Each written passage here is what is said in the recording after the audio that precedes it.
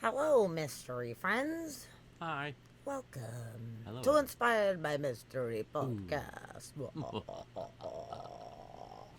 Happy to have some friends in here tonight. RJ, we're so glad you're here. Yeah. We It's got Johnny. Link on deck. Yep. It's RJ Link. awesome. There's Oh, we got Chid in the house. What oh up, Chid? Chid's in. Is this Uncle Chid, the creepy uncle, or is this Chidley Michael, the very responsible individual? Yeah. Maybe a little bit of both. Oh, I'm so happy that you guys are here. And we're going to cover some weird shit tonight. It's going to be cool. It's true. Oh, Chid got a milestone too. Yeah. Oh. It's kind of interesting. They just started this, consecutive stream thing. I like it. And we see who's on the team. This is great. Yeah. This is fucking cool. Yeah, we're going to Sounds learn fun. about abandoned places tonight. Ooh. We had talked about it on, I think it was our last stream actually, about the abandoned malls and how we kind of see the world sometimes. Some of us see the world like in the future. Like, what will it look like when things are abandoned? And one of the reasons why I guess I think like that is because I've always been so interested in abandoned places. I love urban exploration and exploring these old places and trying to envision and imagine what it would be like before it all crumbled. I mean, my favorite is like ancient sites. So they're definitely abandoned, but they're more historical sites. But some of these are just places that have just been lost in time, where everything is just kind of left right where they were at the time. And Roxy was saying too that like to her and me, like it makes it even more creepy when there's shit left behind Yeah. because it just seems like, what were you doing? Why did everybody just leave? Why did you leave all this stuff? These are perfectly good chairs. Yeah. Like, why would you just leave, 75 chairs, in Yeah. this mall, food court, or whatever? Like, what is the deal? Why did nobody take some of these Yeah. things? Candy machines full of candy. Candy machines full of candy. It's super strange, but Super weird. it kind of sets up this visual that we have in our head for what the place was like when it was filled with life. Like if it was just empty rooms, it would still be creepy, and it might be creepy in a whole different way, just being completely emptied out. But it does add this element of being able to imagine what it was like beforehand when there's remnants of people's lives. That's true. So, oh, you got to go. RJ, that's totally okay. Thank you for popping in for like a second to hang out with us. I Yeah. appreciate it. Speaking of abandoning. Speaking of abandoning. No, but you came Just in to totally say good. hi, and that's so awesome. And I absolutely adore you and love you so much. Yeah. Thanks So for being I here when hope we started. I hope your night is super fun. You guys have a super fun gig. I hope it's Yeah. badass. Rock the fuck out in my honor, okay?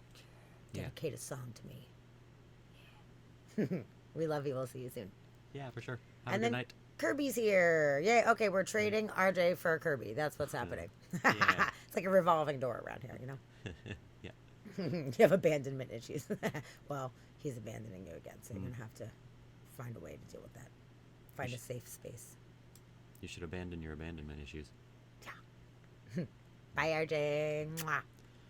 One thing that I was going to say that I think is interesting too is like whenever these places do go, abandoned, it's crazy how fast they get dilapidated and just like break down. Yes.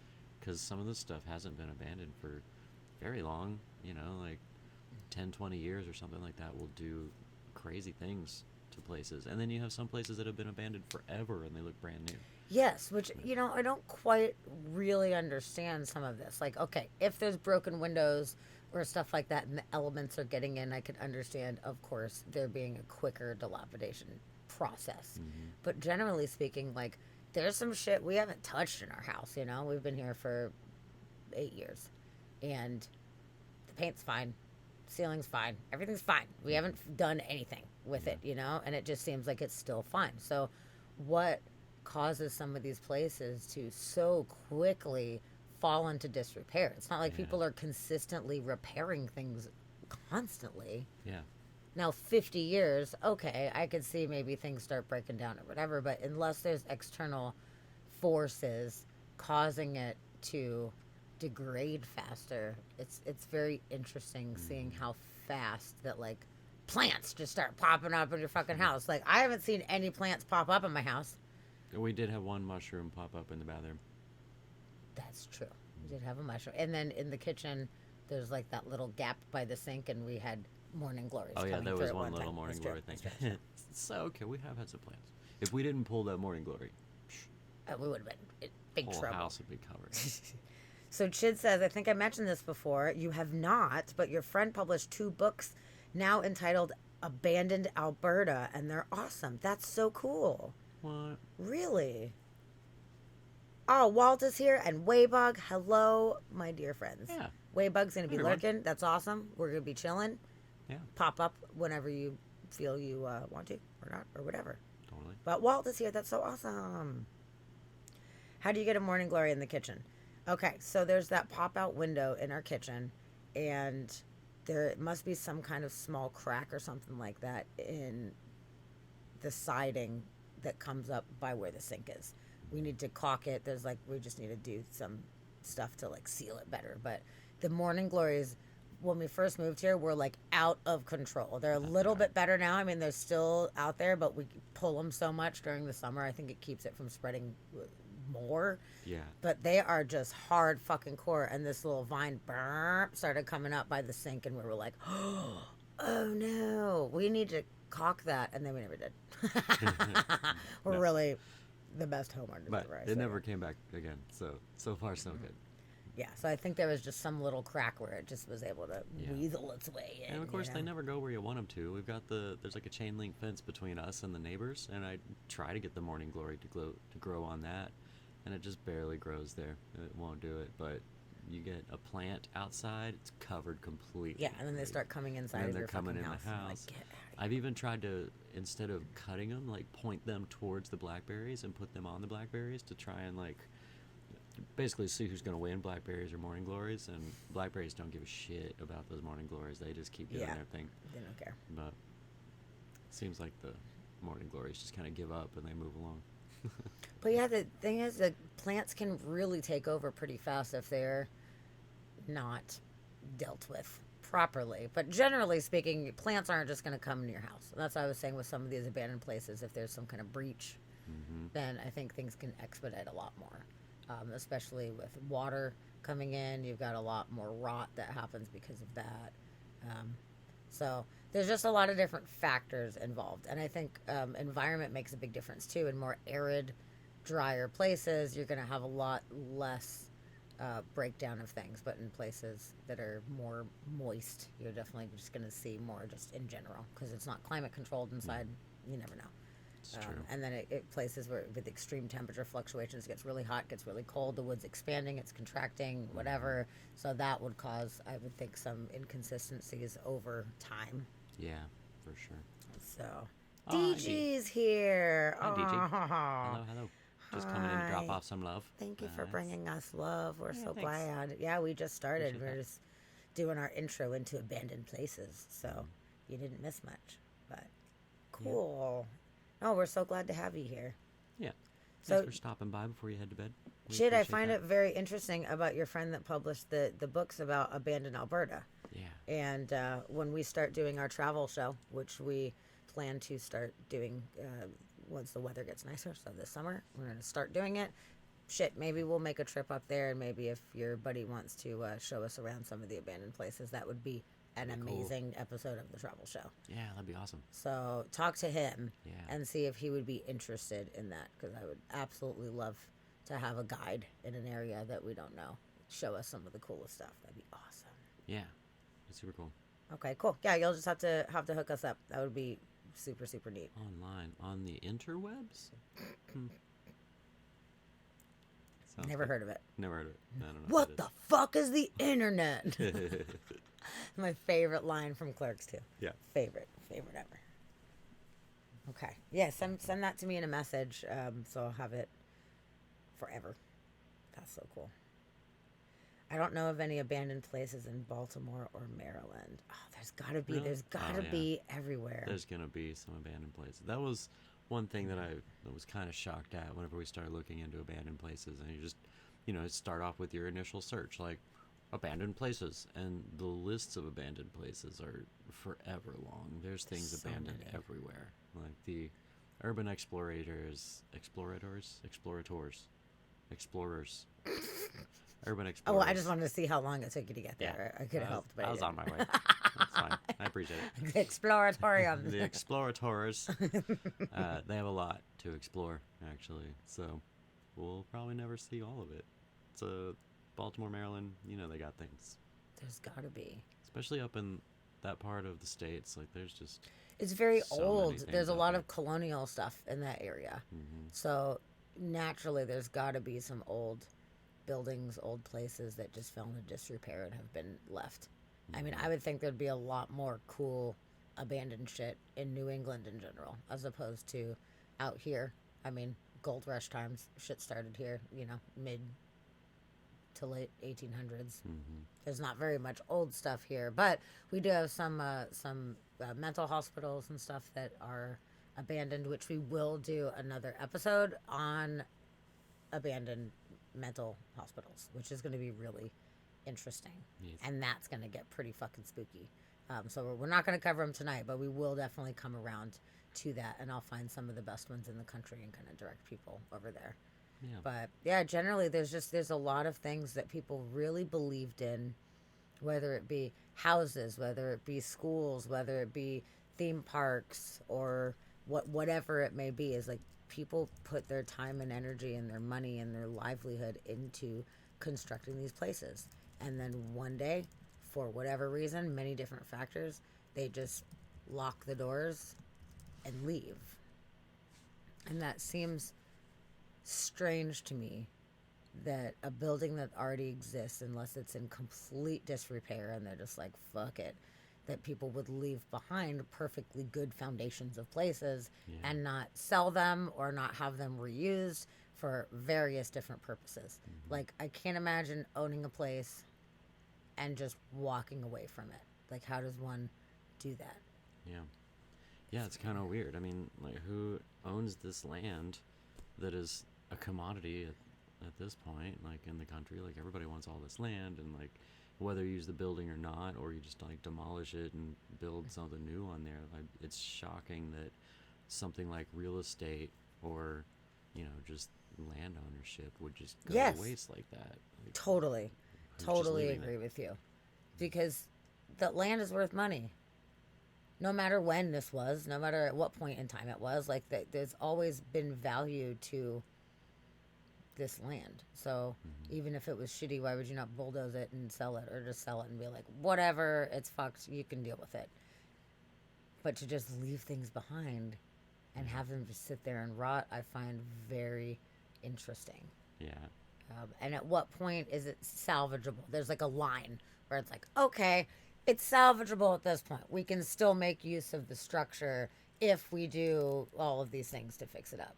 But then there's this point of no return where it's like, okay, it's so fucked that we were just going to have to bulldoze the entire thing. And then who's going to pay? Let's say it's a giant sanitarium or something like that, a big brick building or whatever. It's like, you know how much that would cost to That's a take lot. that shit down at that point? Like, Yeah. damn, if somebody just would have taken it on and fixed it up and repaired it, it could have continued its legacy for whatever it was. But they just are like, nah. Just, like, Walk okay with away. that. Yeah. And I guess so some sad. of them like that, they just get to be such a large, like, chunk of land and a job like that it just gets to where it's, out of reach for the majority. I mean, that's like one of the problems with Walmart's. Whenever Walmart goes out of business, it's such a gigantic plot of land and a Right. giant building that nobody can use or afford, that they just end up sitting there. So that's an issue, I guess. I mean, it makes sense. I don't have the money to do it, so it's just gonna sit there, I guess, until somebody's like, yeah, I got $4.5 million I'll throw down on this square of land that I can turn into something. At this point, I'd sell it for $12.50 if it got me something, and I was Yeah. sitting there doing nothing. That's true. Who wants it? Like, I don't know. Yeah, $5 or best offer. Yeah, you take an old abandoned Walmart, you turn it into a homeless shelter or something like that. Yeah. Ta-da! Like, why is this not happening? I don't Yeah, I don't know. quite understand. It's weird. But whatever. I mean, I guess it's not my job to figure that out, because I am not in that kind of industry. But it does make it very interesting to see some of these places that people just walked away from, and then what happens to these places over time. happens? What happens? What happens? What happened? I don't know what happens. They get haunted. We're That's gonna what I know. find out. Yeah, dude. I mean, it's definitely pretty creepy stuff. So it feels like some of these places have to be haunted. Yes. Yeah. Says all the fucking latest Walmart greeters like, singing some fucking Metallica at them. Yeah. That'd be great. So, Pretty much. yeah. Let's see what happens. So, this episode specifically, since there's so many abandoned places, the first was like, we'll just do all abandoned places. And then I was like, listen, we can't do that. There's There was way too too many. many.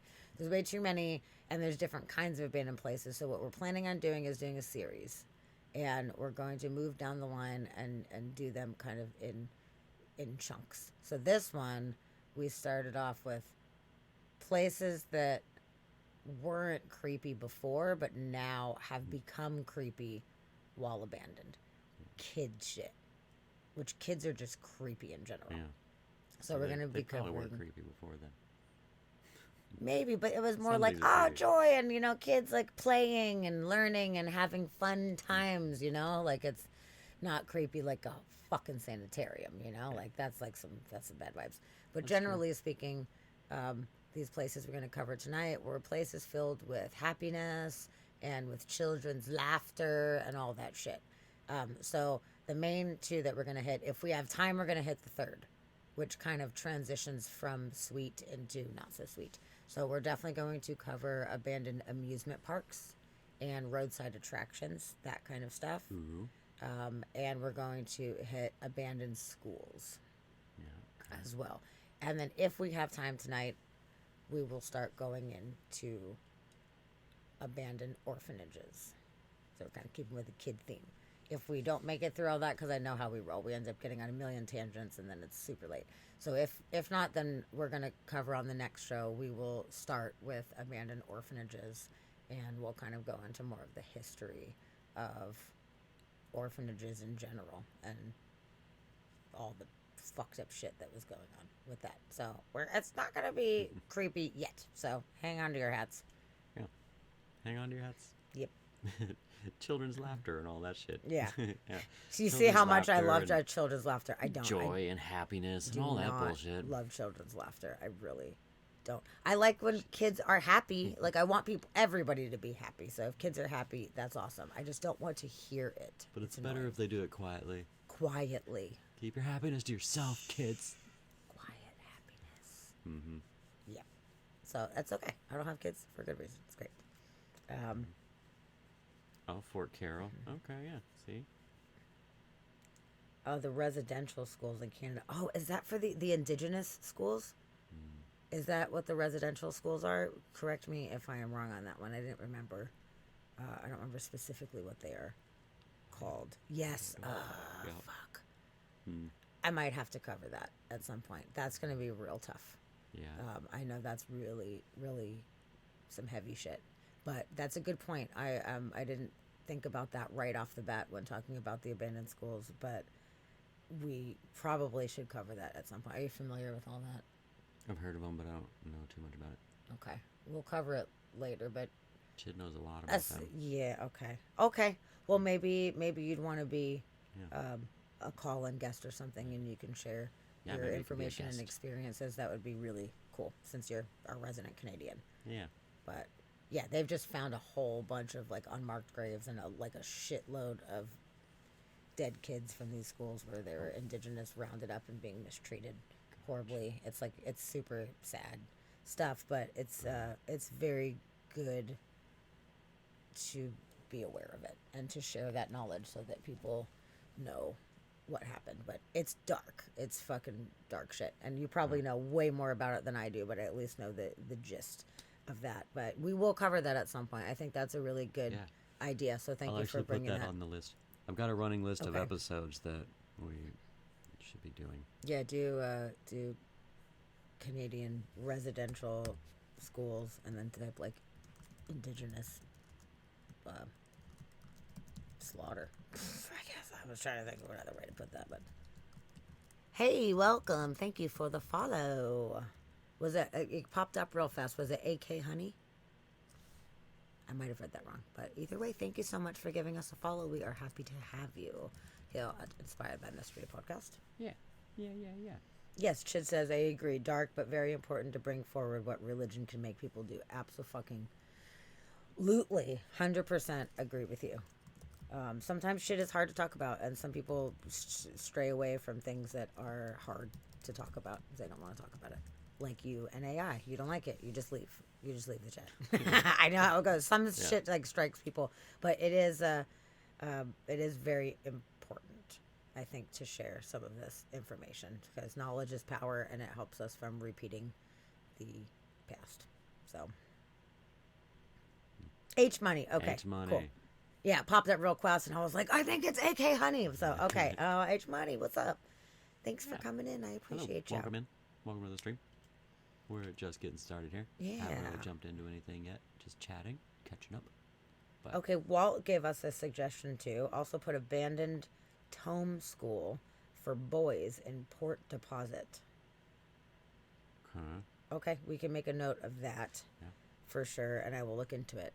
Yeah, it's really cool. Honestly, there's so many places in this world, and people live in so many different areas of the country and in the world that everybody has these little localized things that they know about that we might not find just on normal digging around. I mean, we could dig forever, and you could look at each Yeah. state, and there would be like a million in each state. So I'm totally down to take your guys' suggestions.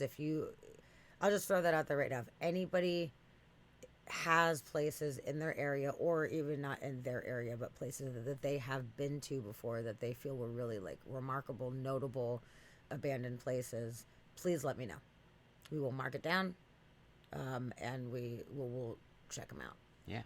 If it was anything specifically really cool, we'll do it. If it's cool. If it's cool.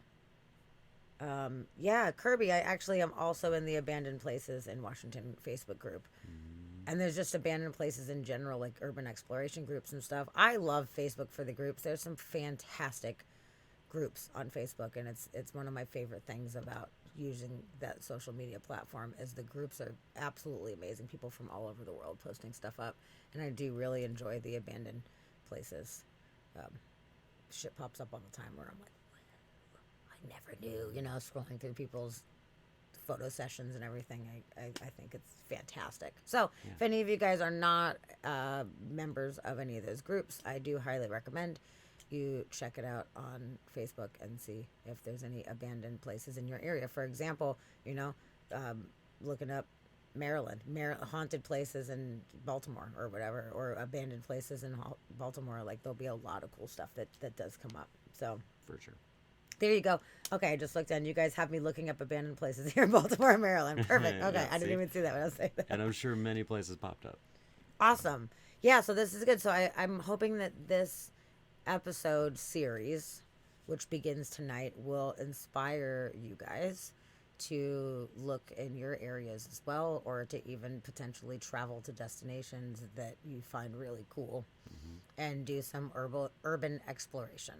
Yeah. You must be very careful. Disclaimer with urban exploration, going into some of these places, there's dangers of doing that sometimes. You have to be really careful. Sometimes there's, animals and creatures in there. Sometimes there's people in these abandoned places. Sometimes the floorboards are not solid. Sometimes there's shit falling from the ceiling. Like, there's a lot of factors to consider when going into abandoned places. So I would say if any of you guys do that, just exercise caution. Make sure you bring things with you in case of any kind of emergency or whatever. Always be prepared, basically, and never go alone too. Yeah. It's not recommended to go alone into any of these places. You always want to have a buddy system, Yeah. just in case. You want flashlights. You want to make sure that you are fully prepared for anything that you can encounter. And it's a good idea to let somebody who's not going with you know where you're going. Just Also, in case very true. anything happens. At Yes. least you're not just disappearing. Because think about it, if you're just in some crazy place and you fall through the floorboard, you fall 40 feet, you and your partner, whatever, your buddy, and then all of a sudden the wind's knocked out of you guys, you got broken legs, what are you going to fucking do? Especially some of these places, there's not cell phone service. Yep. Which honestly, I'm really looking forward to the Starlink because of that, so that Starlink will make it so that there's not really going to be places that don't have cell phone service. Yeah. It's going to be interesting in the future thinking back to, remember when we had to like worry about not having cell phone service in certain areas? Yeah. That was so weird. Like it's just gonna end up phasing out over time for sure. But like- as it stands right now, we are still limited by satellites. Yeah, So, it's true. um, Very true. but thinking of abandoned places, before we get into some of this stuff, me and you, every time we go to Texas, Dusty's from West Texas, and it's like Dust Bowl. Like there's this like the land, there's a lot of land out there, and they're not really fighting for land because there's not much happening. So there's a lot of old abandoned houses where, like we talked about, people just walked away. They just left and walked away. And every time we go to Texas, it's one of the things that I really enjoy doing the most. And we haven't done it every time, but if we ever have time to spare, it is my favorite thing about going out there besides seeing his family that I love. There's nothing else fun to do. There's nothing fun to do. Yeah, not around those areas. Literally nothing. There's nothing. But what I think is super fun is finding these little abandoned houses on the side of the road. And I'd be like, oh, look at that one. Like, let's go check it out, you know? And we would go drive our car off the road and go check some of these places out. And some of it is really neat. Some of them have been very, very cool and in different states of disrepair. But we went into one and it gave me the fucking heebie jeebies because there was like a lot of, I would say, dead foliage inside. So a lot of places for like creatures to hide. And Dusty was like, you got to be really careful because the rattlesnakes, like this is like a rattlesnake house right now. Like I could feel this is where they would want to hang out to get out of the heat. And I was like, like I got spooked. I legitimately got spooked. And it's not something that I had necessarily even thought about before. I'm not from places where you have to worry about rattlesnakes. And when you said that, I was like, oh shit. And I kind of got the fear a little bit. I got a little spooked the fuck out. Like, what do you do if we're out in the middle of nowhere and you get bit by a fucking rattlesnake? What do we do? Drive like a bat out of hell? Yeah. Fuck. So that was scary. And then the other time, the fucking baby vulture. We walk Yeah. into this abandoned house and we're all like, creep, creep, creep. Dusty's like, watch out for the floorboards. They're a little shitty. You're like, okay. So we're just kind of like walking real carefully, creeping around. And then we hear this like rustling. And I was like, oh God, almost gave me a heart attack. I was freaked out. You know, There's a what creature. is rustling in here? I don't know what it is. Oh my God. And we look and there is this little cute-ish, fluffy baby vulture. And it's in the house. And it's pissed off that we're there because it Super doesn't know pissed. what we are. It's probably never seen a human in its fucking life, dude. And it just like put its wings out and it was going like, it was like hissing Yeah. and like moving back and forth like, I will fuck you up. Yeah. And I was like, oh my God. Like, should I be scared? What the fuck? It's looking intimidating. It's just a little bird, but like, should I be worried? And Dusty was like, he's like, well, we don't have to worry about this guy, but what we do have to worry about is its fucking mom, who's probably out hunting right now. Like, she definitely isn't leaving her baby for too long. So there's going to be like a full blown vulture Yeah. coming Which is not around. good. And then I was like, what's the worst that could happen with the vulture? And he's like, yo, they will fuck you up. And I was like, Yeah. oh my God, we got to go. I got And if you spooked. get bit or scratched by one, like that's an infection with all kinds of bacteria in it, and it's bad. And they're giant, like giant and terrifying and ugly, and yeah, nobody wants to deal with a vulture. I've seen them flying a couple times, like out in Arizona. I lived out there in the desert. I've just seen them like from a distance, but I haven't been around vultures like in up close and personal. So like, I don't know. I just thought they would be solitary and leave people alone, and they're just like scavengers, so that they would like stay away from people. I didn't really think about a vulture feeling like it's intimidated because there's its babies in there and then there's people and then it wants to like fuck us up. Like I Yeah. didn't think about them being aggressive. We're in its territory, and it's got babies in there, and it's bringing food to its babies. And Yeah. you don't want to, like Walt said, you don't want to fuck with a vulture. No, Especially mama vulture. Don't fuck with Yeah. mama vulture. no, I know And that. they're giant, like they're huge. Like, yeah, the baby's fine, but mama's not little like that. But we didn't Dude. end up seeing the mom. There was one other little baby one that we saw outside somewhere, and then actually in that same place we found owl pellets too. So we collected a couple little owl pellets that Yeah. had some little mice bones in them. Yeah, That which was cool. really neat. And then we've also gotten at some of the houses, we have like the light switch covers and the little outlet covers because they used to be made out of metal. They were like tin and super ornate. So we've actually taken a couple of those from these houses that are just super dilapidated and, you know, no Yeah, one's that's really around. cool. So, I like that. I like scavenging for stuff like that because the stuff is left to the fuck behind. And at this point, it's like vintage shit. yeah, Like that house, I think that was probably 60s or 70s. probably. And a lot of the colors and stuff from the curtains and stuff were it was pretty 70s. So either it was abandoned since the 70s or they just hadn't changed their decor and then they let it go whenever. I mean, Yeah. people aren't really up on the fashions there in West Texas country living, you know. No, they're not. So, This is true. yeah. Yeah, Waybog, Texas is kind of like a mini Australia. Especially the desert side that I'm from, like it feels very much the same. Uh, But at least there's a lot of diversity in Australia because it's a gigantic continent. At least you have like cool areas. There's not really very many cool areas Yeah. in Texas, in my personal opinion. yeah, I we guess had- the eastern side is a little bit better, Yeah. Yeah. Houston and stuff. Yeah, they like- start getting water and terrain on the east side, but yeah, we had what was it, 8 different types of scorpion? Something. How many different yeah, scorpion a types? lot of That's- scorpions. That's a lot what of we get. scorpions. Yeah. That's why I was like, told everybody, everybody would be like, "What's it like growing up out there?" I was like, "It's terrible because everything is brown, just no matter what. It's all brown. All the animals and all the plants, they all just want to kill you. They're all either poisonous or have thorns, or they bite, or they sting, or like nothing is nice in the desert." Yeah, it's not very Right. like pretty and welcoming. It's just like we will destroy you, like the creatures, all the plants and everything. You're like, why do we live here? I don't even know. Yeah, I yeah. gotta Living go. in the desert is very hard, and the animals and the wildlife and all the plants, they represent that. Yeah. Like, this is rough living. But it is still a really neat thing to get to go see some of these places out there that have just been left behind in time. I've gotten some really cool photos in some of these places, and whenever we go back the next time, I definitely want to continue to go to these places, even though now I have to worry about vultures and snakes and fucking scorpions and like all of the things. Yeah. So maybe Just- wear boots next time. Maybe Yeah, just watch like, where have you extra step. protection. Keep your ears and eyes open. They were definitely open after you alerted me, where I was like, now I'm on high anxiety alert, you know, like, oh shit. But it kind of makes the experience a little more exciting too, because you never know what's going to happen, and it makes you like, what is it? Like, I kind of wish it could be checked out beforehand so I could like have a relaxing, enjoyable experience. But there is an element of like, I don't know, fun to not knowing Yeah, that's what true. is going to happen. Get your blood pumping.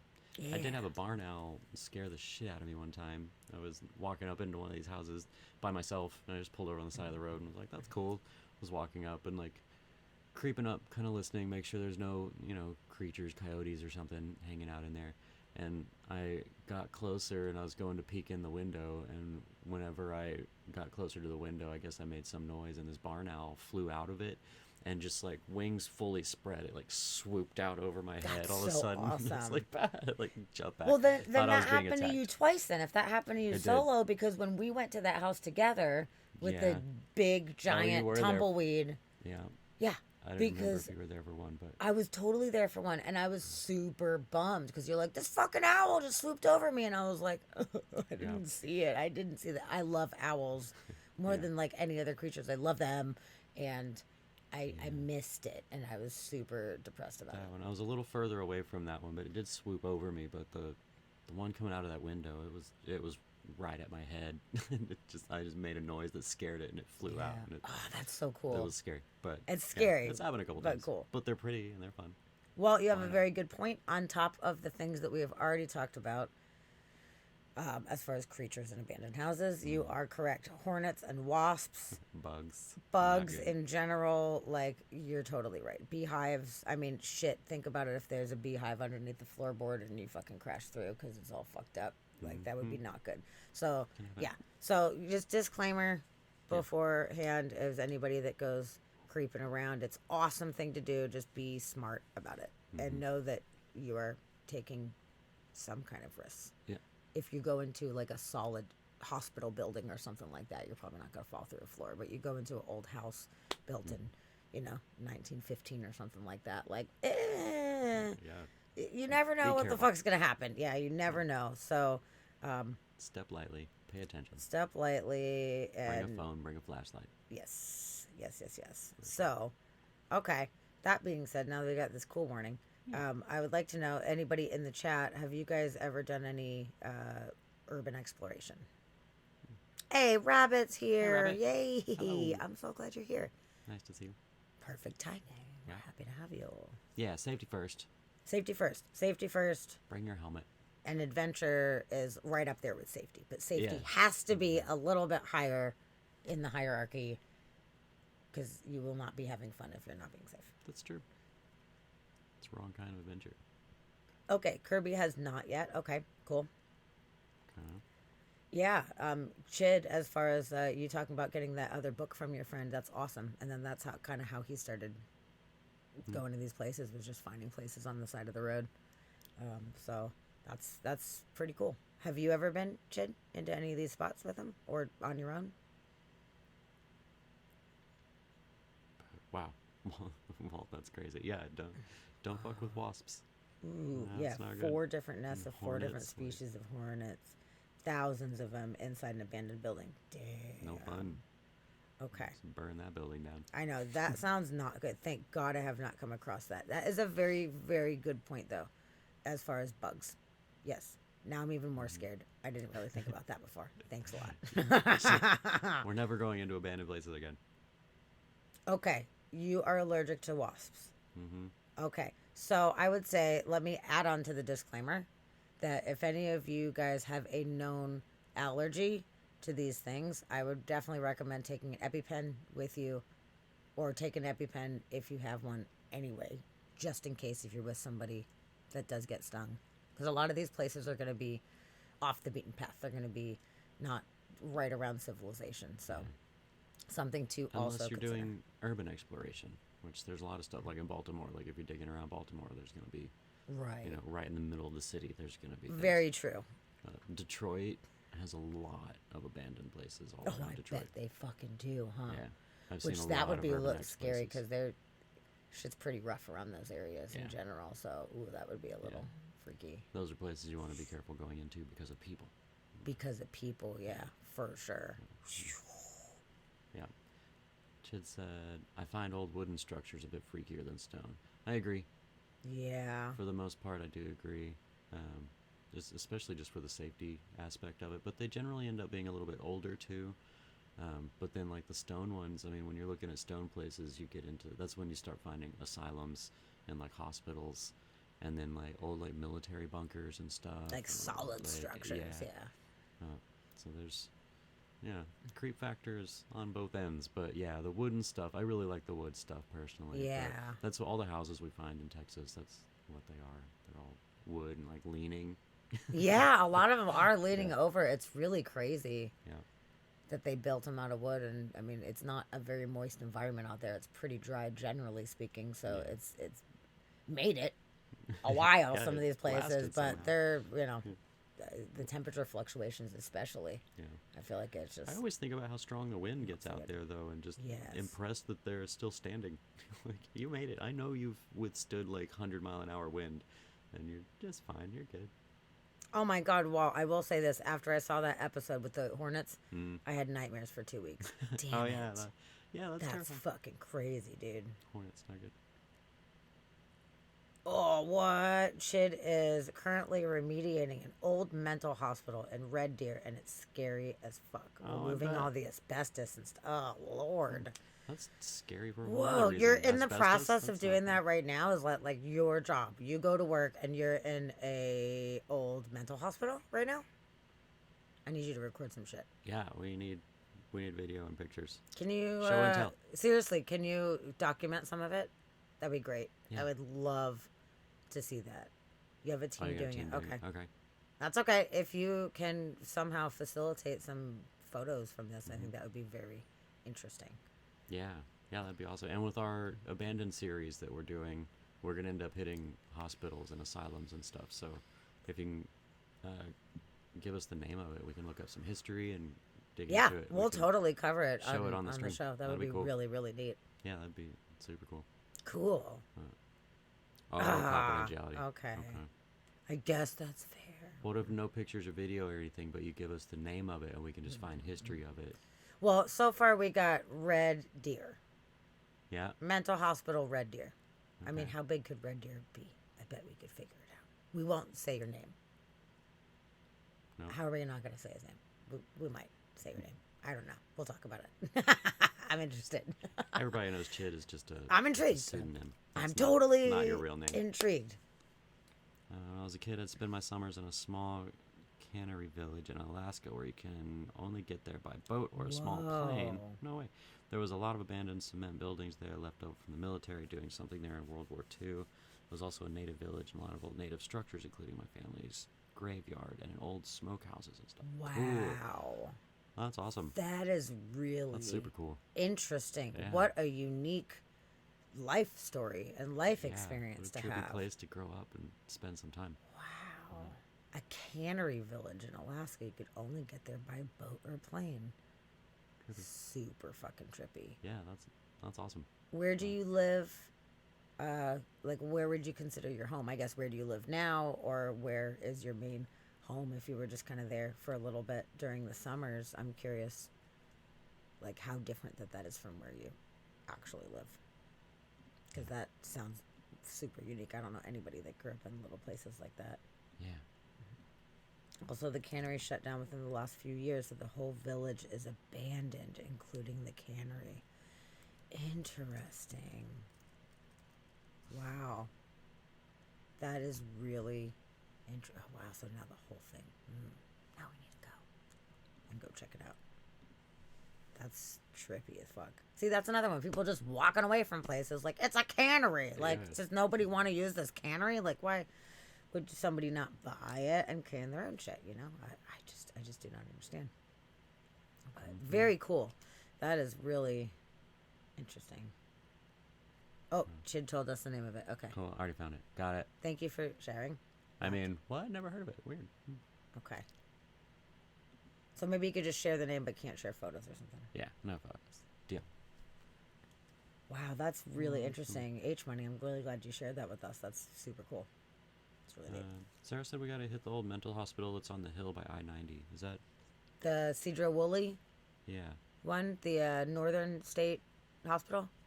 If so, I've been there and that Yeah. was really cool. And but there's other buildings that were not accessible at the time that I think we could work hard to try to get into. But we did go into the farm. There was a farming area.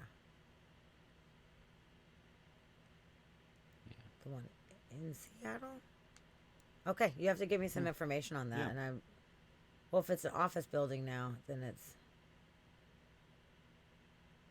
Yeah. not abandoned.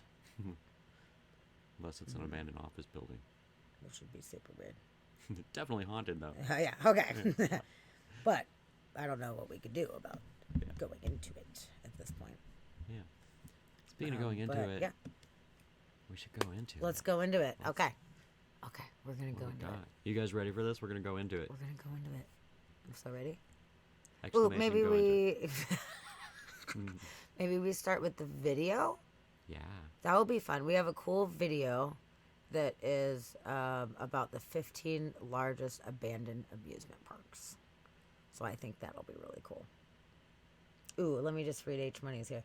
I often have dreams I'm back there with family members who have passed, and then I'm all melancholy when I wake up because it's like homesick at a whole nother level. Wow, that's yeah. pretty profound. That's crazy. Man. It sounds like it made a really like deep impression on you. Yeah. And maybe it is some weird little like meeting place that some of the folks who have passed can meet you there in the dream world. Yeah, that's true. That's kind of awesome actually. Yeah. But I could see how that could make you sad and super nostalgic for the ones you've lost and Yeah. for that part of your life that no longer exists, you know? Definitely. It's really cool. Waking up with memories, Yeah. for sure. Thank you for sharing that. Oh, you're in Washington? Where in Washington are you at? If you want to tell us. We live in West Seattle, actually. And Kirby Jules also is in Seattle. She is in, where is it? Northgate or Shoreline or something like that? Seattle region. Yeah. Oh, yeah, Seattle area. Oh, no way. Fucking cool. Well, that's pretty neat. We are in the same zone. Yeah, Love it. Cool. Well, I'm happy to meet you, neighbor. definitely. It's cool. Oh yeah, Shoreline represent for Kirby. Yeah.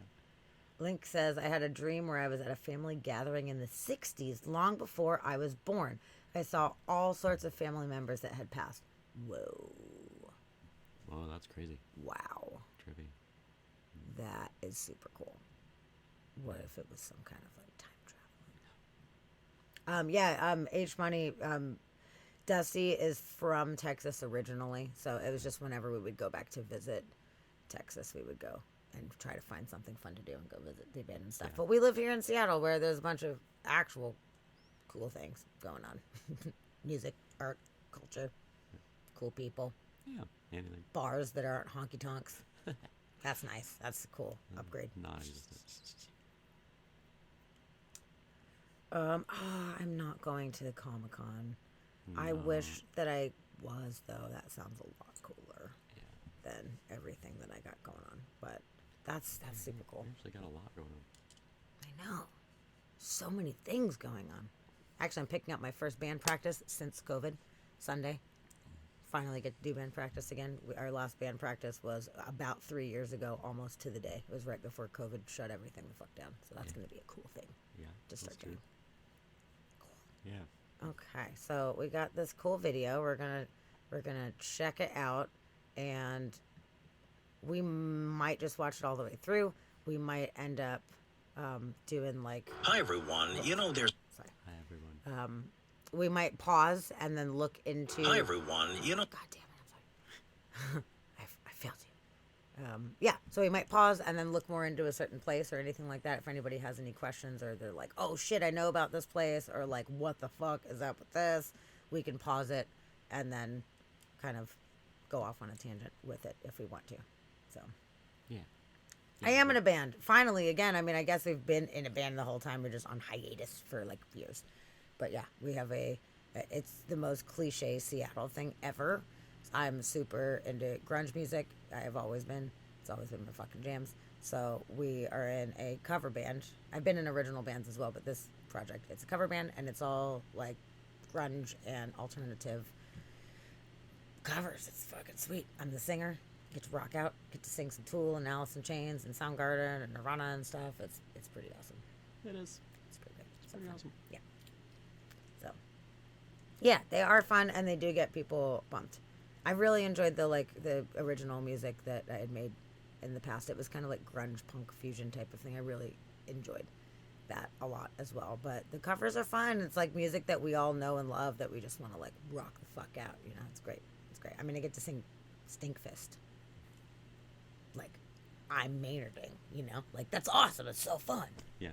I also host karaoke all over the fucking city of Seattle, so I love singing. It's so fun, but it's different having real musicians playing. It's so much more fun. So, True.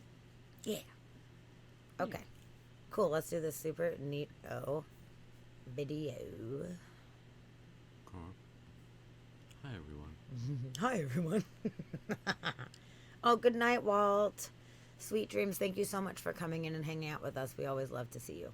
Yeah, for sure. Very, very Thanks much. for saying hello. So, yeah, come back and hang out soon. Okay.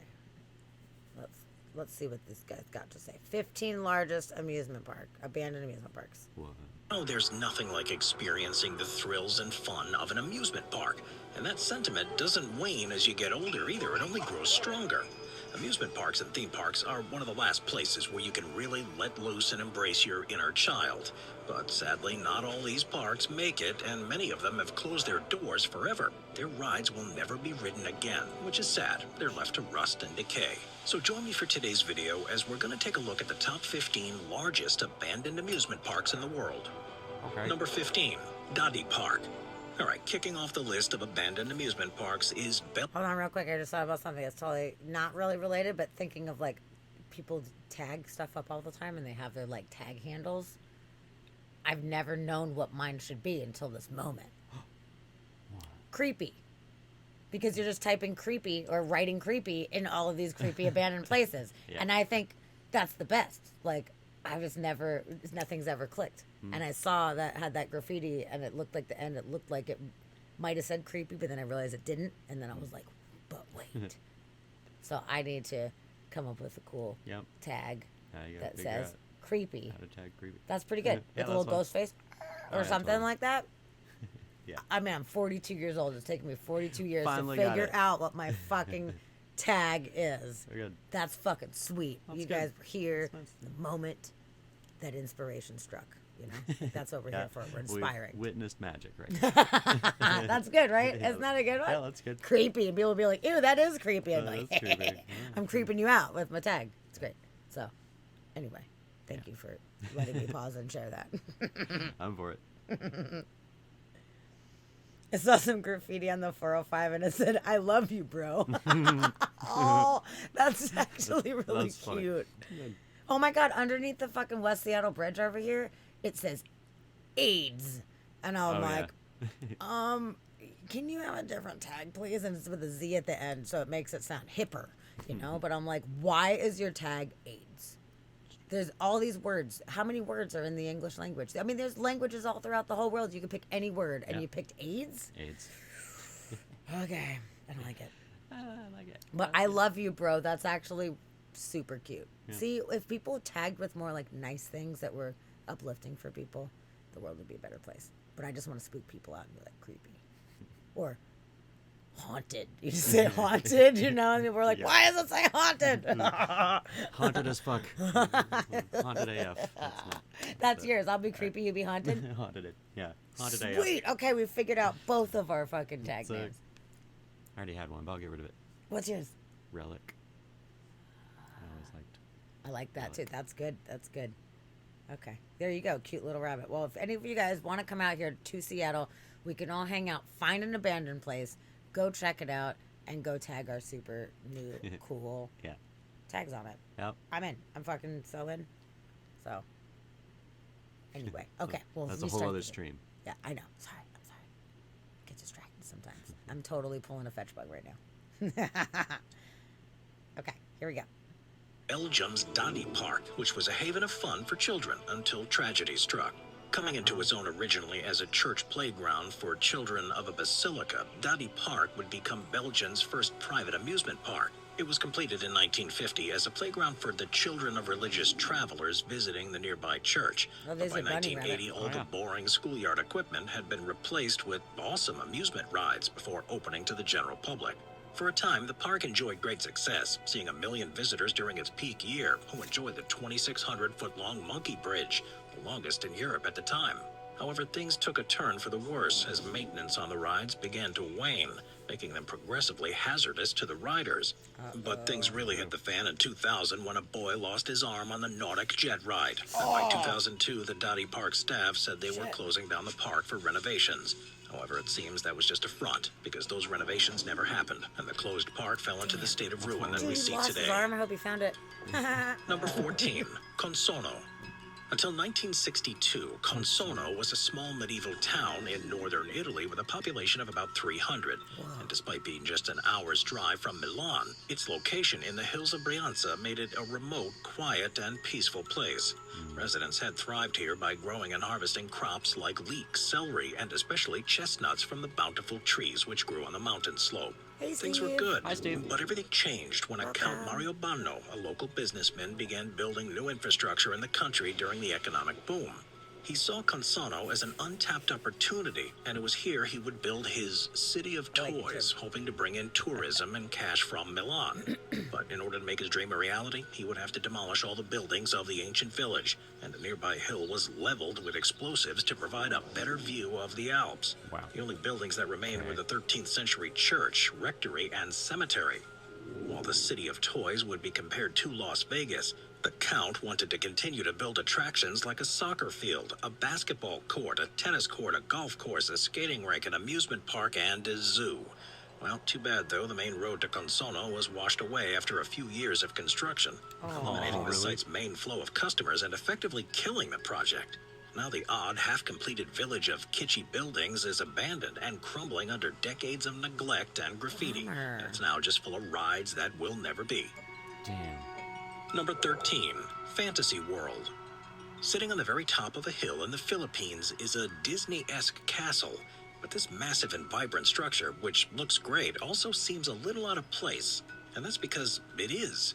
There were grand plans for the castle and its surrounding theme park to become the Disneyland of the Philippines, Fantasy World, and rival the international Disney theme parks. But seeing as how Fantasy World made it to this list, things didn't pan out so well. And while they clearly went ahead with construction, the dream of opening the park never came to be when the businessmen behind the project ran into some serious financial issues before construction was complete, forcing them to abandon this plan. The once vibrant colors of the castle are now quickly fading, This costs how chipping much? away paint Oh, peels shit. from the walls of the unfinished rooms too. The rides lay rusted and dormant. You and might now be stand able to as a buy some reminder of these what places, could have man. They're been. just fucking Though the chilling, park doing didn't nothing. open as planned, folks Make an can offer, still enter fuck. and explore this nightmarish Disneyland and take photos. You can walk along the rope bridge that leads to the park's treehouse, which offers beautiful views of the local scenery. You can even climb the castle's towers and feel like a real-life Rapunzel surveying the empty kingdom. Cool. Number 12, Ho Tu Tien. Costing around $3 million to build, the Ho Tu Tien Water Park opened its doors in 2004. However, it was only partially completed in the hopes to make some money back as quickly as humanly possible. Funded by company Hui Tourism, they would quickly learn that debuting a half-finished park turned out to be a bad business move and closed its doors not long after. But in an odd turn of events, ever since its closure, the park has provided Hui's tourism industry with an off-the-books boon they never could have seen coming. In the heyday of Ho Tu Tien, the adults and children alike were magnetically attracted to the park's signature giant 3-story tall dragon aquarium. Rearing its head from the lake at the park center, manta rays and sharks line the walls of the interior staircase, built to resemble a dragon's rib cage. On all sides of the dragon's bowels were aquarium tanks full of live fish and crocodiles. The place was actually pretty spectacular, and although the park is closed now, plenty of tourists come there to take photos and say they came to Ho Tu Tien. Other than strange vibes, the once great park doesn't offer much else these days. That's cool. Number 11, Super cool. Disney's River Country. Built in 1976, Disney's River Country was the first water park at Disney World. River Country was located along the shores of Bay Lake. This new water park took on a more rustic theme until it closed indefinitely on November 2nd, 2001. But by 2005, Disney said the park would never open again, and to this day remains an old, rusted, tetanus-filled arena. So what exactly happened here? Well, under the Disney brand, shouldn't something like River Country become a mainstay? Well, Disney set the park up for failure in 1989 when it opened a second water park, Typhoon Lagoon. It had a lot more parking, more slides, newer amenities, and was much, much larger. And then just 6 years later in 1995, Disney opened a third water park, Blizzard Beach, which was also much bigger than River Country. Demand fell dramatically, so they simply closed the doors and left it there to rot and be reclaimed by nature after draining the epic 330,000-gallon pool. While Disney has claimed that the defunct water park would be torn down and replaced by a new hotel resort, plans for the future project have yet to be set in motion. Well, yeah, and when was Number that? 10, Nara Hold on. Dreamland. I was reading and typing, and I missed. You were like, "Whoa, what did I miss?" Well, it said that they were planning on doing, knocking it down and putting a resort there. And like, but how long has that thing been there? Like, how long has it been abandoned? 2001. Okay. So, and here we are, like over 20 years later. It's been over 2 decades, and nothing has No, moved. and it's just sitting there, and So, that's like- crazy because Disney. That's like prime real estate. Yeah. Why they would not turn something into it? Well, was it at Disney, or was it a Hi, Shadow. Disney owned it and it was in a different location? Because it was a water park somewhere else, right? It wasn't right No, at Disney. I think it is. Oh, was it? Oh, okay. Yeah, because they're saying they opened Typhoon Lagoon. Oh, yeah. That was right there, and that's in the Disney region of Orlando, Kissimmee. Gotcha. area. Okay. Yeah. I'm not sure exactly where it was, but it sounds like it was in that zone for sure. Okay. Oh yeah, you like that? You like the best band name? Or the best name New Freeland. for the that is actually a joke from Mr. Show, sketch comedy show from the late 90s, early 2000s, and there's a really great skit about this guy who decides he wants to be an autonomous area, and he calls his new country New Freeland. It's David Cross. It's Yeah. great. It's fucking fantastic. I love that show. It's good times. Highly recommend Mr. Show for anybody, and New Freeland. That skit's pretty fucking funny. So check Sarah, yay, Tetanus Lake. Hooray. Yeah, tennis. Yeah, that's fucked up. That sucks because like water parks are so fun. Like, Yeah, but they made a better one. They built this one and then they built a better one. Like, and then it put this one out of business. Nobody cared about that one. Well, that's what you they get. could have made it themed. They could have themed it something different where it's like it's Candyland themed or like whales or something. Like you could have gone something to like make it different and special on its own. Where okay, the other one's bigger, better rides, but this is like mermaid theme or something. Yeah. Or fucking A, The Little Mermaid, like Disney, like they fucking missed it. Yeah, they they missed missed the it. mark. See, that's why people need to hire me for ideas. You know, I got ideas Yeah. for days, dude. You need to fucking take a failing water park and make it badass. Call me. It's true. I got you. Let's do it. I feel the colors. Feel the Colors is Hello. back. Yay. Welcome back. We're Glad to so have you. happy you're here. Yeah. That's fantastic. Thanks for remembering us. Yeah, I'm so glad that you came back to chill. Yeah, we're checking out the 15 largest abandoned amusement parks, Yes. which is pretty fun. Shadow says Frontier Town and Storytown were parks when I was a kid up in the Lake George region. Storytown became the Great Escape and is now Six Flags owned. Lake George, where's that at? What state? Where are we talking about? Lake George region. Frontier Town. Wait, I think I might have heard of Frontier Town. Welcome to Frontier Town. I don't know. I'm trying to remember. I'm going back in the archives. I cannot remember. But now there's a Six Flags there, I don't know. which I'm curious. Oh, upstate Upstate. New York. Okay. Okay. Okay. Interesting. Hmm. Cool. Sounds fun. Okay, so we're going back. Now we're going to Dreamland. Nara Dreamland. Where's this? Nara Dreamland. Where do you think it is? Japan. Japan? Japan. Okay, I'm going to guess. Or Korea. You're feeling Asian. Yeah, I feel Asian. Okay, I was feeling like hungry. We just ate.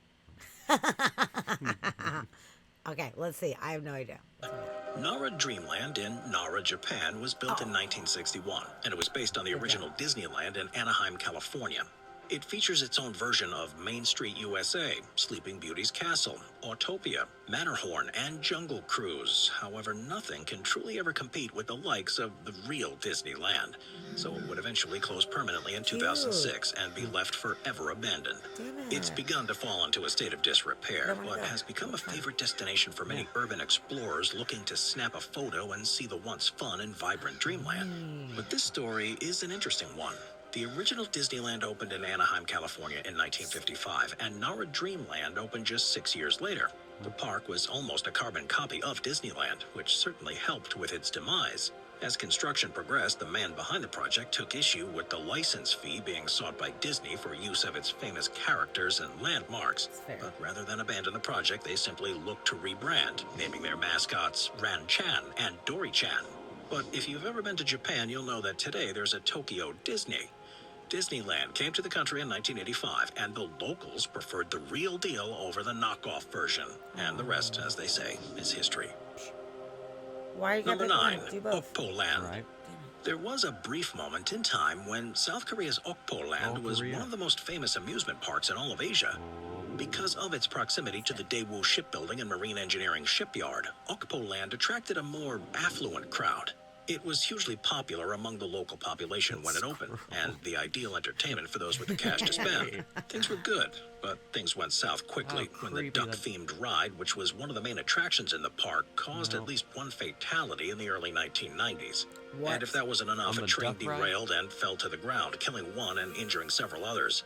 The ride would continue to operate, and no compensation or apology was ever received. Oh, come on. Giving rise to rumors about the owner paying off local officials, which would obviously leave a sour taste in the mouths of patrons. In 1999, Yeah. someone would Evil die duck on that ride. ride again when one of the trains derailed and capsized, killing a young girl. Following that accident, the park's owner vanished overnight, and Okpo Land was closed immediately and indefinitely.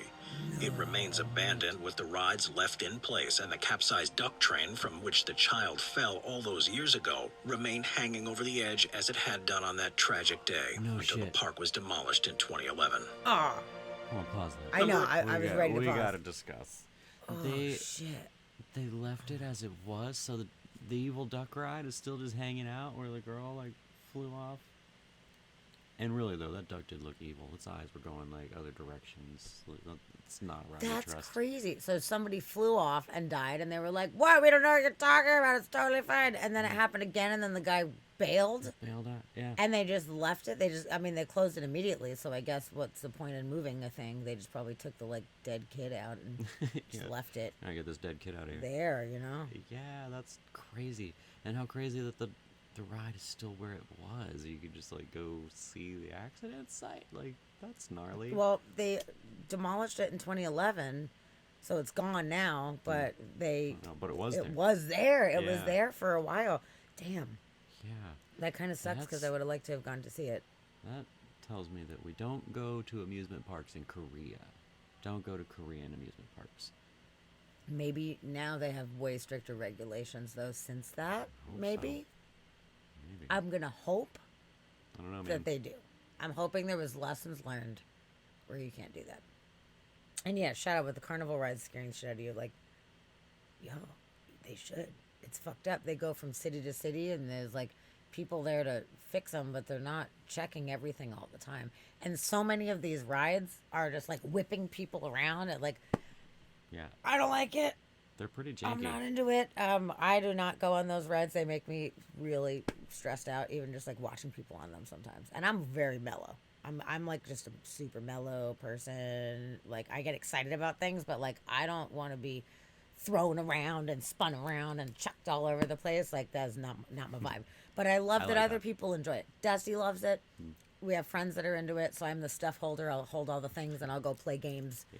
and stuff while they're going on those rides. It's totally cool. But not gonna lie, it is like stressful knowing that my loved ones are going on some of these rides when all it takes is one like, oh, there was an accident, you know, like it does happen. It does happen. But I wouldn't imagine like to not do it because it could happen, but there is that element of like shit. Even on the swings that go around. Yeah. I like those because it's a bigger circle. It's not like spinning around. But I do like that. But I mean, I definitely have thought about on those things like, yo, if it's just a cable breaks, I'm just gonna be like, pew. Yeah, definitely. But it's better than like Flying off the of it. centrifugal force of like being spun around and going up and down and whatever. Where you could just like fall on your face or whatever. Like, That's true. yeah, yeah.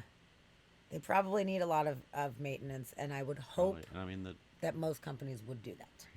yeah, and the setup and takedown is so fast. Like that's the thing that really scares me the most is that they go up and down real fast, and then they truck them to somewhere else, like the next location, and then they throw them back up again, and like it's It's just crazy. And I'm- efficiency. Boom, boom, Yeah. boom. And then, like, honestly, in transit, a little bolt from being in the back of the truck or whatever, like, a little bolt could just come out a little bit and they don't realize it. And then they put it all together and somebody misses one bolt. Yeah. And then now you've got Now you got dead people Now you got dead people. or kids losing arms and shit.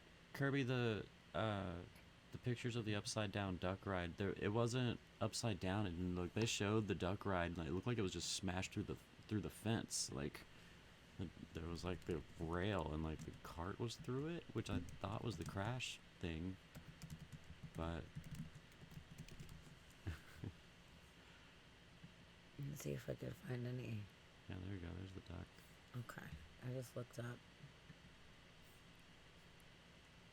Just real quick, see if I can find any photos that they didn't use for this. It's a different duck ride.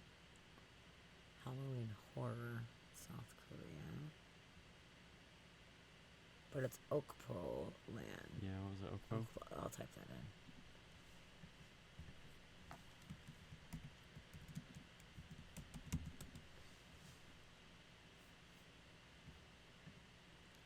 There's a sad dead duck. Sad dead duck. It's weird because it looks so fucking happy. Look how happy it is. You know, you're like, oh my god. That one on people the are front dying. though, with his eyes going in different directions, creeps me out. This one here. Yeah. Look, that doesn't. But he just- has a fancy bow tie. It does, but I don't trust it. Oh. I don't trust that duck. Or that squirrel either. I don't trust that squirrel. What the fuck is going on here? What? Is it like a clown? It looks like Oh, I think somebody laid down in the spot, so that's probably where it happened. It's like, yeah, I think that's the boat that was hanging off the thing, and then that's probably where the girl fell out. So I Shit. bet somebody's laying in the spot where it happened. Yo, I'm- that's I'm dark. betting. I It's- mean, we've laid in Jack the Ripper like victim spots, so I'm not judging, but I am Yeah. saying like, wow, that's one that's, idea. that's an idea. But the duck down. I wanted to see Duck down. duck.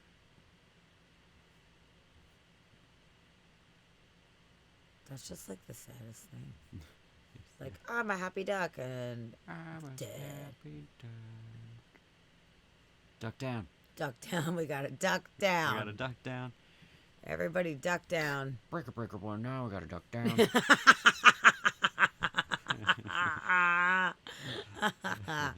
Okay, that's funny. Okay. Well, that was neat. Just wanted to check and see if there was anything cool that we're missing, you know? Yeah. Okay. Okay, continue. Should continue? Yeah, we'll keep Or on should we going. look any more into the Okpo history of that, like the Okpo situation? Because that was pretty interesting. I find that pretty interesting right now. Maybe so. I mean, we can keep digging. We need to, but we got more. We could always come More back parks. to it. Let's Okay, keep well, going. let's There's probably remember more. that. Okay. We know there were 3 accidents, and they got shut down, and the guy disappeared. And then they just left the ducks and the squirrels and And this horse. just dead there. horse. They blurred out the horse's neck, though, so we couldn't see the gore. That's good. That's nice. I'm glad they did that for us. You're so funny. 8. Gulliver's Kingdom. Gulliver's Travels may be a classic book, but adapting that old tale into a theme park proved to be a pretty rough idea. Gulliver's Kingdom theme park was built near Japan's Mount Fuji using some newfound government stimulus money. This massive white elephant existed for only 10 years, and today there's little, if any, trace of the abandoned theme park.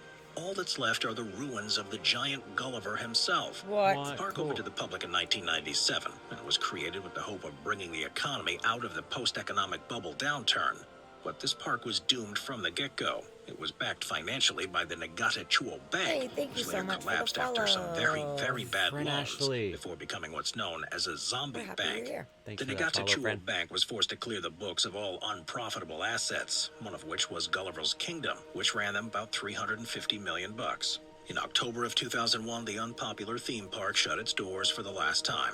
But on top of the bad bank loans, look at the Gulliver's crash site. Kingdom had some pretty Sick. morbid neighbors. Aokigahara, more commonly and sadly known as the Suicide Forest, and the Kamikuishiki Village, which was home to a notorious doomsday cult. So even if the park did survive those loans, it likely would have not seen much traffic, seeing as how those two surrounding areas are not something locals like to be reminded of. Ouch. Number 7. Pripyat Amusement Park. Ooh. When it comes to Yes, the describing one. Pripyat Amusement Park, there's really only one word that can describe it: Fucked up. Chernobyl. Oh. Pripyat Amusement Park lies it to this says day in radiation. Ukraine and was supposed to open on the 1st of May 1986. However, things changed when the Chernobyl disaster occurred just 5 days before. The park was complete with bumper cars, a carnival-style shooting game, swing boats, a paratrooper ride, and the now iconic 85-foot Ferris wheel, all of which are still there under a thick layer of dust and rust. Depending on where you go, the park has various levels of radiation, with the Ferris wheel said to have some of the highest. It's not the type of place you really ever want to visit, but the Pripyat Amusement Park has become incredibly famous in pop culture, having been referenced and recreated for numerous video games, movies, and television shows, Interesting. despite having never quite officially opened to the public. Number That 6. sucks. Wow, really? It Encore never Garden. opened? When it was first built, Encore Garden in the Taichung region of Taiwan was the place to be. The family-friendly amusement park really had it all, from amusement rides to the playground to the epic water curtain and dancing fountains. It was a great place for a great time. But in 1999, the Encore Garden fell victim to Mother Nature when she was rocked by an earthquake. With most of the rides and facilities left in shambles, the park quickly folded, and so much money was lost that they would never be able to recover. The land and its facilities, however, have not been sold, reused, or recovered since. Weeds grow taller than humans, vines climb and intertwine over and through the buildings, and dead leaves that will never be swept cover everything.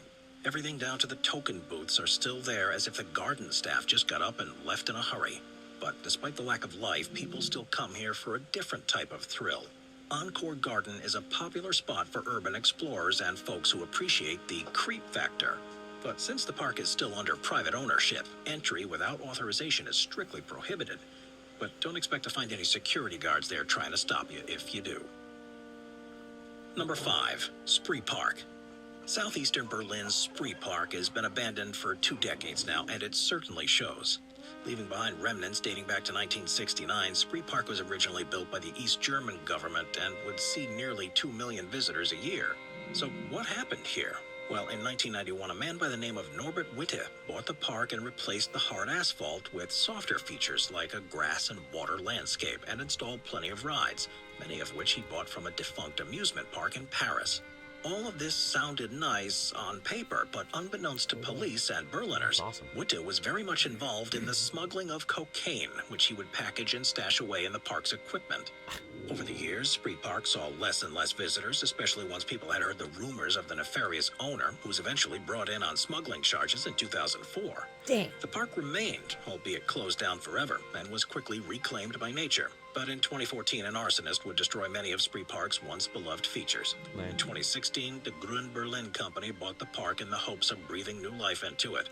But those plans have come to an absolute standstill. So people Number found out 4. that Wonderland. people found out that the dude was smuggling drugs to this park. So they found out there were drugs in the park and stopped going. Like, it seems like, I don't know. I feel like that would have drawn a crowd if everybody was like, "Oh, they're smuggling drugs." Like, I'm gonna go ride this roller coaster and look in the walls of the roller coaster thing. Like, I would say that feel most weird. people aren't going to be jazzed on that, especially when it's a kid themed place. Yeah, but I feel like the crowd would have changed. Like, I feel like they wouldn't have lost so much business. Like, I feel like they still would have had business. It just would have been for different reasons, and people would have been like going because they thought it was funny now, and it would have been more adults and teenagers really going for the irony of it. Like, I feel like parents would stop taking their kids, Right. but there would be a different type of crowd. Like, it just, Maybe I wouldn't so. think that would stop people from going, really. Yeah, I don't know. I see that, but I feel like if it was mainly based on kids coming to the amusement park, it would have to switch gears, and there'd have to be a lot of druggies that decided that they wanted to go, or I mean, people not even like at really least like looking for the interested. drugs, but just for the, you know, the irony factor of it. I feel like there'd be a lot of teenagers going, "Ah, it's gonna be funny. We're gonna go to drug park or whatever." And like, I feel like it would just become a joke. Yeah, But possibly. I'd go check it out. yeah, See, Chid wants the cocaine snow cone. yeah, I don't know. The rides would be way more fun on cocaine. You'd be all amped ready to on the go, like, rides, you yeah. know. Let's do all the rides. Like, it would be Yeah. probably. You probably have people wanting to come back more often That's if you true. got them all jazzed for it, you know. It's true. I would like a cheeseburger and a large Coke. Yeah, That's true. It's fucking true. yeah. That's Yeah. funny, dude. It's money for the meme of it. That's I so know. funny. Yeah, just thinking. Yeah. It's just weird to me. People found out there were drugs in a park and stopped going. Yeah. That doesn't sound And then like that's how that would go. Link, that's kind of a funny thought. Is I feel like that it's the Earth's destiny to end up being one of these abandoned places that future aliens will visit for thrills. Like the fact that we want to go to all these places and we think it's like so neat, like going and seeing the ruins and the remnants of this whole thing. And like, yeah, eventually That's true. we're not gonna make it. Yeah, eventually we're not gonna We're make not it. gonna make it. And if we do make it, there's gonna be like little tiny pockets of humans like living in fucking bunkers or whatever in some very remote areas. So there's gonna be a lot of abandoned shit, which is kind of awesome to think about. If aliens were visiting and they're like, dude, let's go to old Disneyland. This is so neat. Look at all these weird things or whatever. Yeah. Like, I wonder if they would find enjoyment out of certain things over other things or whatever. You know, Yeah. that's kind of cool. Waybug, we couldn't keep people behind the white line. If you could all please stand behind the white line. That's funny. There's a lot of jokes There's that a lot can of come jokes from there. that one. Yeah, they missed their mark. They should have been Damn. advertising. And that was in Berlin, Yeah. right? So I'm trying to think, like, okay, it's German theme park in Berlin, which is a big city. That was some fucking balls. They were hiding giant amounts of Yeah. cocaine in the equipment. Smuggling it through the equipment. I mean, Damn. that's good on paper. It's a good idea in theory, I guess. But He got busted. I He got wonder how a he got lot of people. busted. How did the guy get? But let's look it up. Let's look Yeah. that up. I'm really curious. you must be this high to ride the coaster. That is a good one. That was it. You win an award. Hold on, let me see if I can find an award What was the name Emoji. of the park? for you. Did you I say? don't know, but type in like abandoned Berlin thing. Hold on, I'm finding you an award. There's got to be one, right? There's got to be.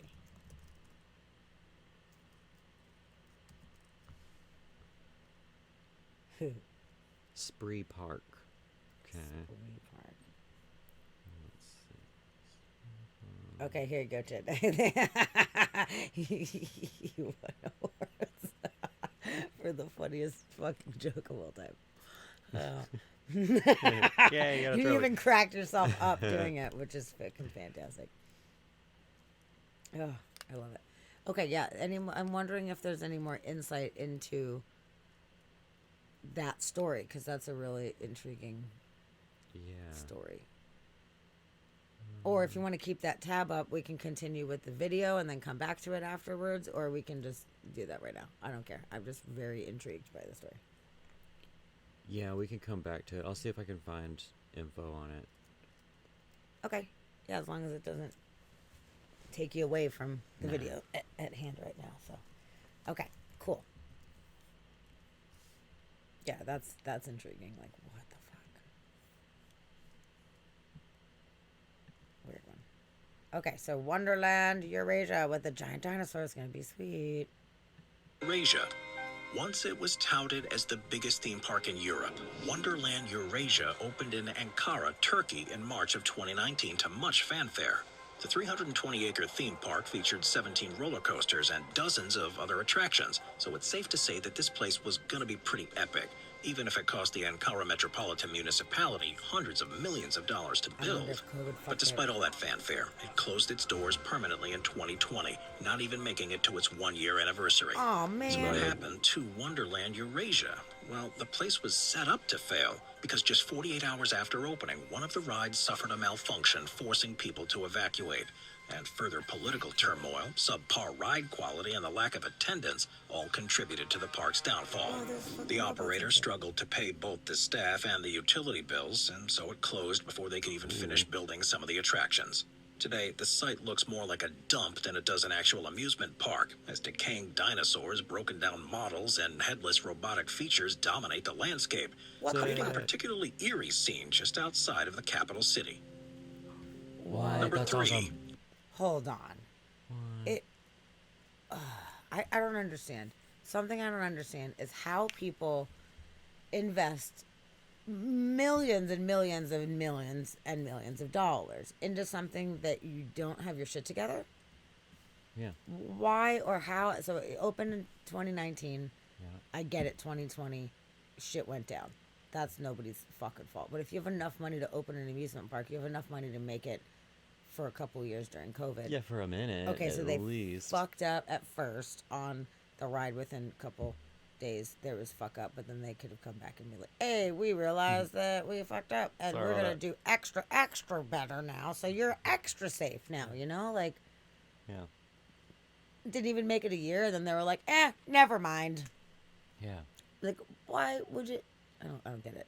That's a lot of money. Who has That's a this lot kind of of money money. to just And then spend? to get all the stuff made, like all those dinosaurs that were laying there, like people had those made and fabricated and shipped out there, and then just, man, okay, I don't get it.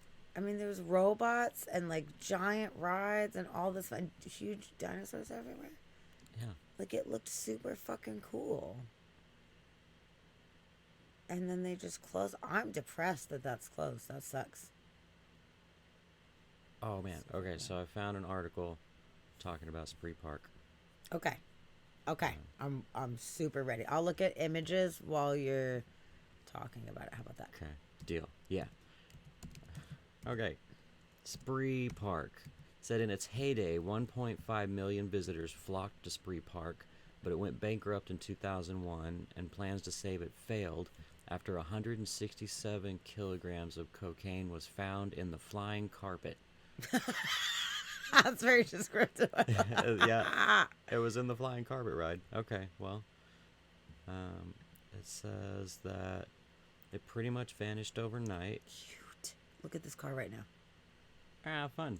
That's pretty That's fun. so cool. Those glasses. With the It's hat. got a hat and glasses and a fucking Oh, mustache. A little Hitler stash. Good. That's great. That's fun. Oh yeah, I didn't think about that. You're kind of right. Totally. Carry on. Let's see. It says blah blah blah. Shit's broken down. There's weeds everywhere. Rides are no. crazy. It's all rusty. It's as if the place is still having nightmares about the drama of its demise. Yeah. Okay. It was once East Germany's only amusement park in 1969 when it opened. Blah blah blah. Get to the drugs, man. Long article. Any carpet is a flying carpet with that much drugs. You're not wrong. Said, let's see. Oh, look at this face. It's a different one. Bigger stash. Oh, Hitler free. Okay, good. That's good. So I guess the owners, Witt and his wife Pia, had drive, vision, and 2 lifetimes worth of experience in running fun fairs. They added a central lake, a network of canals, an amphitheater with a daily stunt show, a Wild West village, a row of Old England houses, and a Piccadilly Circus tent. East Germany's favorite theme park became westernized, but visitor figures never fully recovered. Witt blamed this on the council, which declared that Planterwad area a conservation zone and stopped him from building additional parking spaces. Those who parked along the woodland lanes were duly fined. The authorities also questioned Witt's finances. After Spree Park filed for bankruptcy in 2001, the books not only revealed debts of up to £15 million, but also, 15 million euro, but also several rides badly in need of repair. So that was 2001.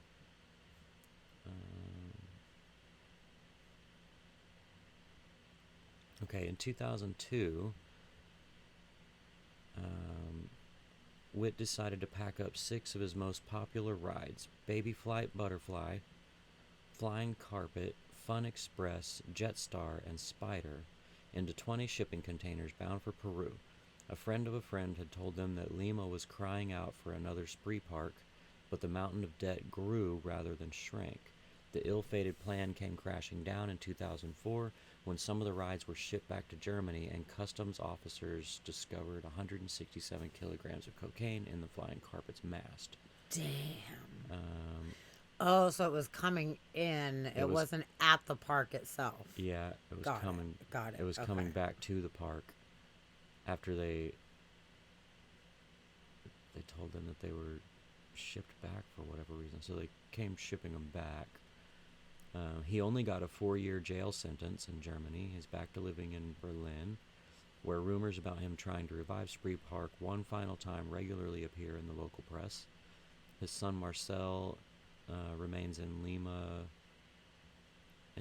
Sarita Colonia prison, where he is serving a 20-year sentence for drug smuggling in the same scandal shit. that his father was in prison for. Dang, that's rough. So I guess it was like a father-son thing. Looks like the son did it and the father didn't know about it. He That's what fucking that's knew. what he had to know. That's what it sounds like. If he didn't, then that's extra sneaky. Interesting. Yeah. Okay, so it was shipped up. So he was like, "Hey, well, I have one in Peru too," and then they sent some stuff back, Yeah. and it was in it. Okay, look at all these schwans. Stop looking at me, schwan. Stop looking at me, Sean. Okay, well that explains that. Yeah. Cool. So unfortunately, it wasn't snow cones, It wasn't snow cones. cocaine snow cones, but still, No, they were so cool. they were trying to pay for debt by bringing drugs back into the country and using their park as the cover. Can't quite blame them. But yeah, I mean, not a not a terrible idea, but you Oh, know, they got fucking busted, customs is gonna check that. Okay. though. Okay, cool. Thank you for the insight on that. Yeah, yeah, yeah. Good to know. Good to know. Geauga Lake. Geauga Lake was an amusement park in Bainbridge Township and Aurora, Ohio, opened way back in 1887 in what had been a local recreational area. The first amusement ride was added in 1889, and the park's first roller coaster, the Big Dipper, was built in 1925. The park had changed hands over the years, being bought by company after company before finally closing in 2007. After 120 years, what happened? What went wrong? Well, in 2000, Geauga Lake was under the ownership of Premier Parks, which owns Six Flags, and they would rebrand the park as Six Flags Ohio and added 4 new roller coasters. The next year, Premier Parks would buy the adjacent SeaWorld Ohio and combine the 2 parks under the name Six Flags World of Adventure. But in 2004, Cedar Fair paid Premier a whopping $145 million for the park and removed all Six Flags theming, including the DC Comics and Looney Tunes characters and areas, as well as reverted the name of the park back to the original Geauga Lake. But those were some pretty big draws that they got rid of. The ride names also had to be changed due to copyright issues, including Batman, Night Flight changing to Dominator, and Mind Eraser changed to Headspin, Serial Thriller changed to Thunderhawk, and Superman Ultimate Escape was renamed Steel Venom, as well as Roadrunner Express changed to Beaverland Mine Ride. People liked name recognition and appreciated Six Flags brand reliability. But now that was gone from Geauga Lake, so people stopped coming, which left Cedar Fair in a tough Steve, financial me spot, too. which would cause them to close down the park for the season, only for it to never reopen. Number 2, Trinity Loop. Before it became an amusement park, the train loop near Trinity Loop, was part of the Newfoundland Railway. Trinity is surrounded by steep hills, and the railway looped around a pond to gain elevation to reach the town. But when the highways and airports started moving in, offering faster methods of travel, the Newfound Railway was forced to shut down in 1988. So what to do with the line? Well, after some fighting over ownership of the land, the site was converted into an amusement park. For many years, its miniature train was the only locomotive still operating on the island, and they eventually added boats and ponies, dine in a railcar restaurant, or see the entire pond from the top of the Ferris wheel. The park even featured live entertainment, miniature golf, a museum, and a petting zoo. There was a lot going on and a lot of fun to be had at Trinity Loop. But all good things must come to an end, and they ceased operations and closed their doors in 2004. And while all the visitors are gone, all of the relics of Trinity Loop remain. Today, Trinity Loop is filled with graffiti and murals to complement the nature that is slowly reclaiming the area, and much of the tracks have been washed away due to hurricanes. But people still come here, surprisingly, to swim and fish in the waters nearby.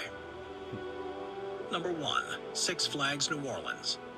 It's tough to believe that even one Six Flags has made it onto a list of abandoned amusement parks, but there's an even bigger one than what we've already seen sitting in New Orleans.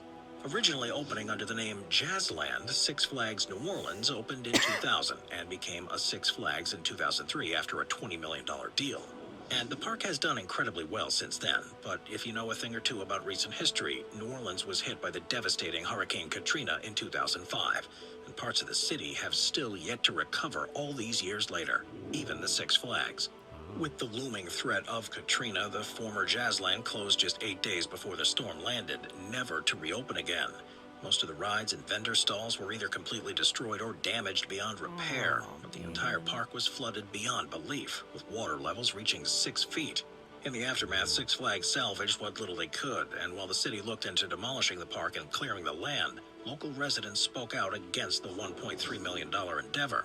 Today, Six Flags New Orleans remains completely abandoned, but still drawing in urban explorers and vloggers looking to get whatever thrills the park can offer in its current state. But the city was able to breathe just a wisp of new life into the old Jazzland, leasing out the park to production companies looking to film there. I'll see you next time. Okay. Watch I wonder our what the binge locals watching. spoke out about not demolishing it. Like, why would they just want Well, it it to said be it was left there? $1.3 million project, so I'm guessing maybe because there was so much damage in the city and so much needed to be done, maybe they were like, this is not a priority right now, spending funds on that when we have so much other shit to spend it on. if I lived there, I guess might so. be like, you don't need to worry about that right now. I guess so, but wouldn't it be up to Six Flags to demolish it? Like, it'd be their job, right? Like, I feel like they would be the ones paying for it. I don't know. I mean, I don't know. Maybe. Maybe not. Or maybe but- it was like, because it's a state of emergency, maybe the state funds go into like fixing things up. I mean, there's insurance and stuff like that too. So I don't know. It's a good Yeah. question. I honestly, I don't know. I could just imagine there was way more important things for people to be worrying about at that time, and they were Yeah. like, let's not worry about that Yeah. today. Yeah, Or there's maybe they other- were like, let's leave it abandoned. It'll be cool. Yeah. But I guess, yeah, if you're going to spend that much money and that much time to work on this, there's so many other places that we could be throwing money and time into, like neighborhoods. Yeah, So- it was real fucked around that time, so I Yeah. can understand wanting to focus attention in other arenas. Mm-hmm. Interesting. Okay. Wow. Yeah, that was good. That was awesome. That was really good. I've seen a few abandoned amusement parks, and I always wanted to go to one. I would love to find one. I get to go poke around in Me an too. abandoned amusement park. It would be so fun. Yeah. Super fun. So okay, in other news, not to lead us off track here, but there is a SpaceX launch happening here soon. Oh yeah. And I just looked it up. We are, let's see, 12 minutes from liftoff. Okay. Ooh. I know, so I'm wondering if we should take an intermission, essentially, and check out a rocket launch, which sounds super badass, or if Yeah. we should just keep going, or if we should go for a little bit and then we can come right in right before it takes off. Let's see. Yeah. Let's Doesn't that sound cool? Link thinks it's cool. Let's I mean, do that's that. Let's fucking awesome. keep going for a minute, and then we can come into a live thing. Yeah, because I mean, they might be like hitting the fucking boosters and everything already. I'm not sure. Let's see.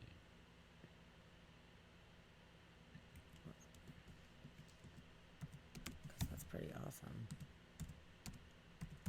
And for us to just happen to be streaming while it's happening. Yeah. Okay, cool. All right, well, we got Link and Shadow are like in for the launch, so that's good. I'm digging our subject matter, but I mean, we could always come back to it, but this is kind of neat. Okay. Yeah. Here's. We're going to space, you know? We're like going to space. That's pretty It's in cool. 11 minutes now until launch time. If everything goes according to plan, we expect to hear one more check-in with the crew 6 astronauts on the Dragon spacecraft from SpaceX Mission Control. That is Kinda cool. expected Yeah, it's like around 10 10 minutes, minutes like- before Rocket liftoff. launch, rocket. Totally, right? Yeah, we can do that. That T sounds minus good. 10 minutes. 'Cause I want to see him fucking hit the boosters. Like, it's always neat when it's like, bah, you know, it's all epic. Like, I thought we could always come back to it, but it's kind of neat, especially to hear what they're saying beforehand and everything. But it's 10 whole minutes. 10 minutes. Okay, smoke break. There you go. Perfect. Go smoke break. Smoke break. Yeah. It's smoking. Well, let's talk about what this launch is, actually. Yeah, Yeah, give some it- Dragon SpaceX Let's learn confirmed about crew that. displays configured for launch. Yeah, so it's SpaceX taking a live SpaceX crew Dragon to crew the space displays are station. configured for launch. Copy that, Steve? It's people. And No, once I was again, saying on what behalf you of the said. entire SpaceX team, we're honored to have you aboard Dragon Capsule Endeavour on its next trip to the International Space Station. We wish you a great mission, good luck, Godspeed, and enjoy the ride. God. Yay, there's people on it. We're sending people to space. Yeah. And thanks again to everyone out there who made the vehicle, the ISS, our mission, and our crew ready for launch. Really want to thank everyone and appreciate the great call, much appreciated call for the scrub the other night. It was a great call and a good learning opportunity for the Yeah, crew they're and I ready think for the to go. teams. Oh my God, they're shooting the And best. so Yep. let's Definitely. launch to the breach, dear friends. Crew 6 is ready to launch. What do you think is going through their fucking minds right now? You're like sitting in this thing filled with rocket fuel, which is extremely flammable. We all know what happened to some of the shuttles. in That the was past. Steve Yeah. Bowen, Dragon Commander, a And veteran they're getting NASA shot in the astronaut. face. Yeah. You Reporting strap that the yourself Crew on the 6 front of a gigantic rocket. Astronauts are all ready for launch. Less than 9 minutes Just to waiting go. for an explosion behind you to shoot you off the planet. It'd be like the most exciting thing if, when you're a kid, all you want to do is be an astronaut and go to Yeah. space, and you know that you are about to go to space if you You don't get die. to You're do probably it. not going to die, but you might Yeah. die. More than likely, you're gonna Might be die. fine. Still looks like a dick. Yeah, well. It's the most aerodynamic shape for rockets. A little more than 8 minutes to go now. Here's a look at the terminal countdown sequence. Engine chill down should begin at T-minus 7 minutes with the Merlin engines on the first stage. The first stage should also have its full supply of kerosene fuel on board at T-minus 6 minutes. At T-minus 5 minutes, the Dragon spacecraft will transition to internal power and begin its automatic configuration for launch. T-minus 4.5 minutes, the Strongback will retract about 1.7 degrees into position for ignition of the main engines. At 3 minutes 40 seconds, the autonomous flight safety system setup should be complete. 3 minutes, the liquid oxygen tank on the first stage will be full. The same will be true for the second stage at T-minus 2 minutes. At that point, the Falcon 9 rocket will be fully loaded with about 1 million pounds of propellant. Damn. And then at T-minus 60 seconds, the control of the countdown will be handed over from the ground computer to the flight computer. Propellant tanks on board the Falcon 9 rocket will be pressurized, and the engine ignition sequence should begin at T-minus 3 seconds. Cool. After liftoff, the Falcon 9 will be heading off to the northeast from Kennedy Right. Space Center. Here's Yeah. a look at the flight there corridor for and a some of reason. the zones in which the Dragon spacecraft could splash down in the event of an in-flight escape or abort maneuver. That's unlikely, though. Engine chill has started. I mean, anybody that's over there in So the this East Coast northeast area, trajectory is if you have standard clear for all skies, you might missions be able to to the see it. International Space Station. It'll be flying off the coast of the So- Carolinas, off the coast of Newfoundland, That could be and then cool. ultimately out over the Irish coast and Europe. Yes, any of It'll you take guys about over 12 there with clear minutes for the skies. Falcon 9 to release the Dragon spacecraft in see. orbit. About a 2.5-minute burn by the first stage for tonight's mission, as is usual for the Falcon 9 rocket. A landing of the first stage on the drone ship out in the Atlantic Ocean is expected 9.5 minutes into the flight. So here's a look at the flight sequence. Stage 1, RP1 load complete. From liftoff until payload separation. It'll be a relatively quick flight from launch to payload sep, about 12 minutes. Cool.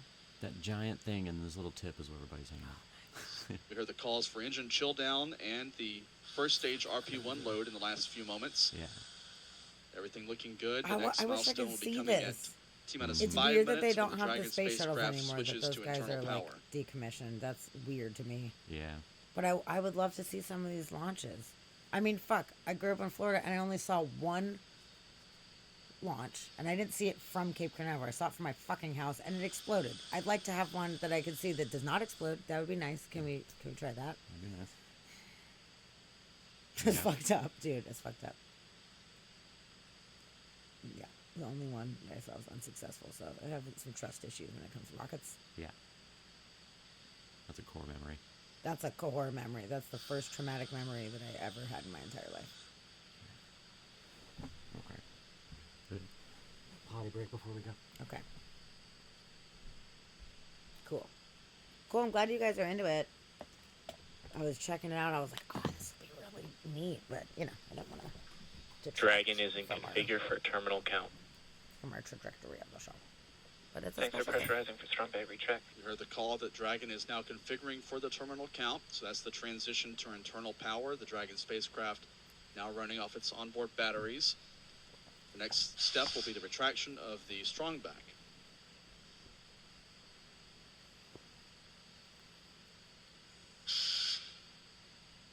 God, there's so many things that all have to go exactly perfectly Stromberg is retracted. for this to work. I wonder how long they're going to be on the space station for. How long their journey is. Let's find out.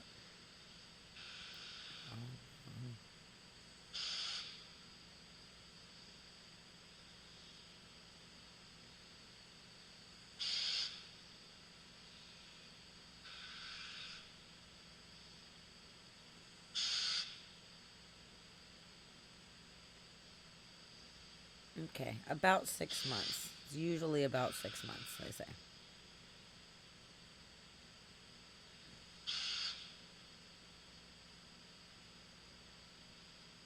Okay. Well, that's what's saying. Some of them might be on there for a full year.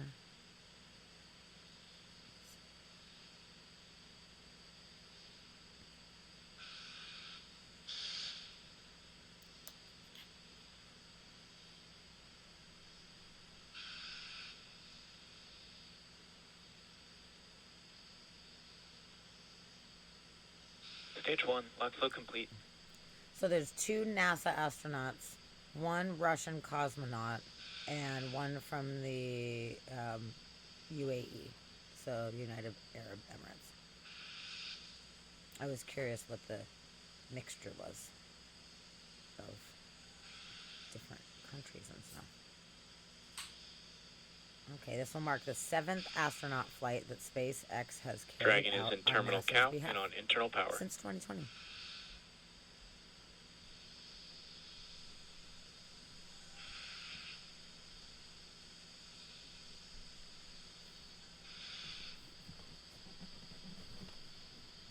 Sultan Anayati, who will be the 2nd 2.5 astronaut from minutes the to go. UAE The last ever to reports travel to indicate space. everything is on track for launch at 12:34 a.m. Eastern Time.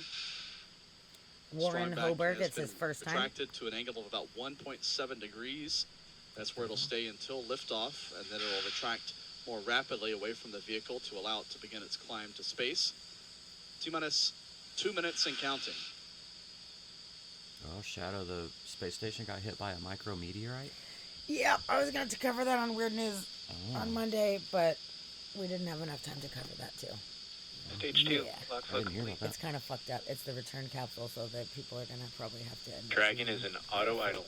longer for double the amount of time. Oh, They no expect way, it was really? The Russian side, yeah. So they're going to have to figure that out. Yeah. From what I read, I need to get a little more information, but I think they're Gas closeout has started. T-minus Gonna 90 crash it. seconds. into the ocean. And The Falcon have to send 9 them is now fully loaded with propellant. About 1 million pounds of fuel and oxidizer are here on we board go. the 2-stage rocket. The entire We're vehicle smoking. weighs about 1.2 million pounds, including its structure. At T-minus 1 minute, control of the countdown will be passed from guys, we're the out of ground space. computer to the Falcon 9's onboard flight computer. This is fun. Yeah. How exciting. T-minus 1 minute. Falcon 9 is in startup. Falcon 9, Dragon is in countdown. Falcon 9 now on internal power. Falcon 9's flight computer now in command of the countdown.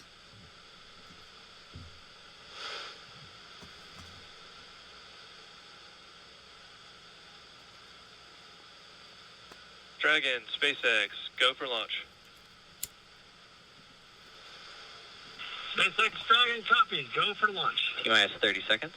30 seconds. Ooh. We're going to space. T-minus 25 seconds.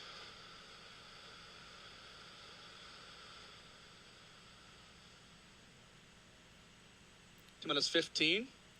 15 seconds.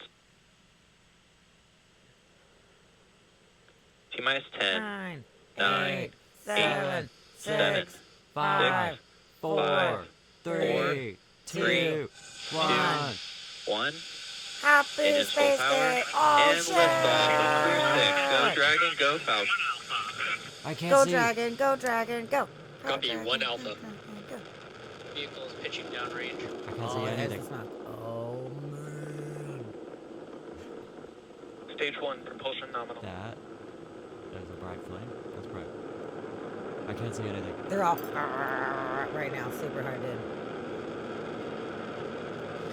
Iris down. Pupils down. Wow. There are people on that right now. That's crazy. to think about. Power and telemetry nominal. Stage 1, throttle down. It's pretty badass. And let's just give a nod to like privatized space travel right now. Yeah, right. You know, like I don't know why NASA isn't continuing to make shuttles or something, you know, more advanced or whatever, but like they're using some rich Vehicle guy's is fucking rockets, supersonic. dude, and that's just crazy. It's crazy. Yeah. Yay! He had more money than NASA. Oh god, don't blow up. Max Q. Stage 1, throttle in. Make me nervous. 1 Bravo. Copy, 1 Bravo. 1 Bravo. thought he said one problem. I was like, oh no, No. one Bravo. One Okay. Bravo. I don't know what that means, but Bravo. Hope you enjoyed those sounds, the rumble from the 9 Merlin engines. the Now B, 90 the seconds into the 1B. flight, Falcon For 9, whatever reason, I don't know what as you 1B heard, means. now supersonic. It has passed max Q, the point of maximum Impact shield aerodynamic started. pressure. We're Wow. switching over to a Cool. NASA tracking camera now, showing that Whoa. plume from the Merlin engines beginning to expand, has some purple color added to it. Beautiful shots here as the Falcon 9 heads into orbit at the midnight hour with Commander Steve Bowen, pilot Woody Hoberg, and mission specialists Sultan Al-Nayati of the United Arab Emirates and Russian cosmonaut Andrei Fedyaev off on their way to 6 months in space. That's so fucking cool. Yeah.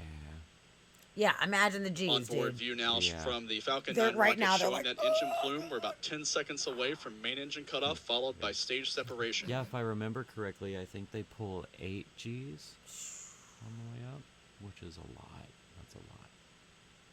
Yo, that would be super scary. 2 Alpha. I wonder how long that lasts. Copy, 2 Stage Alpha. separation confirmed. I don't know. Staging confirmed.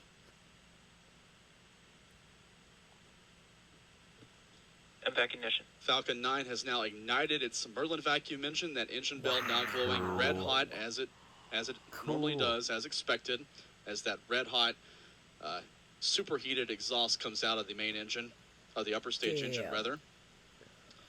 Those grid fins now expanding. A beautiful shot looking back to the southwest, looking at South Florida and the Cape. Beautiful shot of Florida's east coast from the first stage booster. Cool. Very clear night here on Florida Space Coast. Wow, that's awesome. Look at that go. Dude. Here's a shot from our Kennedy Space Center camera, located right outside of the building where I'm reporting from. Oh, I should have told Still Shannon about see that. the She probably could have seen that upper shit. stage engine Oh, as a yeah. dot, almost like a moving star in the night sky passing against a star field. 3 minutes, 40 Precision signal, seconds. Bermuda. The ground station in That's it. Bermuda That now took it tracking no time and to become receiving that little signals dot. from the Falcon 9. 3 minutes, 50 seconds in. It's going fast. Dragon, SpaceX, nominal trajectory. Falcon acknowledges nominal trajectory. Nominal trajectory reported from SpaceX Mission Control, the crew operations responsible engineer, Arthur Berrio, informing that information to Commander Steve Bowen on the Dragon spacecraft. 4 minutes, 15 seconds. I Oh, wonder that's- if it's going to show from space, like when they get to space, like their view. Maybe. At least show from Cutting the back cameras, to an like these onboard view cameras. showing that Yeah. engine nozzle glowing. God, that's so badass. 4 minutes, 30 seconds into the flight. About 4 minutes now from main second stage engine cutoff. That's when the Dragon spacecraft will reach the velocity required to enter orbit. Sick. Okay, we're going to wait for that then. Yeah. We're going to wait for that. Oh, no. 4 minutes. We got 4 minutes. We got 4 minutes. That's interesting, Shadow. Yeah, but I Dragon, guess for SpaceX, shipping they had nominal to trajectory. plan for, you know, how are you going to move something like that, SpaceX Yeah. Dragon. other than build nominal it on the trajectory. launch pad. That's a good point. When we were in Florida, we really wanted to go to Kennedy Space Center and go do the tour. 5 minutes into the But flight. unfortunately, we didn't have the time. It was very expensive, too. It was like $90 a head. Yeah. I was wanting to do it. We just didn't end up having enough time to properly do it. And I can't believe I'm from Florida. We never went. It's super depressing that, like, why did my parents never take me to Kennedy Space Center? I've always been super into space. I don't know. Yeah. Don't know why. What's up with that? I'm gonna hit up my parents and be like, what's up with that? Come on. And they're like, oh. Wait, you like space? I know, right? Fuck. Still That's seeing awesome. the upper stage of the Falcon 9 heading toward the horizon now, heading off northeast from our camera site here in Florida. Still Dragon, SpaceX, nominal trajectory. SpaceX Dragon acknowledges nominal trajectory. Just a little dot. Just a very that tiny Merlin dot. vacuum engine producing more than 200,000 pounds of thrust. Wow. Now coming up on about a minute away from the entry burn on the first stage. That's when the first stage booster will light 3 of its engines to begin slowing down for re-entry, ultimately heading to the drone ship for landing. He said thrust. Entry burn is also what you get when you take a shot of like Evan Williams. Cheap whiskey gives you entry burn.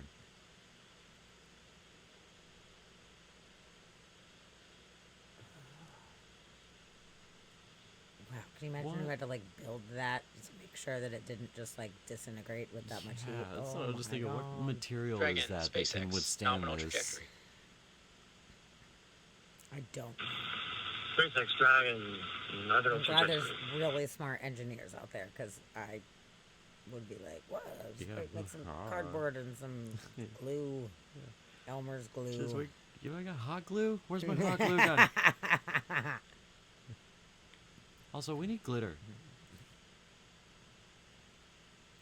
Yeah, they should totally put some glitter in there so it just like whoosh. Yeah, it's rain. Glitter. Stage 1 entry burn startup. And the entry burn is Ooh. now Ooh. underway. FTS has saved. 3 of the 9 Merlin engines on the first stage firing for this braking maneuver. This will last about 30 seconds or so. Hey, Peppercorn Lace. I This have not occurring seen while Hidden the upper stage Figures. is continuing Oh wait, its Hidden Figures, the acceleration one into about orbit. the acceleration women on that the upper worked at stage will NASA reach a back in the maximum day that G load of were about like the 4.5 geniuses that were Gs. behind That everything will that occur nobody just talked about. before Uh, cutoff of that I upper did. stage. One That entry was a burn good startup. movie. It was real good. Entry Well, that burn sounds is awesome. now Yeah, there complete. was black 8 women minutes behind a since bunch launch. of the calculations. All the and stuff calls going from on for SpaceX NASA. and the Badass, crew dude. have They been didn't get any normal at this credit until point. way later. Yeah, the human human computers. computers. Oh, I'll have to check Yeah. that out. That sounds fantastic. Yeah, and there was like Now about 30 seconds what away Apollo from mission was it, cutoff where of they the had all second the stage issues. engine. Terminal they were behind guidance. doing all the calculations for stuff when they had issues. It was really interesting. The movie was real good. Oh, no shit. Okay. That sounds great. Thank you for bringing that up. I will put that on my list for sure. 8.5 minutes into the flight, standing by for cutoff of the second stage engine. Oh, I'm excited. Let's do it. Let's go to space. I'm ready. SpaceX Dragon Shadow. Stage 1 Copy, transonic. Shannon. That call from Commander Steve Bowen I reports have that seen the Dragon is now Apollo in the abort zone 11. that would see it splash down off the coast of Quite a long Ireland in time the since I've event seen it, of actually. any malfunction I at could, this point, but do everything that one continuing again. to look good. Impact shutdown. And there's shutdown of the second stage Merlin Stage 1 vacuum landing engine. burn. And here is a view from the landing burn. So Now epic. Dragon, Away. SpaceX. We have a nominal orbit insertion. The center engine firing to slow this rocket down SpaceX for the Dragon drone copies ship. nominal orbital insertion. Oh, they're wiggling. What are Launch those? escape system disarmed. It's saying bye. Stage 1 Oh, it's landing going down in the deploy. fucking ocean. we're Oh, landing. shit. It's already coming back down? In less than 10 minutes, it got everybody up there and landed. Stage 1 landing is confirmed. Expect loss of signal. Okay. Sick. Good job landing. Beautiful shot there of the landing. That's A the near hardest bullseye part. just off center Acquisition signal, Newfoundland. on the drone ship. That landing is where all And the we heard a issues call came during in. that landing sequence to the crew on board the Dragon spacecraft that they had a nominal orbit insertion. So they've reached the planned target orbit for this launch. And now about 2 minutes away now from the separation of the Dragon Endeavour spacecraft from the upper stage of the Falcon 9. That will come just shy of T plus 12 minutes. Sarah, that So was booster just 1078 the thrusters is and now on the everything. deck That of was the just the drone rocket ship, a portion that got them successful up there. flight to space and back to And Earth then it came back for that down. booster. The booster, there you go. And we're now nearing the end of the Yeah, the launch capsule's sequence still- for the upper stage still of the going Falcon from- 9. Yeah, they're still still about shooting off. a minute and a half to go until that upper stage lets go of the Dragon spacecraft, allowing it to fly free and begin its pursuit of the International Space Station. Here's a view inside of SpaceX Mission Control out in Hawthorne, California. See some of the employees gathered there behind the glass walls to the MCC room. How badass is that if you get to be one of those people? at Yeah, fucking right. Mission Control. Hang Oh out my there. god. Best job ever. Yeah, Stressful, but very stressful. good one. Yeah. I wonder how long once it's in orbit it takes for it to get to sync up. With About 1 the minute space from station. spacecraft separation. Ooh, separation. I'm ready. That was fast. Third row back is just gamers. Yeah. Yeah, it's just an internet cafe, really. They're playing Galaga. Due to COVID, they had to rent out that space. That's funny.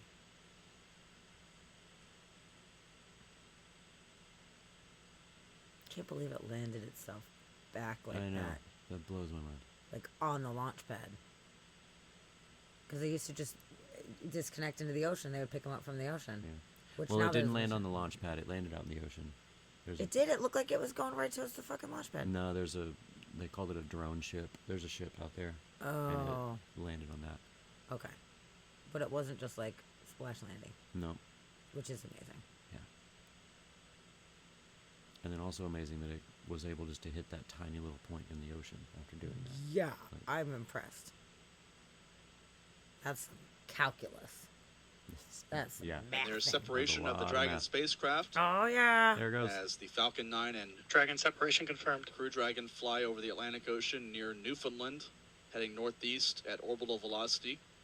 Cool. We're at The orbital Dragon velocity. spacecraft is now flying free of the Falcon 9 rocket to begin its day-long pursuit of the International Space Station. Day long. Dragon, CE here. Welcome to orbit. Congratulations. Your flight is Yay! exactly How's that thing 4 flew years by? That after didn't the look flight good. of the Demo 1 mission. Like Andre said, all the best things take 2 tries. Happy that we could get you off tonight. If you enjoyed your ride, please don't forget to give us 5 stars. Over to LD for some words. Okay, Yeah. that's pretty a friendly fucking cute. reminder to put your sushi orders in for CRS 27.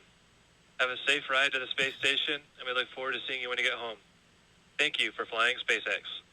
That's so cute. Oh, That's fun. I like that. Expected losses in Bermuda. Yeah, I'm getting you off tonight. SpaceX Dragon copies all. That was fantastic. Thank you. Cool, they did it. They did it. They're in space. They're being- Awesome. being followed by a dragon. Humans went to space. That's so fucking cool. And I was hoping they would show And cameras of SpaceX it. Dragon, we'd like what they to see. really, Yeah. for the great ride to orbit today. It's greatly appreciated. May have taken 2 rides, but 2 times, but it was worth the trip. And I guess I'll pass it over to Woody for some words. What was up with 2 rides? Yeah, SpaceX Dragon, just want to say as a rookie flyer, that was one heck of a ride. Thank you. I would say put it as an absolute miracle of engineering, and I just feel so lucky that I get to fly on this amazing machine. Thanks to SpaceX, thanks to NASA, Commercial Crew Program, and our international partners. A lot of innovation went into this, tireless work out there, and a lot of painstaking attention to detail and focus on testing. And I think that's what makes it all possible to fly humans in space. Thank you. They got a little iPad, you know, like. Yeah. I'm gonna write out my words because I might be a little flabbergasted after going through that. You know? Yeah. I wouldn't blame them. You don't want to mess that up. за подготовку, за то, что помогали Oh, в этом деле. И всем ребятам. И я хочу сказать, что сегодня человечество делает еще один шаг в подготовке к I новому hope the большому cosmonaut and the костру. astronauts И для are меня like, огромная честь regardless of what's частью going on, такой большой we're on the team дружной rather than giving семьи. each other shifty И eyes. You know? участие Like, Yeah. Yeah, I hope they get along. команды, как I really hope Международной so. космической станции. Работая вместе на благо всего человечества. that's cool. Today humanity takes another step for next big leap. And for me, a huge honor to be What part he's saying, of but such it's a probably big and friendly family Oh. and the greatest international team of the ISS Cool. Well, that was Working really fun. I'm together so glad we had to see for that. all mankind. So I thought the Russians Thank were you. sending another pod. Didn't that launch already go off? Honestly, I'm not sure if it went out yet or not. I don't know. Yeah, I'm not sure. I know they're going to, but I thought it was going to be Well after they said, everybody. decommission the Allow me IS. to say No, a few this is words in because of Arabic the first. meteoroid hitting Assalamu the alaikum wa fucking rahmatullah wa return barakatuh. ship. From the It الحمد was لله a Russian وصلنا ship, yeah. الفضاء.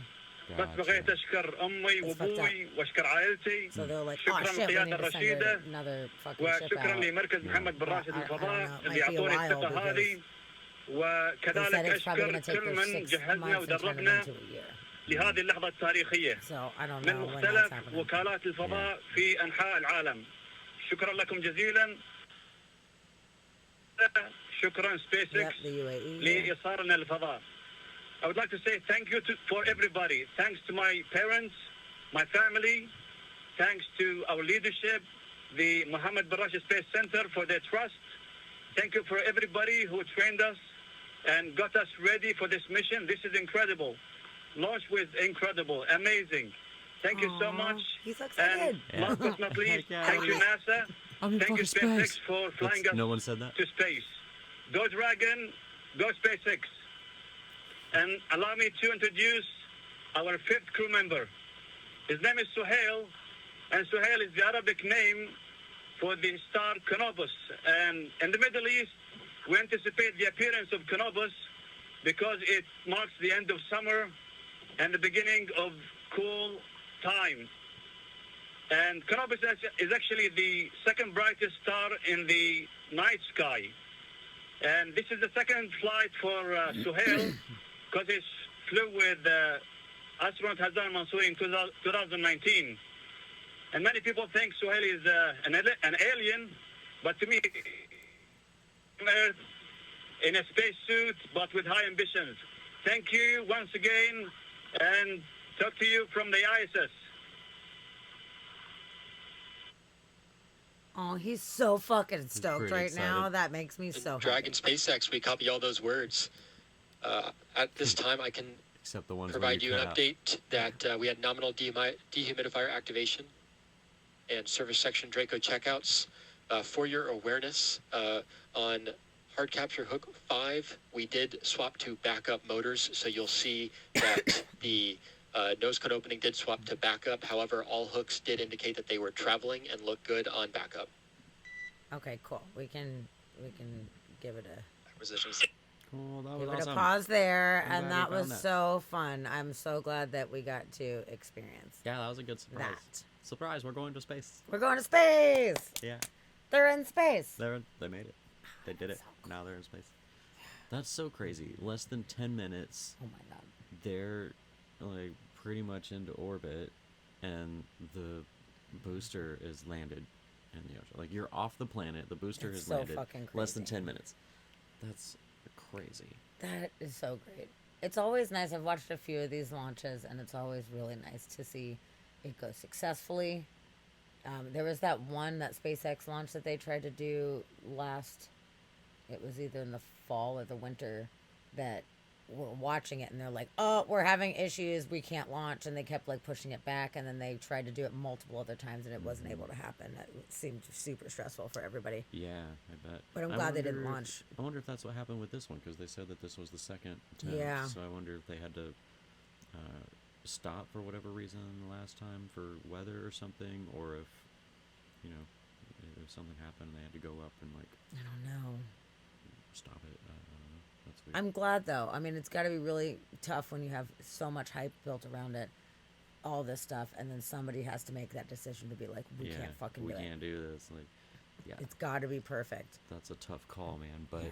but you got lives on the line, and it's a lot of people are watching, and aside from Yeah. the lives, like the billions of dollars that are Yes. involved at the moment. Yeah, you like, can't really fuck around with that. Nope. Yeah, but So- I don't know, man. It's traumatizing. It's like really extra scary to me. It's extra fucking scary, and I know that there's been way more successful launches than unsuccessful launches. Yeah. But the first one that I ever saw, the Challenger, fucking explodes in the sky, and it's like this like massive, huge, horrible worldwide tragedy. And like I saw it with my eyeballs, like it fucked me up a little bit on that one. It was super, Yeah. super scary. But out of all of the launches we've had, there's only the two that have gone wrong, right? As far as deaths, I guess. we know, I guess. I mean, those were the big main space shuttle explosions, Yeah. But But like even the Apollo 11 that had all the trouble, and like they didn't get to land on the moon like they were going to, and they had all kinds of problems. They still made it back, made it home safe, and everybody lived. yeah, But they didn't explode they didn't upon explode. takeoff. They had every other problem that could possibly go wrong went wrong. Do you remember that movie with Tom Hanks? It's been a long time since I've seen it. It's a real good movie. I've seen that one a lot of times. I should see it again. I've only seen it once, and it was quite some time ago. So I remember really liking it and thinking it was really good, but I don't remember too many of the like specific details. It's a good movie, the and whole the thing. story is it's intense, man. But Oh, let's watch that again. We should We watch should- that and then watch the that and one the that Hidden Peppercorn. Figures, Yeah, we should definitely watch again. Mhm. Yeah, Hidden Figures. I think I only saw it once, but it was really good too. that sounds awesome. I'm in. I'm totally in. No, I'm so proud of the space program and all the extensions of it for being able to be so successful so many times. And of Yeah. course, with anything, there's gonna be shit that gets fucked up. Mhm. And it's just a roll of the dice. You know, when you're sitting on that much combustible fuel, like shit could happen. Strapping yourself to a bomb is all you're doing. Absolutely, Like, it's 100%. the explosion is just controlled into a specific direction. Like, but it's just a bomb, and that's all you're on. I wonder if that's why they strayed crazy. away from the shuttles, if because it was they had two terrible experiences. If like that's part of the main reason why they decommissioned them over time. I don't really know exactly I think it was why. more cost, because it was cost and waste, because they had the tanks and everything that would just fall off, and like it was a lot of money that was just going away. But they retrieve them from the ocean. Yeah, but I mean, repairing them or retrieving them, like that's a lot of cost. Yeah, but you already own a space shuttle. Yeah, but this one with the boosters just landing, and you can just like ship it back over.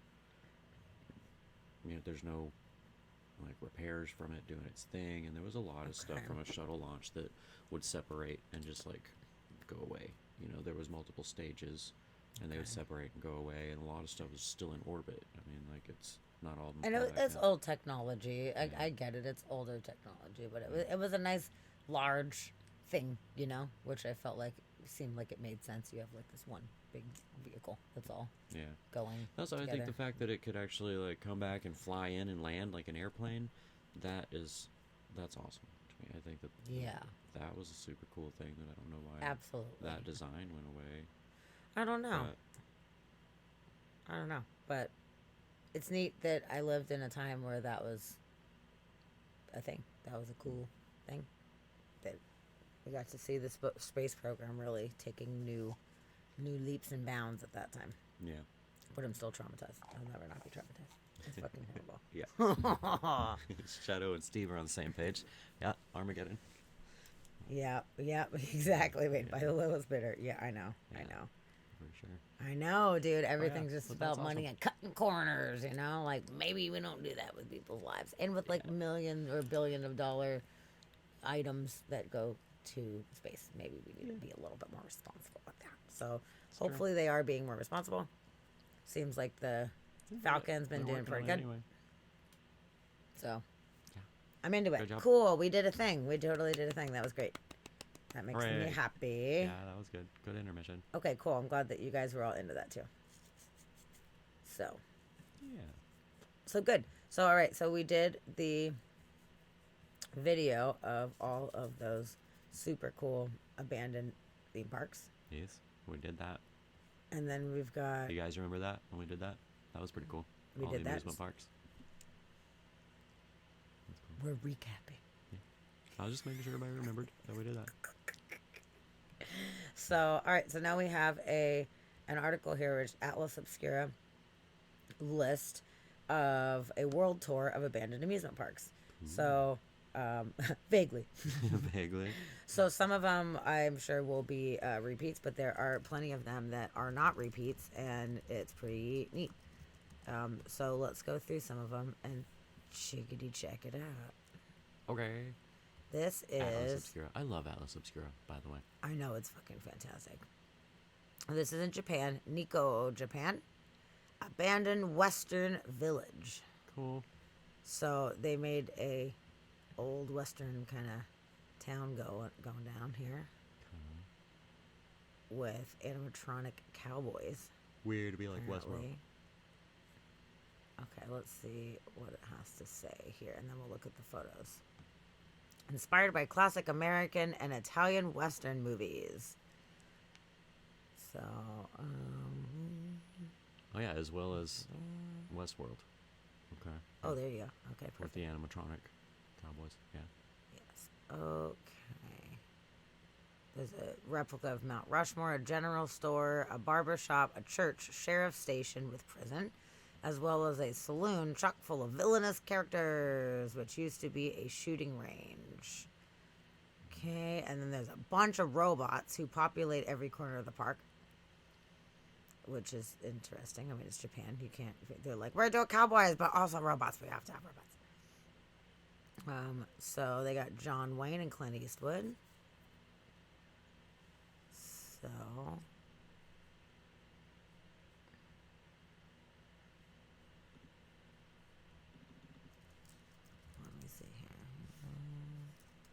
While the front of the park's been boarded up, there are several entrances from the riverside at the back, giving explorers an opportunity to just wander the premises. So they're like, hey, be careful. Well, you can go check it out. So let's see. Let me just shrink this up a wee little bit here, because we can't quite see the whole thing. Okay, hold on. I need to reevaluate my size here. Oh, you Okay, that's I pulled it up, so whenever we go to the other ones, I can read about them if you want to flip through the photos. I can read. oh, them that's while great. you flip Okay, through. cool. Okay. I've already read this one, but there's a bunch though. I don't know if we want to do all of them. Oops. Oh, I hit the button. Hold on. Oh, we could just pick whichever ones look really cool. Okay. Interesting in Japan. It seems like a very bizarre thing, but I could see them being like, "Oh, American Western culture," you know? It's so different. Yeah. It's like us having Japantown Yeah. with robots and shit, you know? Like, probably kind of similar. Interesting though, because this would look like a bunch of our ghost towns. I bet. Yes, Except you're right. for that part. Yeah. Hey, thank you so much for the follow. Welcome in. Hello. We are happy to have you. We're talking about abandoned places. Yeah. Right now we're in Japan. Oh, that's cute. Okay. Weird. That's a good hat. Oh, it's super That dusty. is a good hat. It is a good hat. Wow, they just left all of that there. So I wonder what the deal is, why it is abandoned. It didn't say when or why it was abandoned. So if you Yeah. want to find that out, that'd be cool. It's interesting they have these little games and stuff. Like, they didn't have those in the Wild West, but it's fun. Oh, that's creepy. This guy's fucking face right now. Ew. He, like, lost his face. Where's his face go? Who needs it? Robots don't need faces. This is weird. It's... There we go. Okay. Now we're in better business here. Let's see. Western Village abandoned. That's like Bicentennial Man over here. It's like Robin Williams. Oh, that was it. Okay. I thought there was gonna be way more photos than that and creepier shit. But that's pretty neat. I dig it. Yeah. Yeah, that's fun. Okay. It doesn't say why it That's okay. was abandoned. I'd have to do a lot of digging to find it. Nah, don't even worry about it. Too late. We've gone too far. We've gone too far. But that's okay. We checked that out. That's interesting that they have an abandoned Western village. Yeah. So the next one, Cascade Park.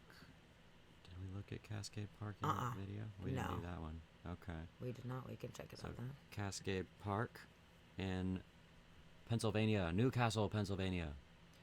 It was a booming town at the turn of the 19th century when the local amusement park, Cascade Park, attracted people from around Pennsylvania and Ohio. Officially opened on May 29th, 1897. Wow. Park had a dancing pavilion, once the largest in the state. An outdoor theater, roller skating rink, caterpillar and dodgem rides, a grandstand, and an indoor roller coaster called the Figure 8. Folks would ice skate in the winter and swim in the pool in the summer. Unfortunately, in the summer of 1927, a tragic accident occurred that would mark the beginning of the end for the park. Oh, no. 2 guests died that were riding in the first car of the roller coaster, which dipped through a gorge in the park. Some accounts said the victims were thrown from the car, while others said that they were standing up in the car. Ooh, so they could have just lost heads or whatever. After the deaths, the park put buckle straps onto the rides to prevent further issues, and the roller coaster was eventually demolished due to termites. Oh, it was a wooden roller coaster. Yeah. In 1954, a new roller coaster was built, taking roughly the same journey as the previous ride. Still, in the decades that followed, the park experienced many periods of poor maintenance, resulting in many rides being closed for safety or lack of insurance. Vandalism was rampant during the 1980s, even when the park was still open, including someone stealing 15 carousel horses. Wow. Someone stole 15 I can't blame them. I would probably steal some of them too. Yeah, also. I mean, yeah, but I'm like just saying. one, like, how are you gonna steal 15? I don't know. The more the merrier. Yeah, but that's hard. That's a, You get my joke. you're gonna Merrier. I see. Let's see.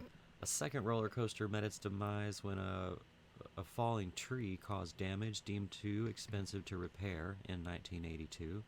The 90s saw the park begin to look more like it does today, a nature park with picnic shelters, a playground, a restored carousel house, and fitness trail.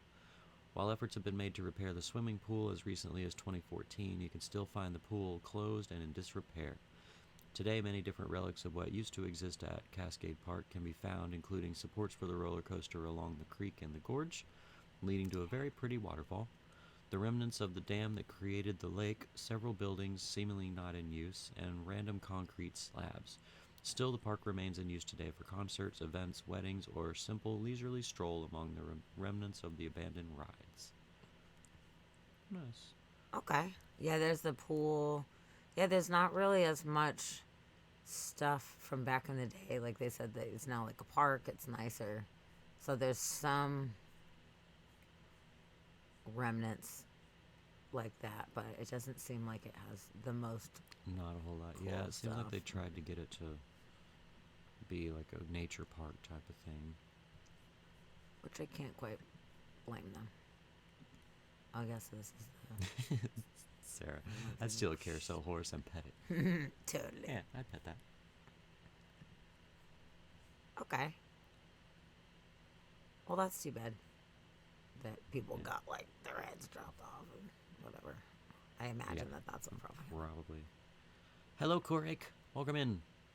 Welcome. Yes, we're so glad that you popped in to Thanks. hang out with us. Yeah, thanks for joining us. We're going through abandoned locations, specifically amusement parks at the moment. Oh, that's creepy looking. And this one, Trinity Loop, we did. We did that one. That was the railway, the train. Oh, that was yeah. going around. So we did that one. This one looks Thought- really neat. I was checking this Yeah, out let's look earlier. at that This one. one looks cool. Castle d'Outremont. Yes. Wow, you pronounced that good. Thanks. I would not have done as good of a job as that. It was painted pink as part of a now abandoned children's theme park. Okay. It's pretty cute. That's pretty cute, little castle. Let's see.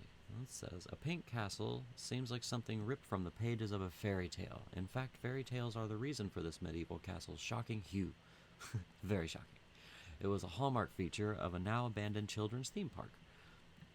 The Land Van Uit was more than a popular children's theme park. Created in 1989, it was its own little fairy tale world, complete with a rich tapestry of stories and characters. Look at that. Look at Oh, those that's giant fun. boots. Cool. That's fun. One particular character, Clunty the Giant Child, which is probably one of those, I don't know, spawned its own television show that was a major part of many Dutch millennial childhoods. The whole park felt like a giant theatrical stage with various people, props, and visitors playing a role in the story. In this world, the visiting kids reigned supreme. Actors strolled about the park pretending to be various characters and greeting their young guests. Whimsical sculptures and rhyming signs dotted the earth. For a while, the park was famous for its riveting night fights, not knife fights, night fights. Though these ceased after one of the actors was tragically killed after one of the duels. Whoa. What? It was a night duel that ended in the death of one of the actors. Damn, that's fucking bullshit. Adding to the fairy tale feel, the giant pink castle perched atop the land, the particular prop was the real deal. It was built in the 1200s and named Castile Steenberg. By the late 1700s was given its French name. Despite the laws banning French nobles from having property, it was kept in the possession of the family that owned it. In the 1980s, the castle was purchased by the creators of Land Van Uit. It was then that it received its eye-poppingly pink color and became nicknamed the Rose Castile. In 2007, the theme park went bankrupt and shut down. Most of the attractions were removed, though the castle still stands in all its pink glory.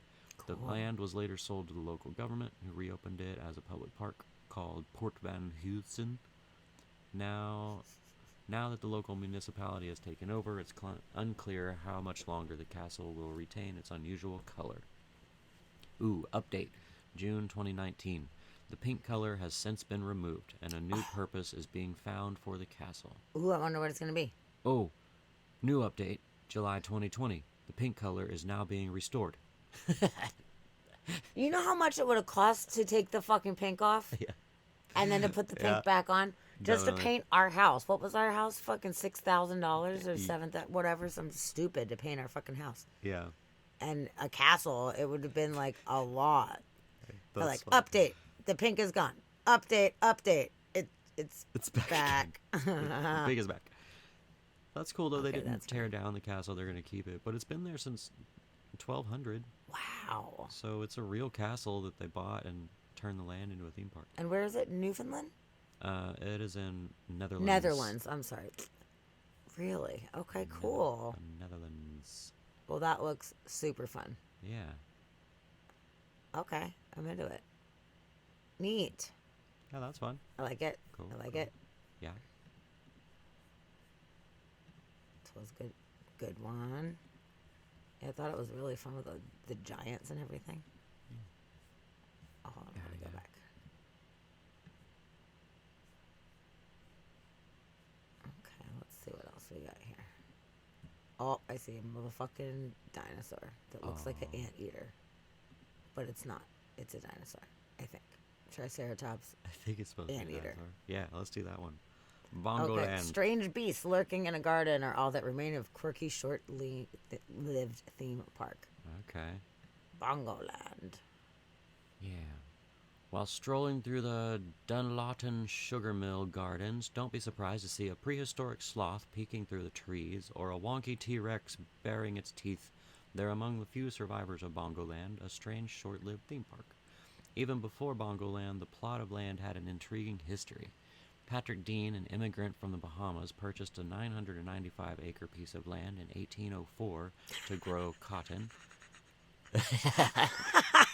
What? They put googly eyes on it. Up, dude, that's Somebody put- awesome. Oh my god, I need to show Roxy that. She's Yeah. gonna love that. I like that. That's funny. Let's see. So the land was originally bought in 1804 to grow cotton, rice, and sugar cane. After the guy's violent death during the First Seminole War in 1818, the plantation passed through several hands, and the land was divided into smaller portions. In the 1940s, some of the land was leased to Dr. Perry Sparberg. What? We have to go to this one. I know. This Bongo I'm Land sorry is you're the reading. one. I was trying to not interrupt you, but it's so funny. Look at his little arm. Oh my god, what? This is good. Good night, Steve. Thanks for coming and hanging out with us. Oh, good night, Steve. If you want, one of these days we should go on a urban exploration and go take some photos. Yeah, we should You're a totally go somewhere photographer. abandoned. We love taking photos. I think we should totally, one of these days, maybe in the summertime when the weather's nicer. Let's go do something fun. I'd Yeah, love it. Let's do it. Maybe we'll make an inspired by mystery field trip out of it. Ooh, And we can invite anybody that wants to come. We can do it. That'd be great. I like that. This is my favorite thing. Yeah, Bongoland looks fun. Bongoland. It's in Florida. I mean, yeah. Port Orange, Florida. We could do that. Yeah, we could. We could do We totally could. that. Well, let's see. Okay, so in the 40s, some of the land was leased to Dr. Perry Sparber, who worked as the first dermatologist in Daytona Beach and had a keen interest in dinosaurs. He even published the book Sex and the Dinosaurs. What? Yeah. What do you mean? He did have a keen Was he like interest. trying to explain how dinosaurs have sex? Because you look at that stegosaurus. Yeah. How are two stegosauruses gonna like hump it out? That'd probably be hard. It's probably going to get rough. It's going to be rough. So he wrote a book about it. Yeah. To He ease our minds. published the book Sex and the Dinosaurs, which described how modern animals could be related to the prehistoric reptiles. Sperber wanted to revive the place and turn it into a theme park, so he enlisted Manny Lawrence to create huge dinosaurs and other prehistoric animals. He crafted life-size beasts out of chicken wire and concrete, which towered over the few tourists who trickled through. The park also included a recreated Seminole village, the historic sugar mill ruins, and live animals, including its namesake baboon. A miniature train whisked visitors by the attractions. But as it turns out, this strange mishmash of exhibits wasn't enough to draw in a crowd. In 1952, just 5 years after it opened, Bongoland closed. The concrete dinosaurs managed to defy nature and have withstood the test of time. Sick. This is great. I'm so glad. Yeah. Look at that guy. Today, that's great. Today they're embedded in what has become a peaceful garden flush with several plant collections, including magnolias, succulents, and ferns in a small grotto. Dude, I'm going. Okay. Let's fucking go. Donations of $1 are appreciated. I'll give it to him. I'll give him They're 5. open daily from 8 a.m. until 5 p.m. Parking and the park itself are free. Grab a map upon entering so you don't miss any dinosaurs. Yeah. Oh my god, I want Because we want to see every one of them. I want to see every one. Yeah, that's what. We gotta look up Spanish this moss book. and stuff. Sex and the Dinosaur book. Where's Chid? Chid would love it. Seriously. Is Chid still lurking? Chid. Chid. Order it on Amazon. That's what. Oh my god, it's awesome. It's so neat. Like it's crazy how the foliage changes so much. Like you can definitely tell that's not South Florida, you know, that it's in like central or northern Florida with the Spanish moss and the bigger palms like this. It's really cool. Yeah. I like that area. Like obviously the tropics is awesome, but the like subtropics, it's a really interesting mix of stuff. There's a lot going on. Yeah. It's cool. For sure. Oh, that guy's cute. Oh, there's like no description about it. It pops up. It's on Amazon. You can buy it, but it does like no description. What more do you need to know? I mean, I want to read the back of this book. Fucking order the book. Order it on Amazon and read it and report back.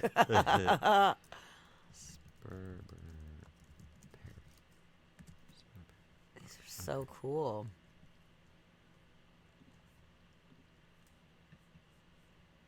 Right, Sarah? I love these stupid dinosaurs too. This is fucking great. Okay, we're back to the beginning. That was really good. That was Yeah, awesome. that was real Bongo fun. Land. Yeah, Bongo Land. Fucking brilliant. Okay, so if anybody's interested, Sex and the Dinosaur book is available on Amazon. Feel Yeah, I free wanna read, to like, Google that. Even if it would just show me the back of the book so I could read a description of it. Like what really are we talking about? Like it was talking about how other animals could be related to. Hey, what's up, Dinosaurs. MST? How's it going? Welcome in. Thank you for following us. Yeah. Happy to have you. So yeah, we are covering abandoned places tonight, and we were just covering this abandoned amusement park from the 50s back in Florida, and it has all these wonky ass fucking dinosaurs. And it's just been abandoned ever since. Look at this shit. It's great. It's so Wonky great. dinosaurs. It's so great. Look at these It's so dinosaurs. great. Somebody put googly eyes on that one. I mean, to be fair, I don't think it's googly. I think it's painted. Are you sure? Because the close up of its face I'm gonna before vote yes. still. They look. I guess they're painted. Yeah, they're not googly. But it may as well be googly eyes. But they Really, put- at this point, it may as well. Yeah. That's awesome. That's so funny. Yeah, big McLarge, huge. Big McLarge, huge MST3K. Sweet. Why is he smiling? I don't Because know, he's happy. He's fucking stoked. He's at an amusement park, so he's obviously stoked. That guy is a Triceratops that kind of has like a anteater-esque kind of face. Yeah. I don't know. Yeah. This is pretty fun. So this is my favorite one, though. This is my favorite. This fucking guy. Yeah, look at what that guy. the He fuck is is good. going on? This guy's good. I'm for it. Okay. I mean, they were No, made this is in Florida. It's in Port Orange, Florida. They were made in the 40s, so I guess, you know, they didn't quite have the anatomy of the dinosaur laid out Apparently not. yet. Or maybe he was doing some kind of creative He was like, getting very creative. version of Yeah, it. I mean, nobody's seen a dinosaur in its full form. We That's have plenty of fossils. True. But we got speculation. You could speculate. This leg situation, though, that's not anatomically correct. I can tell you that much. Nope. True. Yeah, I wanted to read the back of that book, like the rundown of that book. So the guy that made this theme park wrote a book called Sex and the Dinosaurs. And Sex and the Dinosaur. Sorry, one dinosaur. And I was trying to figure out what that book was about. And no description. It may be out of print. Which is a bummer. But it sounds good. Sounds whatever. riveting. That shit is fucking funny, dude. I think it's super funny, and I'm Yeah. digging it. So Manny Lawrence is the guy who made all of these Yeah. in the 50s. He was the artist and guy. that's pretty much my favorite. It's great. Yep. It's fucking great. So, and then there's like all these other abandoned spots. Oh, this guy though.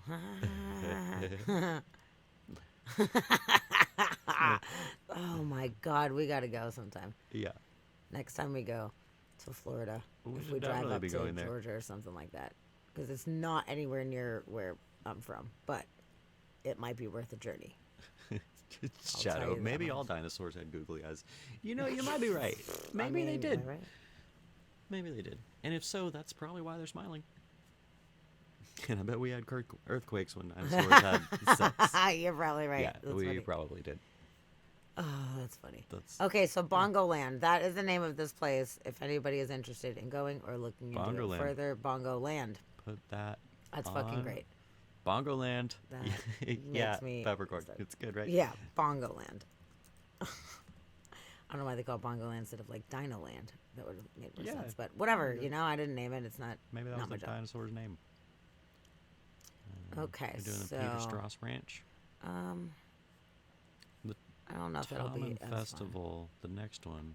That one looks fun. Haunting theme park is slowly being swallowed by the jungle. Yes, that sounds great. Okay. Let's check this one out. Tommen Festival in Indonesia. Ooh. Slowly being swallowed by the jungle, yep. Let's see. That says, eerie and overrun with lush greenery, this abandoned theme park in Bali is an urban explorer's dream. Colorful graffiti adorns the walls of its crumbling buildings. The hands. Makes me think of the gate, the eyes with the hands on it. Oh, yeah. Ooh. Cool. Yeah. Yeah. Most of the park has succumbed to nature's mercy and is slowly being swallowed by the jungle. It isn't known for certain as to why this grand theme park was deserted by the owners before it ever even opened. Whoa. It didn't even open? There's so many of those There's stories so where many. people didn't even Yeah. open their fucking multi-million-dollar places. It's crazy. Yeah. Some reports say the owners abandoned ship after fearing it would become unprofitable following the 2002 Bali terrorist attacks. Aww. Others say lightning struck its laser machines, which were meant to illuminate the night sky as part of the park's star attraction. It had laser machines. Laser machines, dude. Lightning struck our laser machines. Yeah, that's an intense sentence right there. Yeah. Never fated to fill its grounds with throngs of tourists, it has now become a home for graffiti artists and budding photographers. Wander among the pathways that meander through the 8-hectare site. Beware of the broken glass, and you'll find an Olympic-sized swimming pool, a cinema, a wedding chapel, and many restaurants, all reclaimed by nature. It's a haunting experience. Vines and weeds twist sinisterly around the decrepit structures, while miniature jungles overtake others. Bats, enormous spiders, and a host of other insects hide in the dark corners of the dust-coated buildings. Keep an eye out for the empty crocodile pit. Glad it's empty. Whoa. Its former residents were left to roam in the park after it was abandoned and supposedly lurk just out of sight. Ooh, there's roaming crocodiles. Oh, shit. That makes it more exciting, I guess. Rumors abound that these reptilian residents have been known to snack on humans. Ooh. Oh, shit. Dun, dun, dun. Oh, that's fun. That's pretty. That's That's awesome. good graffiti. It's an owl with a pointy head. That's awesome. Let's see. Know before you go. If riding by bike, you may need to pay 2,500 IDR to the landowner for parking. For a bike? Yeah, for parking a bike. Locals may charge you something between 10,000 and 20,000 IDR per person to let you in. Okay, so if you run into people, they might charge you. But really, it's just abandoned. Okay. Interesting. They might charge you. They What might, happens yeah. if you're like, no? H-money, yeah, hopefully there's no cocaine at this park. Or maybe it'd be Or cool if maybe there it'd be cool was. if there was. Oh, wow. Depends on what you call a good time. Wow, that's awesome. Is this there? Yeah. Yeah. Whoa, Cool. cool. Look at this little bunny and crossbones little guy over That's a there. great That's tag. really cool. Rabbit, are you here? Look, it's your tag. Oh, I know, right? I wish it was. That's super neat. Yeah, Yeah, that's there's super some cool. cool ones. It looks like they painted over this main image here. This one Yeah. here, which kind of fits the landscape, but then they did this. Somebody did this over it, which is still very, very cool. Yeah. But yeah, I wonder what the original thing was. Like, were those there originally, or did somebody come in and paint it after it, was just abandoned, and then it just keeps changing? I don't know. I mean, this is the one that came up a bunch at first. Yeah. And the little top ornate piece matches the head on it. Because, like, if you could look at the one with the big-eyed girl that we were just looking at, there was, like, that. There you go. Here. So that ornate piece that was the head on it is still there on her forehead, which was a part of the original one. So it's probably original. But, Yeah, interesting. That's a pretty cool spot. Yeah, super cool spot. Whoa, look at that guy. Wow, that's awesome. Cool. Dang. Okay. I love it. I love when people come in with street art. Crocodile Rock. Cute. What the fuck is going on here? Is it snakes? Oh, it's just film. trash. It's film. Oh, it's film. Kind of hard to tell there for a second what was going on. I thought it was snakes. Yeah, that's weird. There's filming it. Oh, neat. Crocodile skull. Very cool. Cool. Yeah, that sucks. You have to worry about actual crocodiles like eating you. you Watch out for crocodiles while you're checking this place out. Noted. I mean, it's just like walking around Florida. Yeah. Watch out. That is true. Run in a zigzag. That is true. Wow. Cool. Well, I get to use my new tag in these places if we go. Yeah. Yeah, we have to take spray paint now. Well, let's see. Okay, which one do you want to do next? Okay. The next one is Fantasy World, which we saw already. Oh, shit. Yangama Land, abandoned theme park. I think we looked at that one too. That one's photogenic. Yeah, if there's any specifically that... Funtown says that it was an abandoned theme park with a strange and tumultuous past.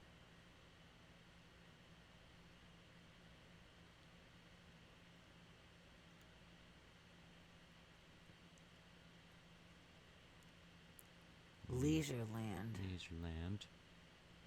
I mean, any Japanese one sounds super fun to me. Yeah. Let's So do we didn't Leisureland. let's Let's do see how Leisureland. leisurely it was.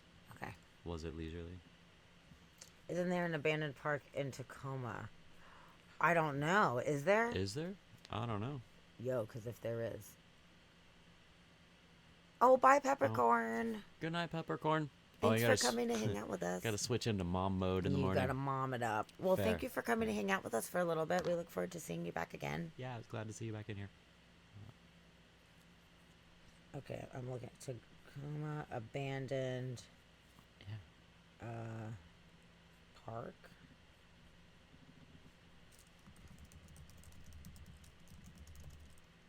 Abandoned Never Land at Point Defiance Park. Oh, what? Oh, yeah, Never Land. Yo, I'm glad you brought that up. I'm gonna check that out. Yeah. After I would love after to we go. cover Leisureland, we're gonna Google it. We're gonna see. Yeah, we'll pull That's that up. awesome. Okay. We might have field trip. Yeah, Kirby for sure. You can totally come. That would be so fun. Yeah, absolutely. And we'll tell Steve. Hook him Yeah. over. Okay, so this place is in Japan.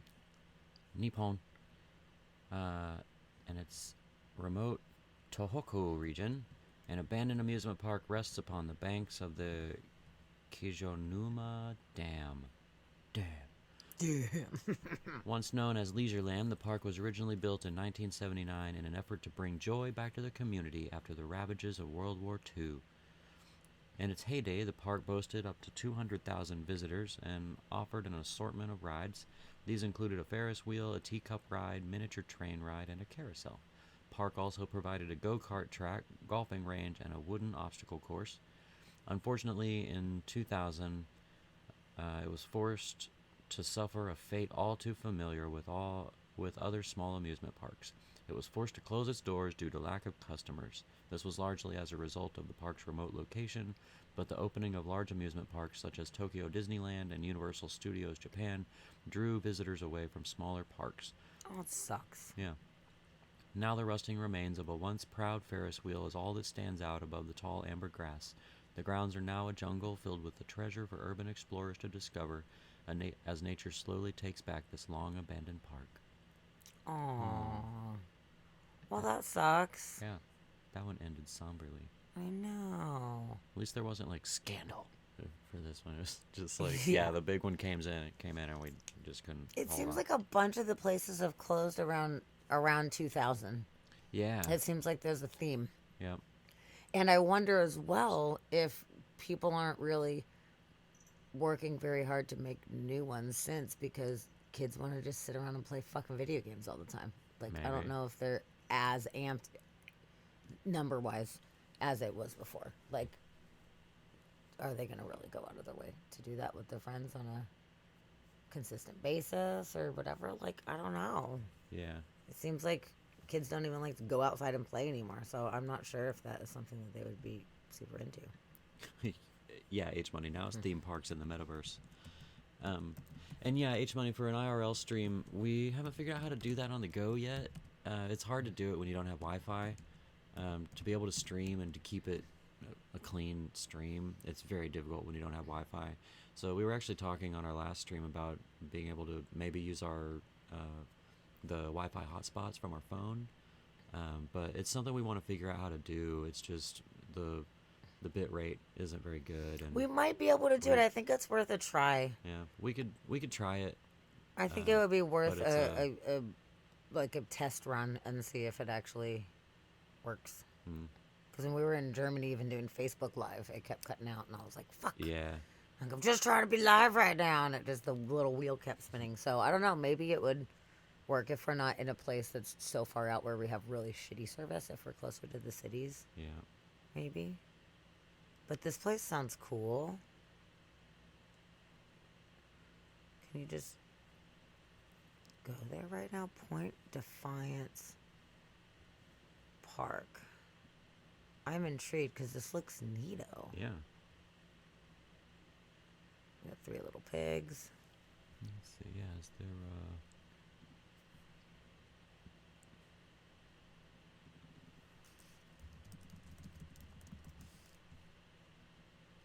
Because some of these places, they try to keep you out, but like, you just walk up in there. That sounds awesome. Mm-hmm. Oh, the reception at Point Defiance is awful last time we were there. Shit. Well, we are starting a travel show, me and Dusty over here, and we're going to be covering different places. So maybe we'll just go take video and then edit it down. Be kind of cool. I mean, we're Yeah, planning on doing that's like true. full episodes that. on full like cities. We are avid travelers, so we got a lot of places to cover, but I think it would be fun too to do like, hey, check out this random place. Here's a little history on it. Edit it later, and then we could always play it. The majority of Never Never Land statue collection was in storage in the basement of the Point Defiance Pagoda when an arsonist set it ablaze on April 15th, 2011. Those dicks. Psh, Shut up. dicks. That's fucking horrible. Way to ruin the fun for everyone. That's awesome. Thank you for offering to help, Sarah. I really appreciate that. Oh yeah, that's awesome. Yeah, we might have to ask you for some advice on that actually. Yes. While we're learning. Might be Yeah, good. because we got a lot to learn, and you know what you're doing, so that would help us greatly Yeah. in being able to know how to use all the like tricks and tools and stuff. So yeah, this is Oh, it looks like, so this says Never Never Land may not be lost forever. Father and son duo Dave and Brandon Mitchell dream of bringing Never Never Land back to life and have been hard at work since 2019 to make this dream come true. no way. Yeah. Oh, yeah, those guys. It says they've spoken with Metro Parks Tacoma in hope of reopening in its original Point Defiance spot. However, Metro Parks has denied them permission to use any Metro Parks space as reopening Never Never Land does not fit into their 20-year plan. Oh, Dicks. sorry, it's not cool enough for So, you. They are currently searching for another park space to host the nostalgic family attraction. There's a discussion forum on their website where community can post their suggestions as well as their own fond memories of the original Never Never Land. Okay. Interesting. Yeah, I was looking to see if it said if you could just go. Like, can you walk up in there, or is it like you have to sneak in type of thing? Because that's the thing with a lot of the urban exploration stuff is a lot of it is trespassing, and cops can be called. But with these places, they're so large that a lot of times you can just walk in. I'm also in some urban X groups on Facebook too. I can throw it out there. Be like, does anybody know about this? Yeah. Because that would be helpful. Well, that video's from 2021. Okay, so maybe so. Yeah, okay. Let me just real quick, I'll pop it on. Yeah, we can zoom. Zoom forward through it. Look at the dinosaur logo. That's good. Yeah, I'm gonna calm that music down because they're gonna flag us on fucking Twitch for it. Like sections with storybook themes, like right here would be something, probably. Maybe back there. I don't know why they got rid of it. It was pretty neat. That's so cool. Wait, I'll have to check it out. Okay, let's see what this guy says. What is this? So as I was walking down from the little stream, I turned around and there was this foundation for like a stage. I guess it's just what's left, I guess. It's crazy, look.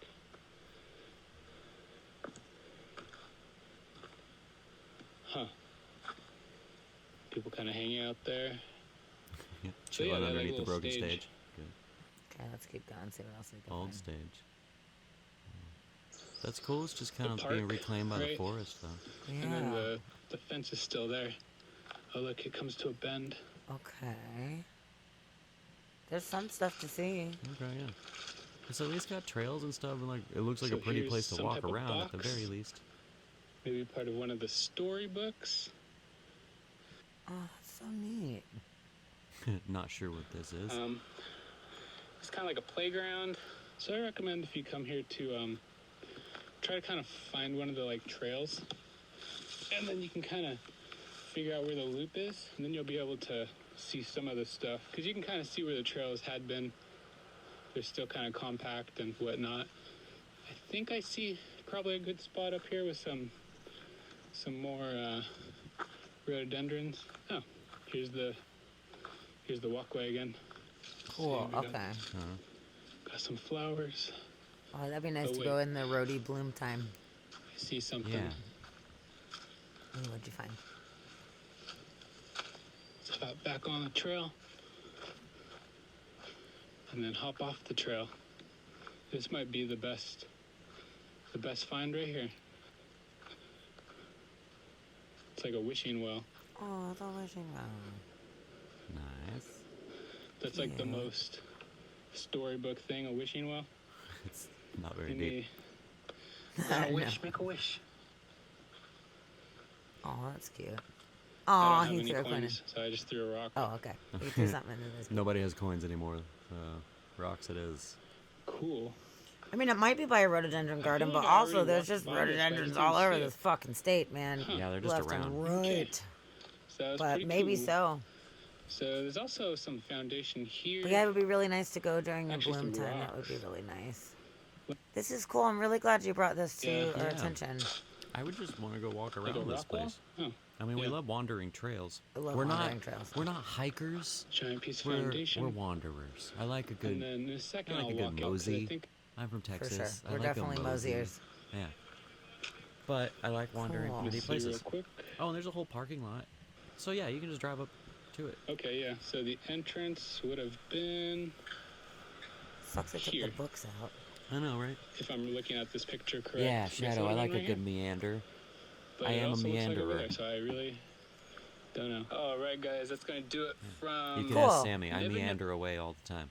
Oh yeah, we're very meandery. Yeah. It's like life's a journey, not a destination. That's how we Yeah. journey around the forest. Yeah. Because I want to look at every rock, and I want to look at every like flower, and if there's a cool bug or creature, I want to look at that. I want to look for all the mushrooms. I want to like enjoy the whole experience. I'm not trying to zoom a loom to get to some goal at the end. Like I just want to like enjoy the whole thing. It's great. Yeah. So people that are like, we're gonna hike up this mountain, we have a goal, we have to hike up this mountain, we got to keep going. I'm like, I'm not gonna hike with you.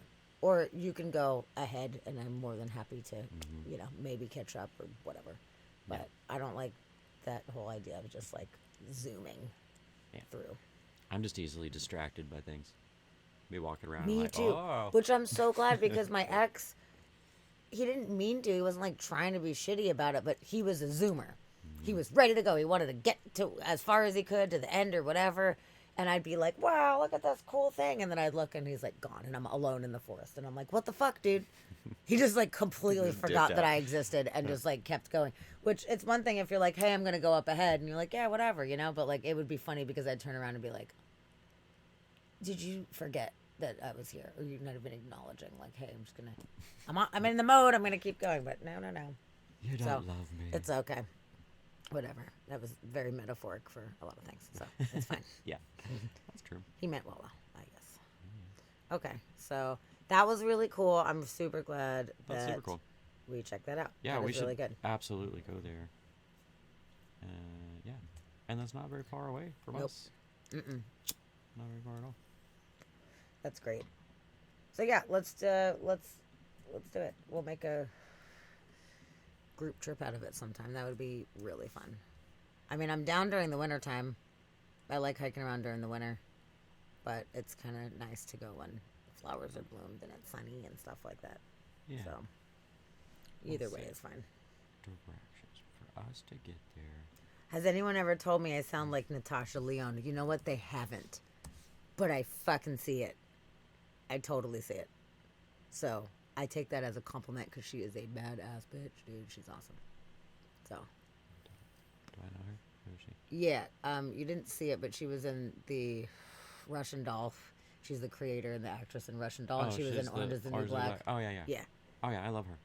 Yeah, I never she's know got her that. name, but I She's love got her. that like East Coast kind of gruff. I've been smoking for 1,000 years accent too. Like I think we would be buds if we met each other. Like, Yeah, probably. hang out, be great. Yeah, she was back in the day. She was the main person in the slums of Beverly Hills or whatever.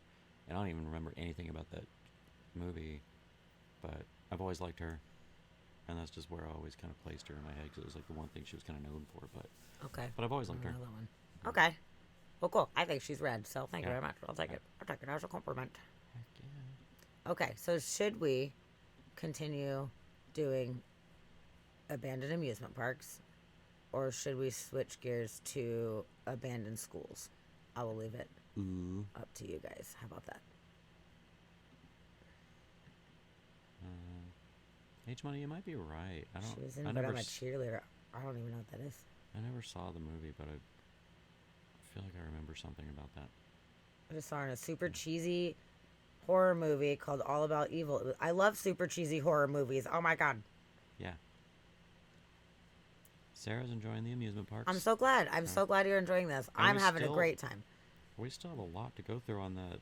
Okay. Honestly, I mean, we could just make this episode about, This could just be and then we amusement could do parks. schools next time or whatever. Yeah, like, do- I don't know. I'm kind of enjoying the idea of doing a series, Yeah. but if it gets like old and Yeah, if you it know gets boring, we boring to can move people, on. then we can totally do some other theme to mix it up or whatever. But I'm liking it. There's so many abandoned places out there that I think Yeah. it's like super fun. Yeah, we quickly found out how many abandoned places there were when we started doing research for this episode. Yeah, we're like, 'cause oh shit, it's this like, is oh awesome. man, like this is not a single episode thing. Like this is a series that we can do. But yeah. Funtown Mountain. That sounds exciting. That sounds fun. Funtown, Sounds Funtown like- Mountain. You It want to do sounds like Funtown Mountain? Funtown. Yeah, it sounds like Funtown. Funtown, Kentucky. Oh. Funtown Mountain. That's how you gotta say it. Funtown Mountain. Cave City, Kentucky to Funtown Mountain. Mountain. Mountain. Mountain. Funtown Mountain. Oh, it's I'm a- really good at this southern accents. I'm super good at it. Super good. Funtown Mountain is across the street from the dinosaur world, near Mammoth Cave. No way. I love that phrase. Oh, the That Mammoth whole- Cave system where the Oh, yeah. goblins, the Kentucky goblins come out of, and all the aliens and everything. Yep. That's interesting. Right there. We're right So over. maybe there is some creepy Ooh. alien-y stuff. I don't know. If anybody has not seen... It says it has a strange and tumultuous past. Okay. So let's Why see. is it not pulling up the photo thing that I did before? Maybe if I just click on it. There we go. Okay. Now we're talking. Okay, what's its strange and tumultuous past? Okay. It says Funtown Mountain, originally called Guntown Mountain. Of 'Cause course. Kentucky. The park opened in 1969. Oh, look. Hold on. They obviously changed the G to an F. That's funny.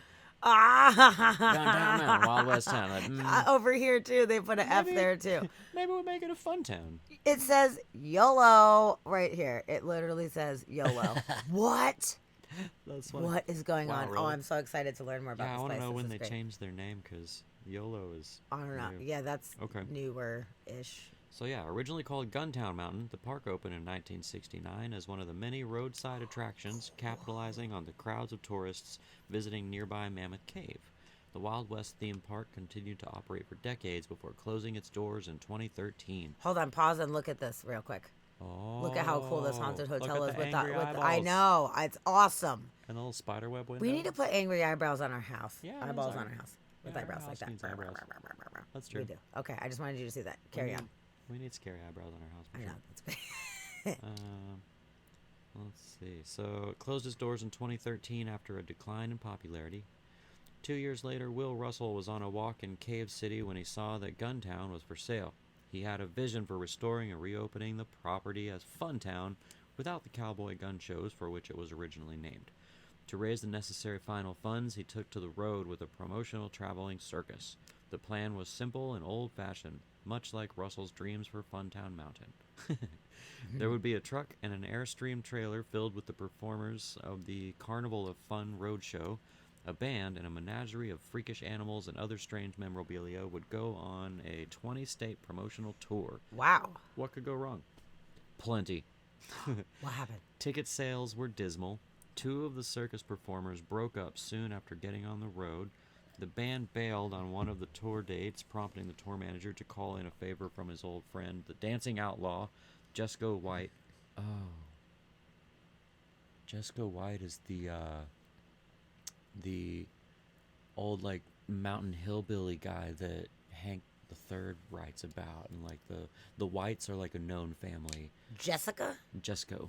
Oh, Jesco. Jessica like, there's White. a dude named Jessica. And the dance that he did, and he invented, it was either him or his father that he invented, was like, they were the only ones who did this dance, and like it was known, but it was like backcountry, and that whole family is known for just like being druggy, crazy, like always in trouble with the law family. There's actually a documentary about him. Really? The Whites. Yeah, interesting.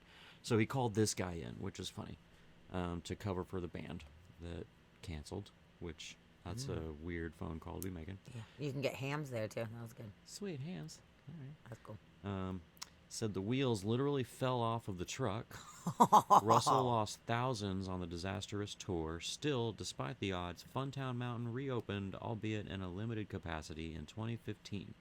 Its grand awesoming was a modest but fun carnival event held at the base of the defunct chairlift, which had been deemed unsafe by the inspectors. However, the doomed park didn't even last a year. Riddled with controversy, it closed its doors for good that September.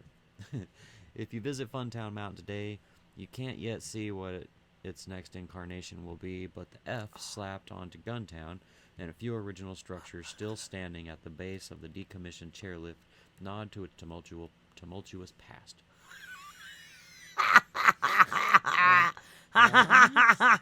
What is this guy? I love him. He's a headless fox Yeah, or something. It is. It's And like a then headless fox. there's this guy That's fun. that looks like too. Fozzie Bear had a bad day or something. Yeah, as a couch. Okay. Yeah, there's one of those. Interesting. Weird. Okay. Okay. It Wow, they says- tried to make it work. Sounds like.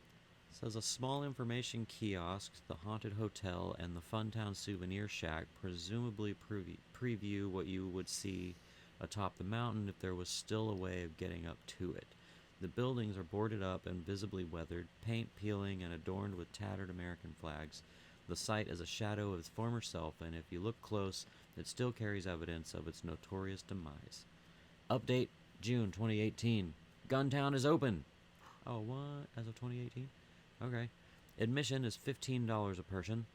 Staff drive you to the top of the hill where there are can-can stunt shows and gunfight shows. You can still see the decommissioned chairlift and a pile of rusting chairlift cars.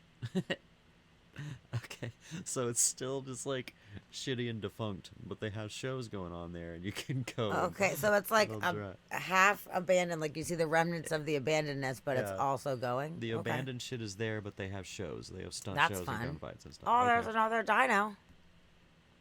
Okay. That's fun. Fun. Yeah. Okay. Good. I mean, how fun is Funtown though? Like, what kind of stuff do they have going on? Is it worth it? I wonder. I don't know, man. It doesn't look super fun. It says all there are decommissioned chairlifts and a pile of rusting chairlift cars, and then they have can-can shows, stunt shows, and gunfights. Wow. Okay. Yeah. So not so good. Nope. Okay. Bummer. Yeah, that's Okay. Interesting. Guntown, aka Funtown. Yeah, here's the chairlifts. Yeah, there you go. Yep. Okay. Good. Oh shit. Oops. Ooh. I exited out of that side. Oh yeah, it might be a Tasmanian devil. This I don't know what that was, but that maybe? could be. You never know. Yeah, maybe. Oh, this one looks fun. Look at that. It's a gingerbread thing. Sky Park at Santa's Village. Okay. That looks pretty fun. Let's learn about Sky Park. Oh, there's Canadian World in Canadian Japan. World. I like that the picture for Canadian World is just like a house. Yeah. Welcome to Canadian World. Like, Yeah. the most boring world you could ever go. Oh, it's a replica of Prince Edward's Island in Japan. Oh. Okay. Okay. No, this one looks cute though. Let's find out what's up this with elves and elves. Elves. It's got elms. Okay. Oh, was it the one you talked? Okay, after this we'll go to 14. Okay, deal. Okay, Santa's Village. Opened in 1955, 6 weeks before Disneyland, near the mountain resort of Lake Arrowhead. For years, it thrived as a year-round destination for families, with horse-drawn coach rides, a monorail, free-roaming reindeer, and tours of Santa's house and workshop. They had free-roaming reindeer just wandering around What? California? Okay. Hey, Eli, welcome. Oh, hi, Eli. Hello, hello. Glad you are here. Let's see. We're just looking at abandoned amusement parks. Abandoned amusement parks. Always fun. This one had free-roaming reindeer. It's fucking weird. Bankruptcy, a destructive 2003 wildfire, and its misguided use as a logging site all eventually contributed to its demise, and the property sat abandoned for years. Aw. It was used as a logging site? It's an amusement park. How are you going to do that? New owners took over in 2016 and added mountain biking trails to the 230-acre property. As locals themselves, they opted to keep the Christmas Village layout when they realized how it triggered treasured childhood memories for many Southern Californians. Now it's known as Sky Park at Santa's Village, a one-of-a-kind business model that combines kids' activities like pedal cars and mini train rides with an outdoor adventure theme that includes axe throwing, fly fishing, and ziplining. Giant candy cane street lamps and gingerbread houses line the main thoroughfare, and it's not unusual to see cyclists changing a tire on an AstroTurf beneath a giant Christmas tree as stroller-pushing parents stream by on their way to the Magic Tree Bouldering Room or the Silver Bells skating rink. Okay. It's a church? Weird, yeah. Okay. One of those. Okay. Let's see. Old amusement park rides from the park's earlier days are scattered on either side of the bike trails, and there is a figure-8 hiking trail that runs through the park. Joyful shouts from exhilarated bikers can be heard. Exhilarated bikers. Yeah. Oh, this is cute though. This is really cute. Yeah, that's fun. neat that you can actually see it. It says that the food options reflect the park's wide-ranging customer base, ranging from burgers, pit barbecue plates, and craft brews to hot chocolate, ginger doodles, and ice cream. Well, they have food there, Ooh, too. Alice in Wonderland, through the looking glass, there's the white rabbit. Oh, cool. That's cool. Yeah, so it seems like they recommissioned some of it. They left all the abandoned stuff and then just have recommissioned some of it and made it a park. So it's not like an amusement park anymore. It's just a themed park area that you can wander through. And that's fun. Well, that's cool. Yeah. Yeah, they upped the game in some of the spots. Yeah. We got zip lining. Yeah. There's there's furries. Sweet. Cool. Cosplay and furries. Oh, this is cute. Oh, I like that they've revived some of it, and we're like, Yeah. well, we don't have to tear it down. Oh my god, cute! Yeah, that's pretty fun. Look at the little mushrooms. It's a bakery. It's a gingerbread bakery. Oh, I love where they have gingerbread. the best ginger doodles. I fucking love gingerbread so they say. much. I gotta go back to Leavenworth and get the fucking gingerbread from Leavenworth. Yeah. God damn, that was some of the best gingerbread. It's probably the best gingerbread I've ever had. And I've had gingerbread from Czech Republic and Germany. Yep. And it was Leavenworth. the best. At Leavenworth, They know man, what they're they doing. did not fuck around. Now that I know, I'm gonna buy more when I get there. We got a couple, and now I'm gonna get a lot of it. Yeah. Because the gingerbread cookies, man, they were just so fucking fantastic. I had a gingerbread making party, or gingerbread house making party for my birthday this year. Yeah. That was really fun. I thought it was fun. Dusty didn't think it was this fun. But I thought it was really fun. The party was fun. The decorating of the gingerbread houses it's not my medium.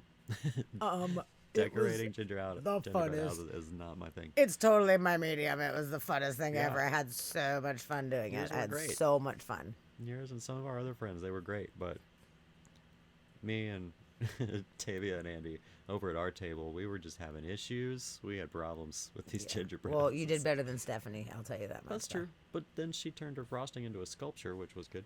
Yes. Oh, you should definitely go to Leavenworth. It's totally worth a journey. It's super cute, and especially during the summertime, it's nice. You have more daytime out there. It's just really, really cute. But people say in the winter that it's really awesome. But I don't know. Getting over the pass and doing all of that in the wintertime is not the most comfy thing. I have a Mini Cooper. It's not the best idea. Yeah, some of ever.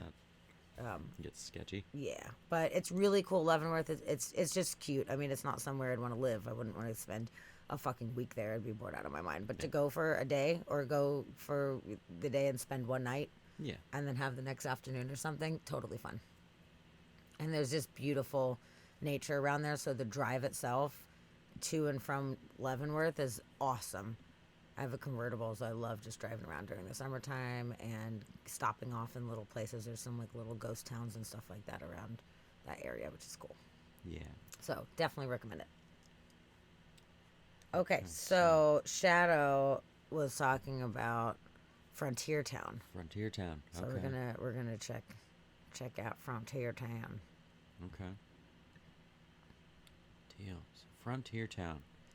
Started in 1952. Frontier Town was a theme Wait, park. it says established 1849. Is it a lie? It's a lie. Oh, Definitely they lied. Okay, carry on. It was a theme park built for kids and for their folks who used to be kids. Turns out. For more than 4 decades, with trick riders, bucking broncs, horses and buggies, and stagecoach bandits, this rural entertainment destination in New York's Adirondack Mountains scratched their cowboy itch. Founded by Arthur Benson, an enterprising phone technician from Staten Island, the park had a pioneer village with lots of calico dresses and butter churning, Prairie Junction, modeled after a Wild West Main Street, an Indian village, a rodeo arena, and even a narrow-gauge railroad. It drew steady crowds to the decidedly unwestern part of the world, that is the Adirondack Mountains, until a combination of factors led to financial troubles in the mid-1980s, including a waning interest in westerns and easier access to bigger and grander theme parks in sunnier climates. After a couple of dark years, the park rebounded, refinanced, and eventually reopened, managing to stay in business until 1998, but by then the crowds had thinned to a trickle. Frontier Town shut down for good, with the property eventually taken over by the county for unpaid taxes. Ooh. For many years it sat dormant, overgrown, and rotting under the burden of almost 20 years of decline and neglect. Aside from a few enterprising explorers, there were no visitors to the site for many years. Eventually, New York State purchased the site, and Governor Andrew Cuomo proposed to redevelop the rotting theme park into a gateway to the Adirondacks. The first camping reservations opened in fall of 2018, and since then the site has remained a state-run park featuring campsites, picnicking areas, and trails for biking and equestrian use. Some of the trails stray through the original theme park's remains, which are technically off-limits to the public, though that doesn't stop many from exploring all the same. There's no telling how much longer the remains of the theme park will stay standing, but for now the spirit of Arthur Benson's park lives on. That's pretty neat. So you can make reservations and camp there. They turn it into a campground. That's fun. Cool. Okay. Well, that's fun. That doesn't look very Western. No, but it looks old school. It does. Okay, cool. That's pretty neat. Yeah. Oh, I might have to check out that gingerbread video later. That's really cool. Oh, sweet. Gingerbread history video. Yeah. That sounds so fun. Okay, cool. So, that was a good one. What else we got? Oh. There's the Rockahula Water Park. Number 20. Looks like it might be fun. Rose Island. Ruined pieces of stone and a swimming pool are all that remained of an amusement park swept away by a flood. Ooh, ouch. Oh, look, Hobbiton. Hobbiton. Ooh, Crumbling Wizard is one of the final reminders of a roadside Middle Earth. Ooh. What's Cool. that all about? Yeah, you're welcome, Shadow. No problem. That's cool. Yeah, that's super cool. Oh my god, cool. Fun. What? A, how have I never heard about this? B, why does it not exist anymore? I need to know, because this sounds so cool. I don't know. Let's see. Located near the Avenue of the Giants in Northern California, there was once a short nature walk that took visitors through the story of J.R.R. Tolkien's The Hobbit via crude cement tableaus of key scenes and characters, but today all that remains of the attraction are a sparse bit of faded ruins. Erected sometime in the mid-70s, Hobbiton, USA was attempted to grab onto then ascendant popularity of Tolkien's fantasy novels. Their half-mile nature walk led visitors through the story of Bilbo Baggins, illustrating such scenes as Gandalf arriving to enlist Bilbo's help, Bilbo's encounter with the spiders of Mirkwood, and the climactic battle with the dragon Smaug. Far from the litigious scrutiny that would have been brought down on the attraction today, the scenes presented the characters in lovingly ballpark cement sculptures that left characters such as Gollum and Aragorn almost unrecognizable. However, each little diorama had a voice box that would narrate the details of the scene with the push of a button. Well, that's fun. Dude, that's so neat. Yeah. I can't believe that it does not exist right now. That is super sad. Yeah. Especially when the movies came out and shit got big, someone should have been like, okay, check it out. We need to redo this better. Because you know how many people would go to a Lord of the Rings themed park if they made it super cool? Yeah. I would go. That would be awesome. It says, while a number of attractions in this section of the Redwoods still attract passing visitors, Hobbiton, USA seems to have closed down sometime around 2009. However, according to reports, Gandalf can still be seen standing out front of Bilbo's round hobbit hole door in the first diorama, overgrown and fading, but still holding a bit of homegrown magic. Aww. Update, August 3rd, 2021. The Gandalf statue in front of Bilbo's hobbit hole has been vandalized. No. Use caution when visiting due to an aggressive territorial dog on the property above Hobbiton. That sucks. Oh, really? So we got an angry dog up there, so watch out. If you go, Bummer. watch for dog. Okay. Cool. That was neat. Hobbiton. Yeah. And you said Rockahula sounds good? Yeah, it just looks fun. Water park in the desert. I didn't even look at the thing. I just saw that description. But Well, let's figure it out together. That'll be fun. yeah, learning. Okay, it started as a fun vacation spot for a local businessman and his family. The collection of pools and slides that would come to be known as the Rockahula Water Park provided a carnival oasis in the middle of the desert until shutting down and leaving behind sun-faded ruins that speak to the folly of such an ironic enterprise.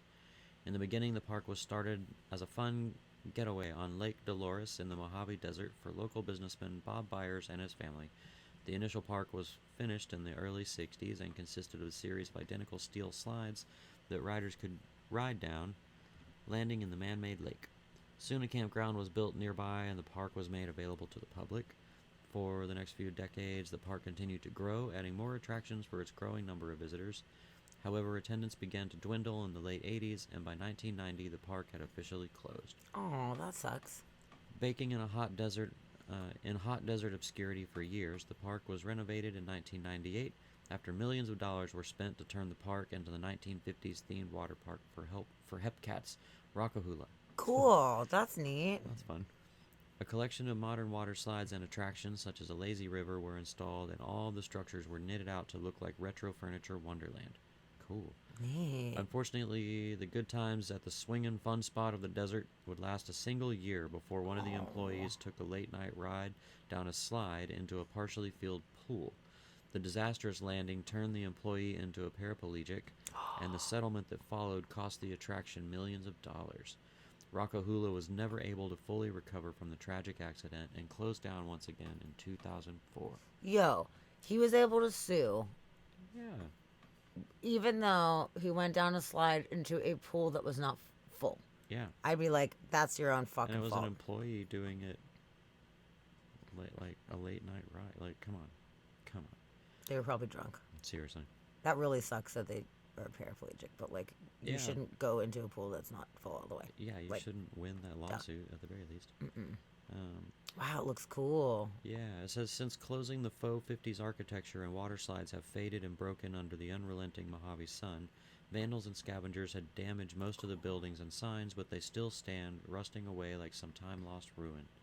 Visitors and passerby could be forgiven for asking who thought it would be a good idea to put a water park in the desert in the first place. Yeah. I mean, it's misuse of water, which is not good. But I also do see for people that are in the desert where it's super hot, it's a nice thing to be able to have a place to go in the water and cool down and enjoy yourself. Yeah. But I do recognize that, especially now, it's a little different. There's been such an extreme drought. Now it's just irresponsible to do that. But in the 90s, it wasn't, things were not as bad as it is now.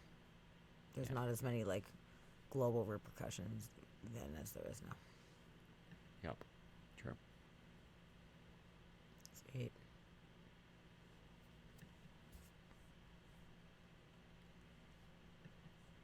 Yeah, that whole lazy river, I mean, that was a lot of water. Yeah, right? Goodness gracious. Wow, that's great. Cool. That's really good. That's super cool. Wow, and that one. Yeah. Wow. Yeah, both of those are awesome. That would be really neat to go check it out. Not in the summertime, though. Jesus. No way. Mm-mm.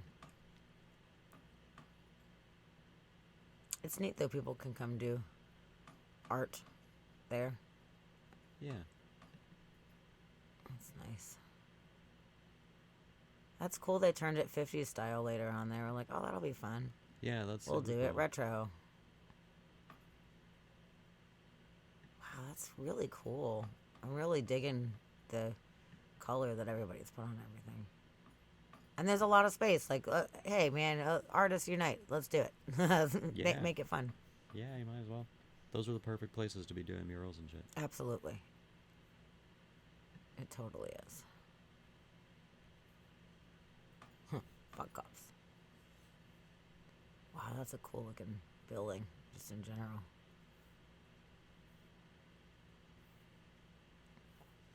Wow, that's a big tag. Yeah. This is neat. Yeah, what a cool spot.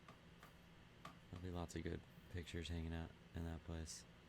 Oh, definitely. Oh man, too bad that sign is broken because I can tell that was a good sign. Yeah. Some people, hooligans with shenanigans. Yeah. Breaking shit. Don't break the cool shit, though. Break the dumb shit. Yeah.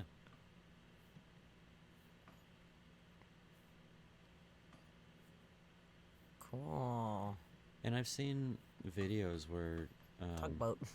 they'll go and make skate videos at some of these parks like this, and like skate the slides and like the pools and stuff that are empty. They'll go in there and skate around these lands, which seems like an awesome place to Oh, go and make, totally. Absolutely. a kick-ass skate park. Like, it's great. Absolutely. Just got to clear the debris and stuff like that out of the way, but absolutely, that Yeah, would be bring a a great big spot to broom do and it. sweep off a bunch of that cement. You got a whole Yeah. Might take an hour or something like that just to clear it, but then you're like good to go. Yeah. But if you got, 3 or 4 friends with you. Seaweed. Oh, nice. Oh, yeah, roller the roller skating. skates. Cool. That's a great place to go roller Yes, I will roller skate the shit out of that place. skating. Yeah. Not in see the that summer. being fun. Just a disclaimer, not in the summer. Mojave, man, that's like the hottest place I've ever been in my life. It's very hot. It'll do that. It'll do that to you. Spumoni. Somebody's tag is Spumoni. I love it. Spumoni. That's I funny. like that. Cute. Yeah, I like seeing people's art, and I'm not a big fan of just like people just tagging their name, especially over people's art. I have like serious opinions about that, but it is kind of fun seeing people's little tag names, Yeah. especially if they're trying to make it artistic in any way, shape, or form. Yeah, Like do something try a cool. little bit. Like that is not awesome. Yeah. That's not stupid. awesome. In my opinion, meh. Yeah, that's stupid. Make it something good. Make it Look at the something one good. up on the roof up there. That's good. Dude, that's good. That's good. Oh, wait, this one. Penis. Yeah. I think our friend Charlie went there. Seriously. This is cool. This is a very cool spot. Yeah. It looks like a giant space. It is. A lot of things going on at this one. 66. Is it an office chair? Okay, yeah. This is my office. What? I work from here now. Restrooms. That's a good sign. Yeah, Sarah, we got the penis in. You got the penis in. You always have to Good. have at least one penis reference. Actually, we said the rocket looked like a dick. We had Oh, some. yeah. We had some dick rocket jokes, so now we're going on number 2. True. I think Sarah was the one that said that. You know what? We should make a counter. You know how like Roxy drops a pic counter? Like we should do counters about how many times that penises come up in our fucking show. Yeah. Cool. That was a great one. That That was was good. really fun. Yeah. I Really enjoyed that fun. greatly. Yeah. Yeah, that was cool. I want to go there. Yeah. And where is it at specifically? Um, I know Mojave, but like, do we know where it's at? This one was Newberry Springs, California. Newberry Springs. Let's look it up on the map. Yeah. Newberry Springs.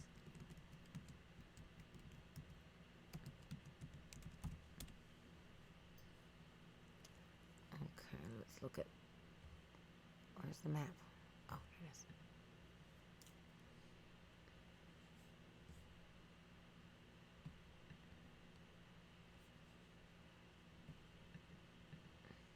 Okay, it's right off Route 66. Oh, it's near Barstow. Or somewhere on the edge of Barstow. When the trucks begin to take hold. Oh yeah. Yeah.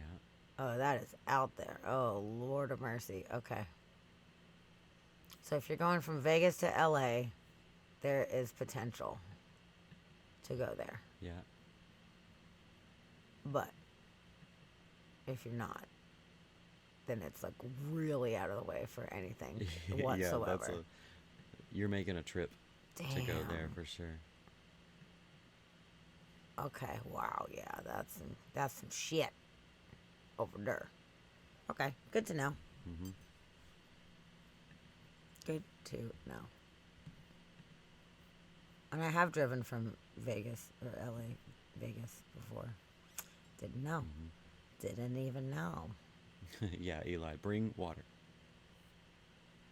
Oh, Sarah's- definitely all the water. You're so right. Sarah's going to bed.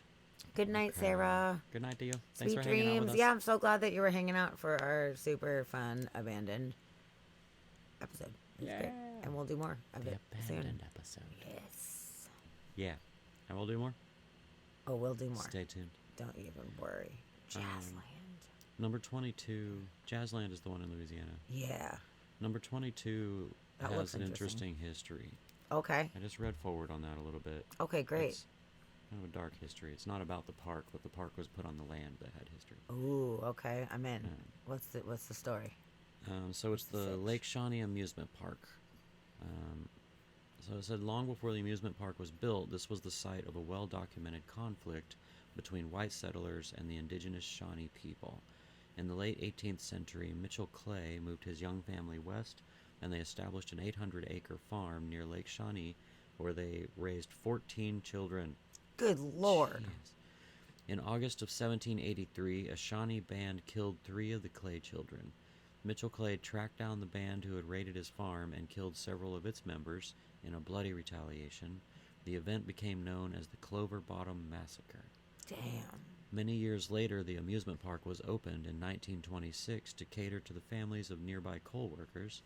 After the death of 2 children on the park grounds, the fun fair closed in 1966, leaving behind many of its rickety wood and steel rides. The rusting Ferris wheel and children's swing stand like dead trees among the unkempt wildlife. The grounds have changed hands over the years, but the land remains abandoned while the overgrown rides accumulate stories of hauntings and vengeful ghosts. Ooh, interesting. And it says visiting the park is by appointment only, so you have to call and schedule a tour before you go. Haunted tours of the park are usually held on or around Halloween. The tour does require a good bit of walking, and usually through high and often damp or wet grass. A fee is charged to participate. The park is located along Route 19 or 16 in the northwest corner of its intersection. Blah, blah, blah, blah, blah, blah. Real quick, I want to make a note on this photo here from what you're talking about. They did put a marker.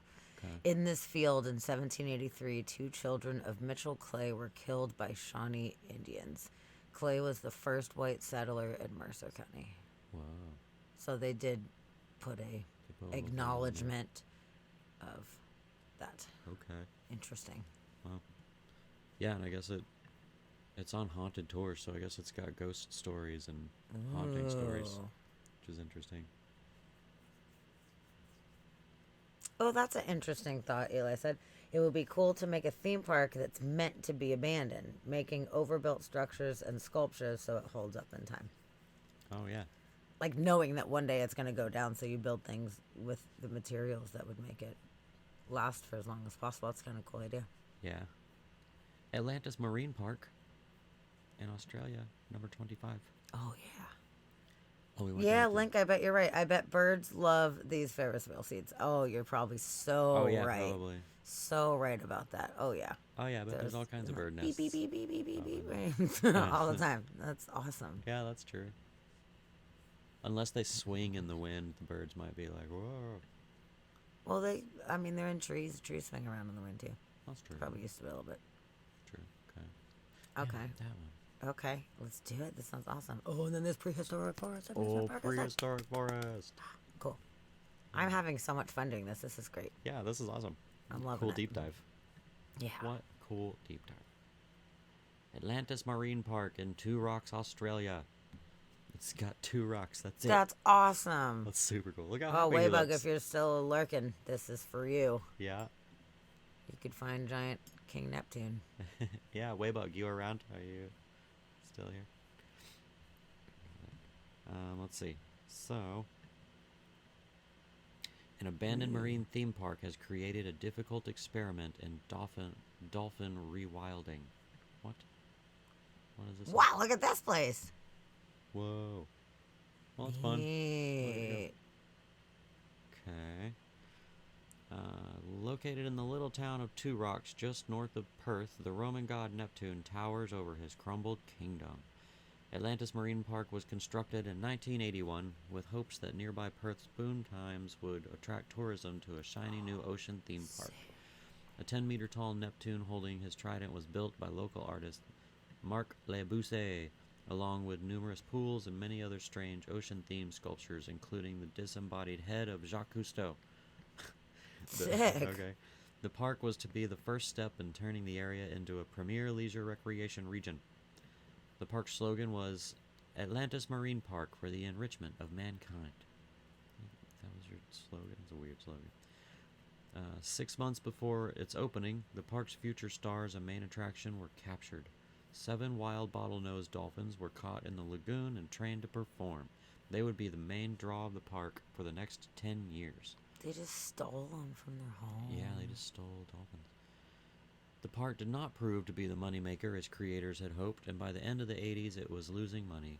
The initial set of wild dolphins grew to 9 in 1988, when 3 dolphins were born in captivity.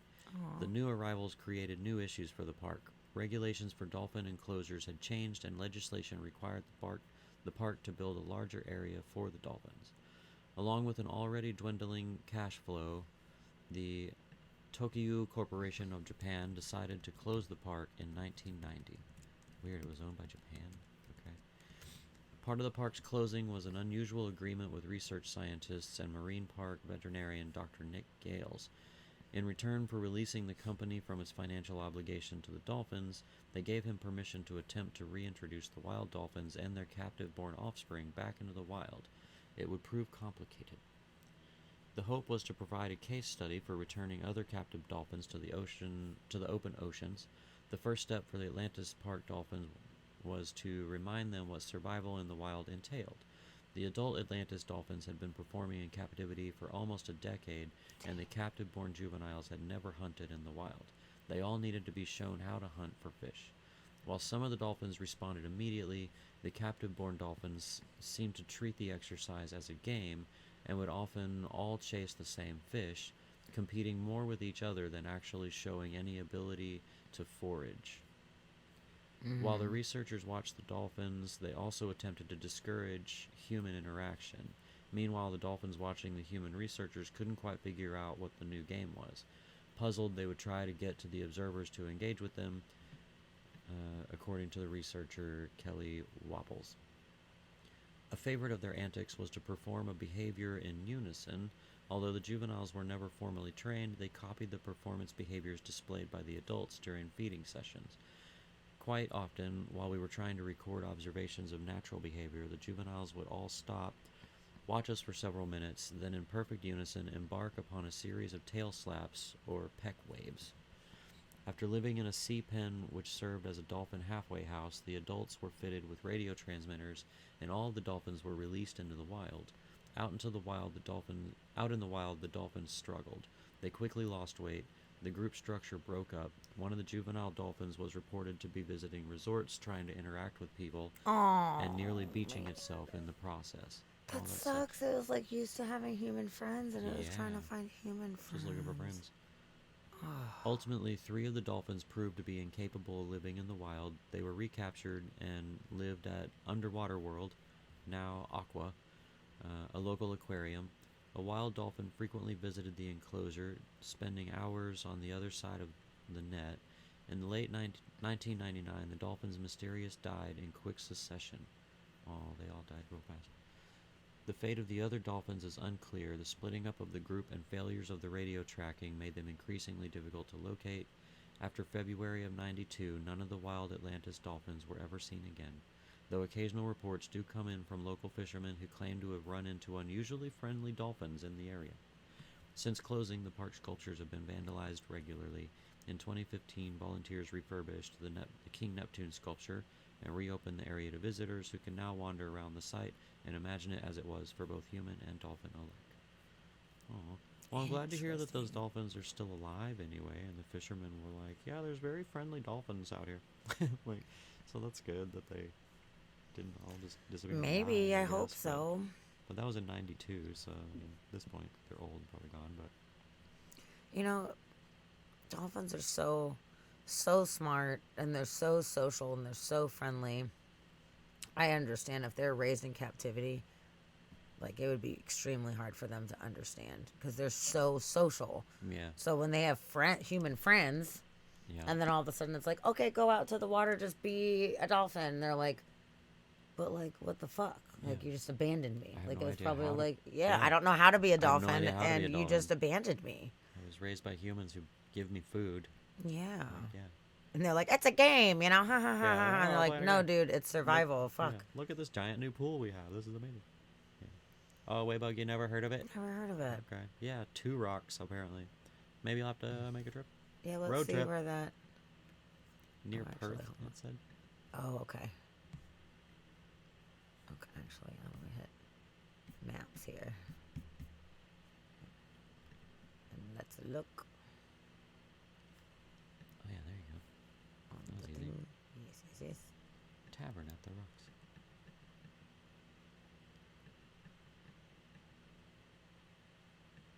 Okay. Okay, so this is super far from where Waybug was. Yeah, that's way far. Yeah. Okay, yeah. So. Long road trip. Super far. super far. Because if I remember correctly, you're Melbourne area. I believe. Yeah, right. Melbourne, right? That's what I was thinking too. That's what I had in my head. Yeah, was Melbourne. I was thinking in this region, or at least in the Victoria area. That's what I thought. But yeah, it's not close. Nope. That's for sure. But hey, if you ever end up on that side, that might be kind of cool. So go check it out. Okay. So the prehistoric forest amusement park, Oh my god, I'm so stoked. and then after that is the Spree Park, which was the cocaine park. So, and then we're done with this list. That's a good list. That is a really good list. I know. I'm so glad I found this. I was like, this Yeah. is a really fantastic list. That's good. Okay, let's do it. Prehistoric amusement park Okay. in Michigan. Michigan. Oh no, you're in Adelaide. Oh. Oh, okay.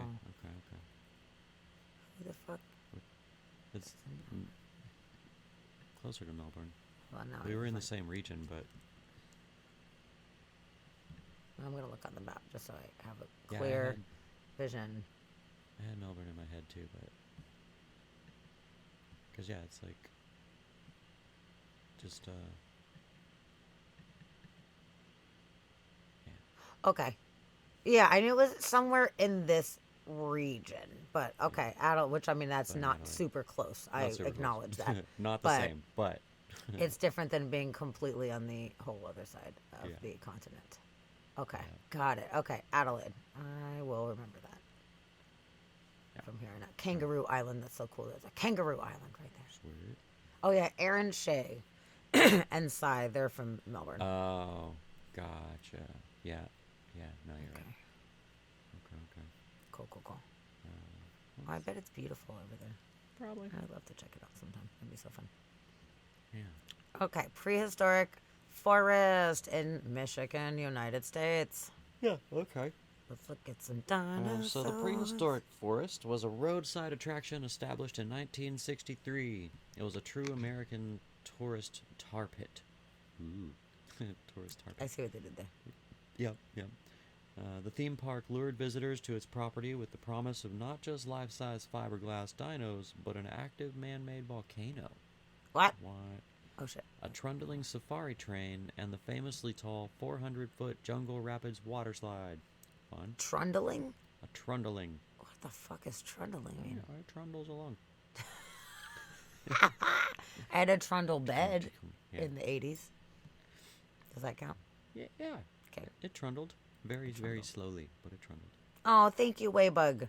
That's awesome. We might legitimately take you up on that at some point. I mean, you know how we roll. We Yeah. travel like a motherfucker, so I mean, Yeah, Australia's on the list too. We it's on the absolutely wanna list. get We might pop up. there. Yeah, I've been wanting to go there for my whole life, basically. Oh, it'd be amazing. It's just so hard for us to get there. It's just long. It's so long, fucking long, and Long expensive. and pricey, yeah. But hey, if it'll happen at we some got a point. buddy to stay with, that would be super duper cool. Yeah, that's fun. And then we can rent a Awesome. car and go drive around and go do a bunch of shit. That'd be great. Yeah. And do you have penguins there?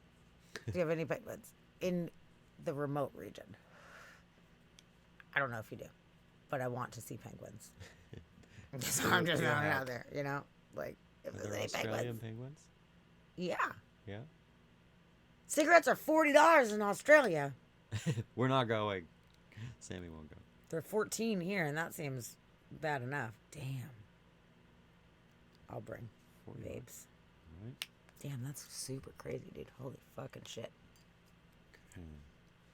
So this says, a stroll through the park transported visitors back to the past. 15 sculpted dinosaurs coexisted beside cavemen, lavish waterfalls, interactive fossil digging pits, and more. Cool. Sweet, fossil digging pits. And then the park itself became a thing of the past. Prehistoric forests, like so many roadside attractions, fell victim to the interstates that rerouted traffic between major cities. Business dipped way down in the 1980s, and the park limped along until closing in 2002. The park now lies abandoned just a 5-hour drive from the still open Dinosaur Gardens. There's Dinosaur This Gardens. guy died. Oh, he fell over. Oh, no, that's so sad. He's just napping. He's taking a nap. Yeah, he's sleeping. Wow, it's a 5-hour drive from the Dinosaur Gardens, which is still open. 5-hour drive? Yep, just a 5-hour drive. Okay. That's not close. Not really. No. Time and the elements continue to erode the dinosaurs and cavemen, but vandals have played a larger role in their destruction. Fucking dicks. In the 80s, while the park was still operating, 3 of the statues disappeared and later turned up in front of a local high school. No way. Awesome. Awesome. They stole the dinosaurs and put them at their school. Similarly, a few statues ended up on the roof of a high school in 2010. Security cameras now watch over the few remaining prehistoric creatures. Update, December 2018. At this time, the waterfall and cavern are experiencing structural issues, and demolition has been requested. The owner of the property wishes to revitalize the park, but has been vague on projected timeframes, and project scope. Update, June 2019. An interview with the landowner states he still plans to revitalize the park and open it to the public, but no concrete plans or dates have been set. Cool. Update, spring 2021. One of the owners stated that they were working out the details to reopen this park. Okay. So they're trying something. Huh? That is so cool. I'm glad they want to reopen it. Yeah, they're trying. Oh my god, look at this guy's face. He is fun. That is a happy dinosaur. Oh my god. I love it. Yeah, he's good. That does not look like a real dinosaur, but I really he's got love it. horns on his head. It's like a devil dinosaur. Taxes on smokes and alcohol is very high. Yes, we do have fairy penguins, but more at Port Phillip Bay in Victoria. Okay. That is within a drivable distance. It might be a little bit of a journey, but I would... We can get there. Fairy... What the fuck is the fairy penguin? That sounds like the cutest penguin in the world. Are they friends with the fairy armadillos? Because they should be. Oh my god. Oh my god. Oh my god. They're cute and little and adorable. They're blue? And they're blue. Get out of here. What? I'm coming. I'll be there tomorrow. Well, you got blue penguins? We're on our way. Fucking blue penguins. Why did I not ever know? Oh my god. I never knew about a blue penguin. Where is the place where they had the fucking Penguin Town? Was that this place? Penguin Town. No, that may have been New Zealand or something. I don't remember. I thought it was Australia. Oh my god, they're so fucking cute. Look at their goddamn sweaters. Okay. I'm coming. Can I hug one? That's what I really need to know. Like, can I befriend it? If I have a lot of fish, could I lure it into my arms? Oh, it was filmed. It's in South Africa. South Africa. It's a suburb of Cape Town. Okay. Oh, that's right. Okay. Oh my god. Well, I love them. Yeah. Undyingly. Now, I feel like that might be my favorite kind of penguin. I didn't that's even know. a- And it's called a blue fairy penguin. Blue Get fairy out of here. Look at that fluffy little baby one. Oh He doesn't my god. It's so blue. It's so blue. Thank you for telling us Yeah. about them. I did not See, know. I had a feeling there's got to be some penguins. It's gotta be penguins. It's got to be penguins. Oh my god, even the stuffed animal is super blue. Love it. I love it. I love it. I love it. Okay, good to know. Well, wait, keep scrolling. Look how blue those next ones are. Wow. Those guys. Oh, weird. That's fun. I did not even know. Okay. Port Phillip. I'm just gonna check that out. Won't fit it.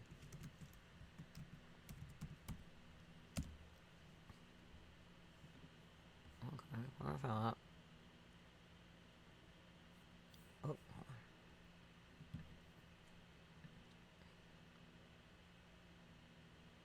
Gots to know. Oh, okay. There we go. It is. Looks close to Melbourne. Okay.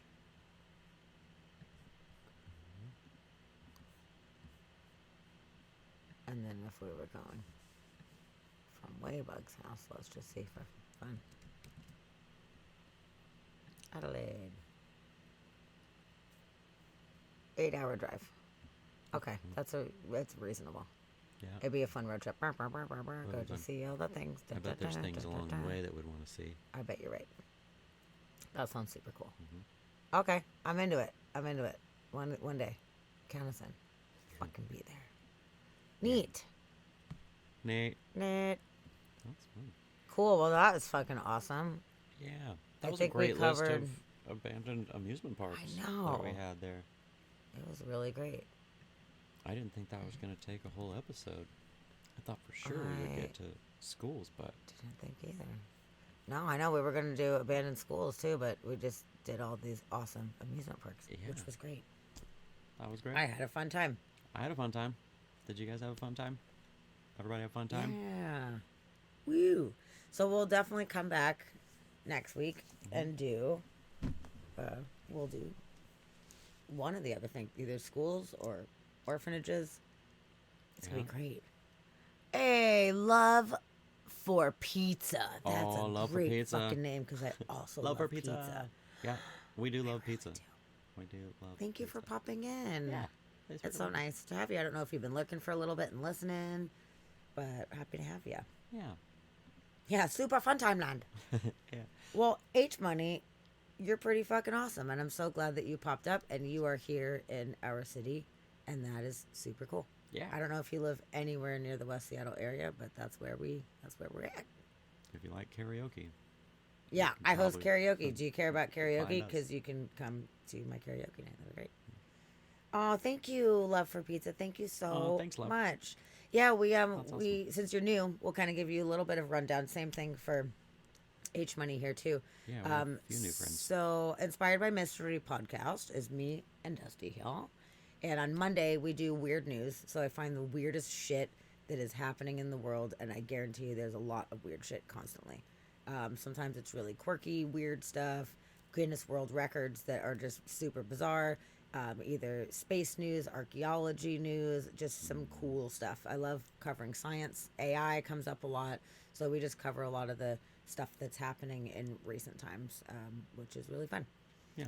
So that's on Mondays. And then on Wednesdays, we either do kind of what we're doing tonight, doing a deep dive into a specific subject, or I will interview somebody. And there's always been so many interesting people that we interview. And it's just if I find somebody who is interesting enough, we'll just sit here for 5 hours and have a conversation and learn about science or art or music or astrophotography, or talk to morticians. Like we talk to millions of different kinds of people, so you never know what it's going to be, but it's always going to be something kind of fun and out of the box and a little quirky.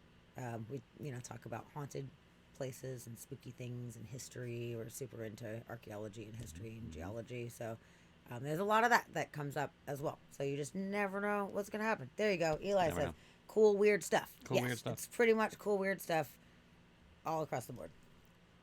Oh, thanks. Thank you. Yeah. I like it too. Yeah. I got it. Where were we at? Was it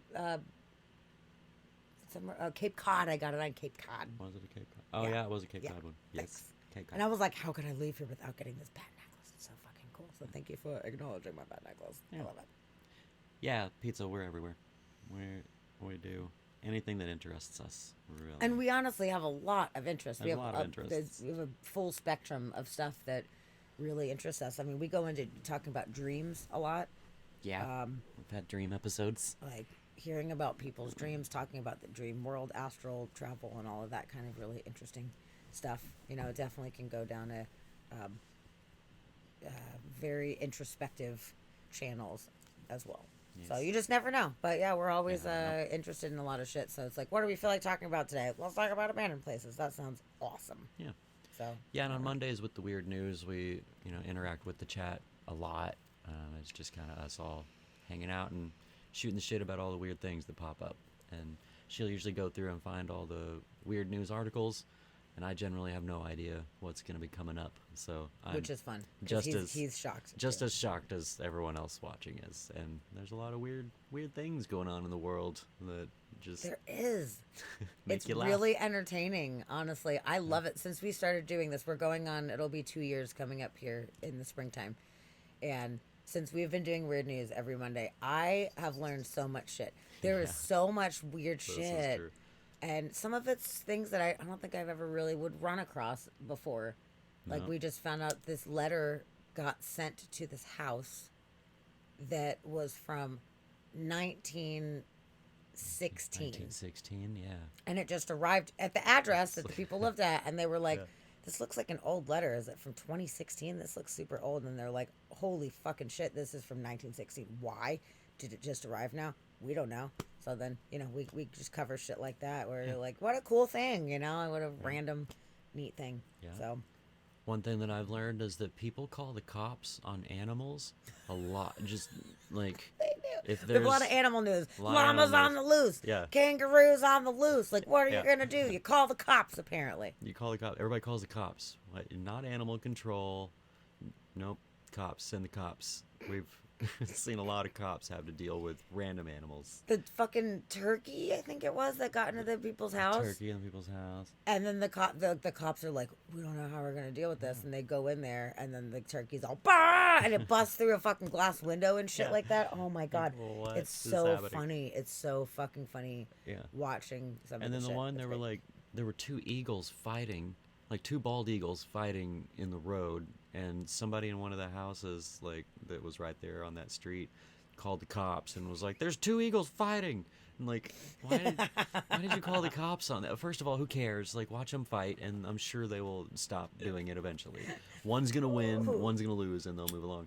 No, they called the cops, and there's like two cop cars pull up, and they have to like try and figure out what they're gonna do with fighting bald eagles, which are giant, by the way. Like, you can't And really do it's anything like, unless you yeah. get like a foghorn and you're like, bah! And you Yeah. just try to scare them and make them Try to leave. Spray them with a hose or something. Like, But, back like, off, eagles. But I mean, how long are they gonna possibly fight for? It's not gonna be like a 4-hour fight, Like, Yeah. like let them do their thing. May the best man win. Yeah. Move along. you'd think so. Yep. Nope. Call the cops. Yep. it's freaking weird. People are weird. They Lot- are weird, and that's why I love weird news, because it's showing the weirdest parts Yeah. of humans. It's super entertaining. Yeah. And if you get bored, we do have we put all of our streams up on YouTube, so you can go back and check out some of the past streams Yeah, we have a lot of really fun ones if you want to see what we're on about. there. There's a lot of weird news ones, and then we have some different interviews about specific subjects. So if there's any specific subjects that you might be into, you can just pop them on while you're, I don't know, cleaning your house or going on a long drive or whatever. Our episodes tend to be pretty long.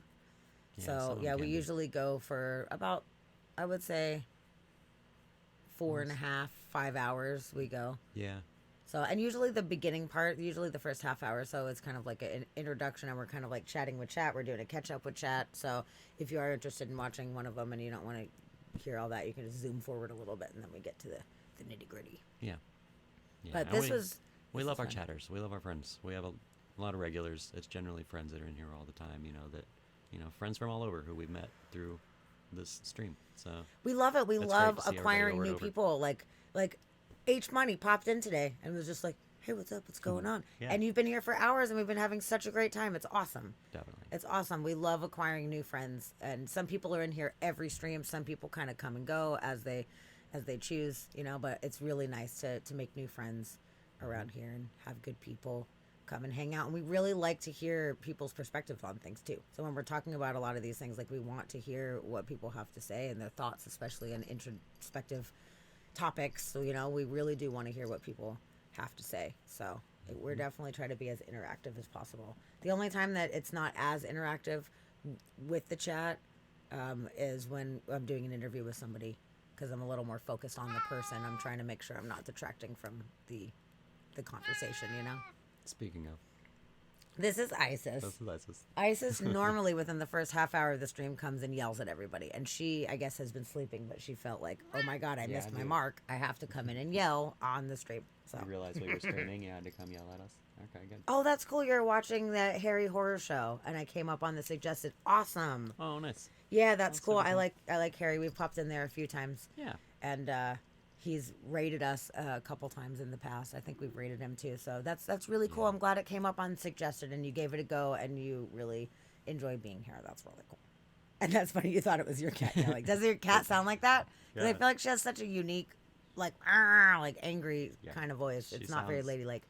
She sounds angry always. Meow. She does. That's And so she funny. can only yell. That's the only voice she has is yelling. It's, ow, Yeah, Jesus. it's true. The other cats have a little more vocal range. She just like yells. She actually says hello. That she does say. But Yeah, it's like she will say hello, hello. She taught one of the other cats to say hello. So now someone's yelling hello and we don't know which one it is. It's fucking funny, dude. It's so funny. It's always in the middle of the night. Oh my Just god. walking around yelling. Yeah, did you hear him last Hello. night? You had fallen asleep. And I Mhm. was like, oh my god, get out of here. Like, stop yelling hello. And I yelled and then they stopped. And I was like, yes, I won that one. I fucking won. Hello, shut up. Hey, one of your cats is very vocal and has a wide range of sounds. Me too. Yeah, our cat Jedi, he has a whole language. Yeah. He's really awesome. He's super, super smart, and he has a lot of different ways of saying things. And you can tell when he's frustrated. His eyebrows go down, and he's like, and you're like, that's so funny. He's like emulating human emotions. It's great. He's very expressive with his face. Yep, He has facial he expressions. is. Isis just yells. That's all she does. Yeah, But she just wants always. love. I mean, right now she's just like rubbing all over me. She just wants love. She just sounds angry. They are just little people. They really are. They're so awesome. I love them. Psychos is what they are. They're awesome. I Yeah, love they're cats like a so psycho. much. They're so cute. Yeah. Yay. Oh, Well, cool. Well, Yeah, so- I'm so glad to have you guys. So good to new meet friends. both of you. This is so Yeah. great. Awesome. Well, we are going to see who to raid. Let's see who is on right now. Yeah.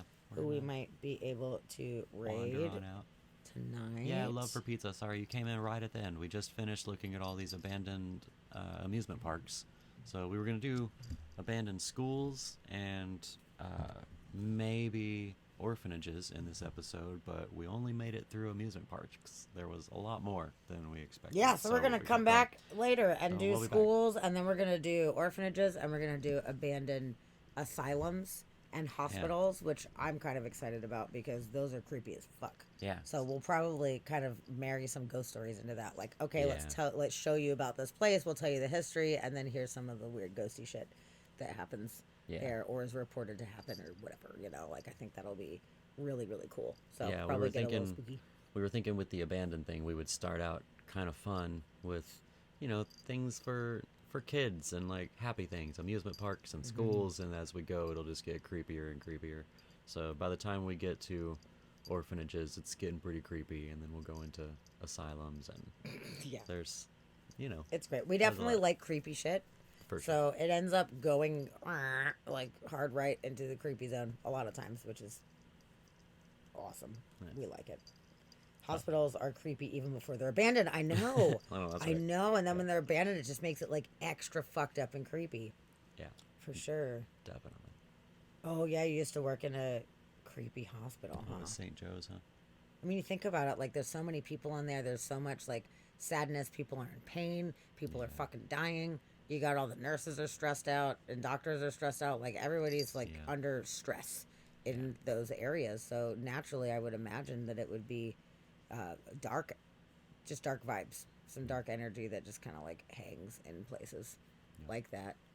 Because it's not a very, like, happy, fun time place. Nobody's stoked Yeah. to be Yeah, in a nobody's hospital. happy to be in a hospital. No.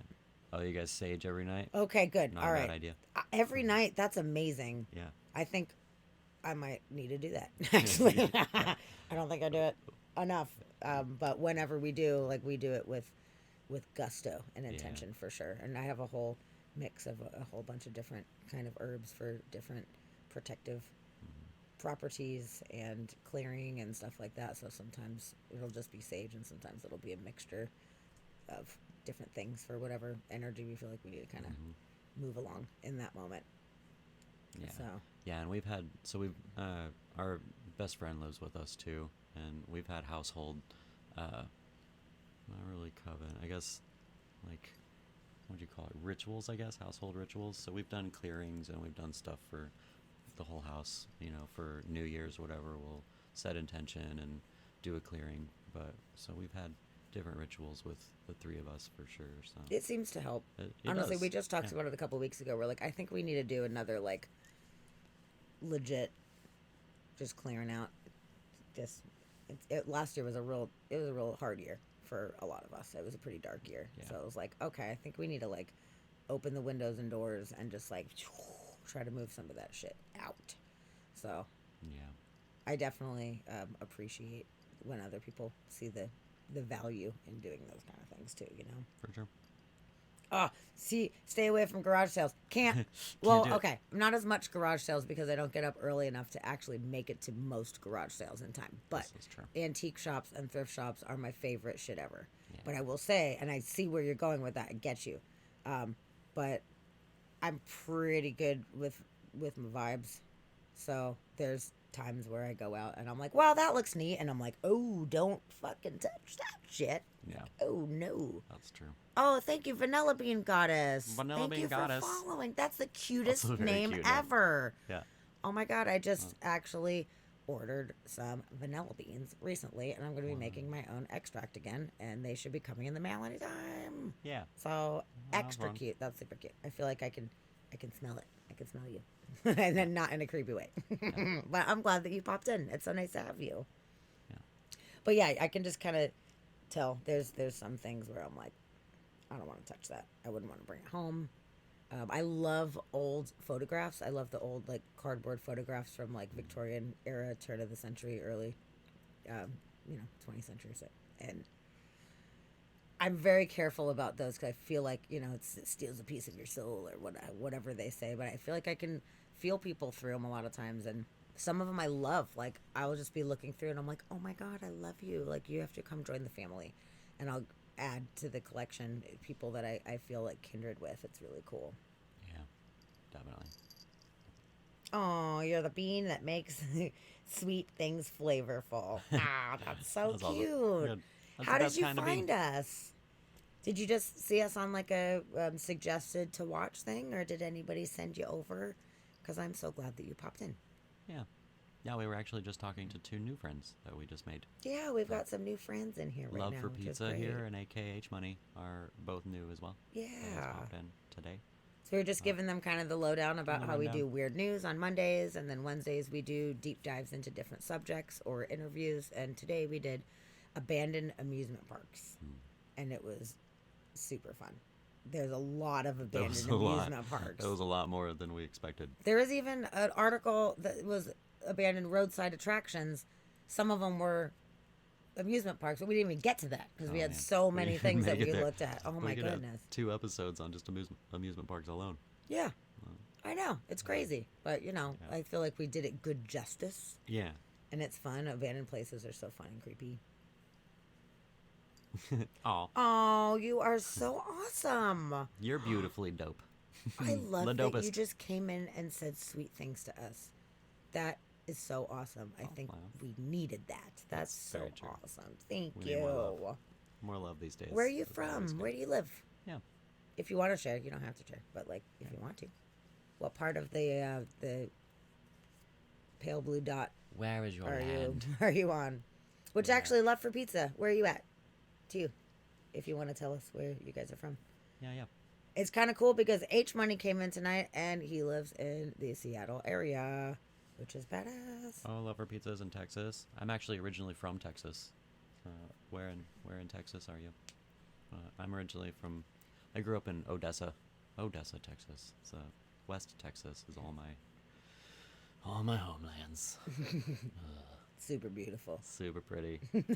If you like brown, it's real pretty. You found us on the Discover part of Twitch. Oh, Oh, nice. that's awesome. I'm so glad. That makes me really happy. Thank you so much. I wish you came in earlier. It's okay. You're here now. It's better late than never. But I wish you were here earlier for the bulk of the episode. Yeah. We We stream. just finished. I got a whole cat on my face now. So.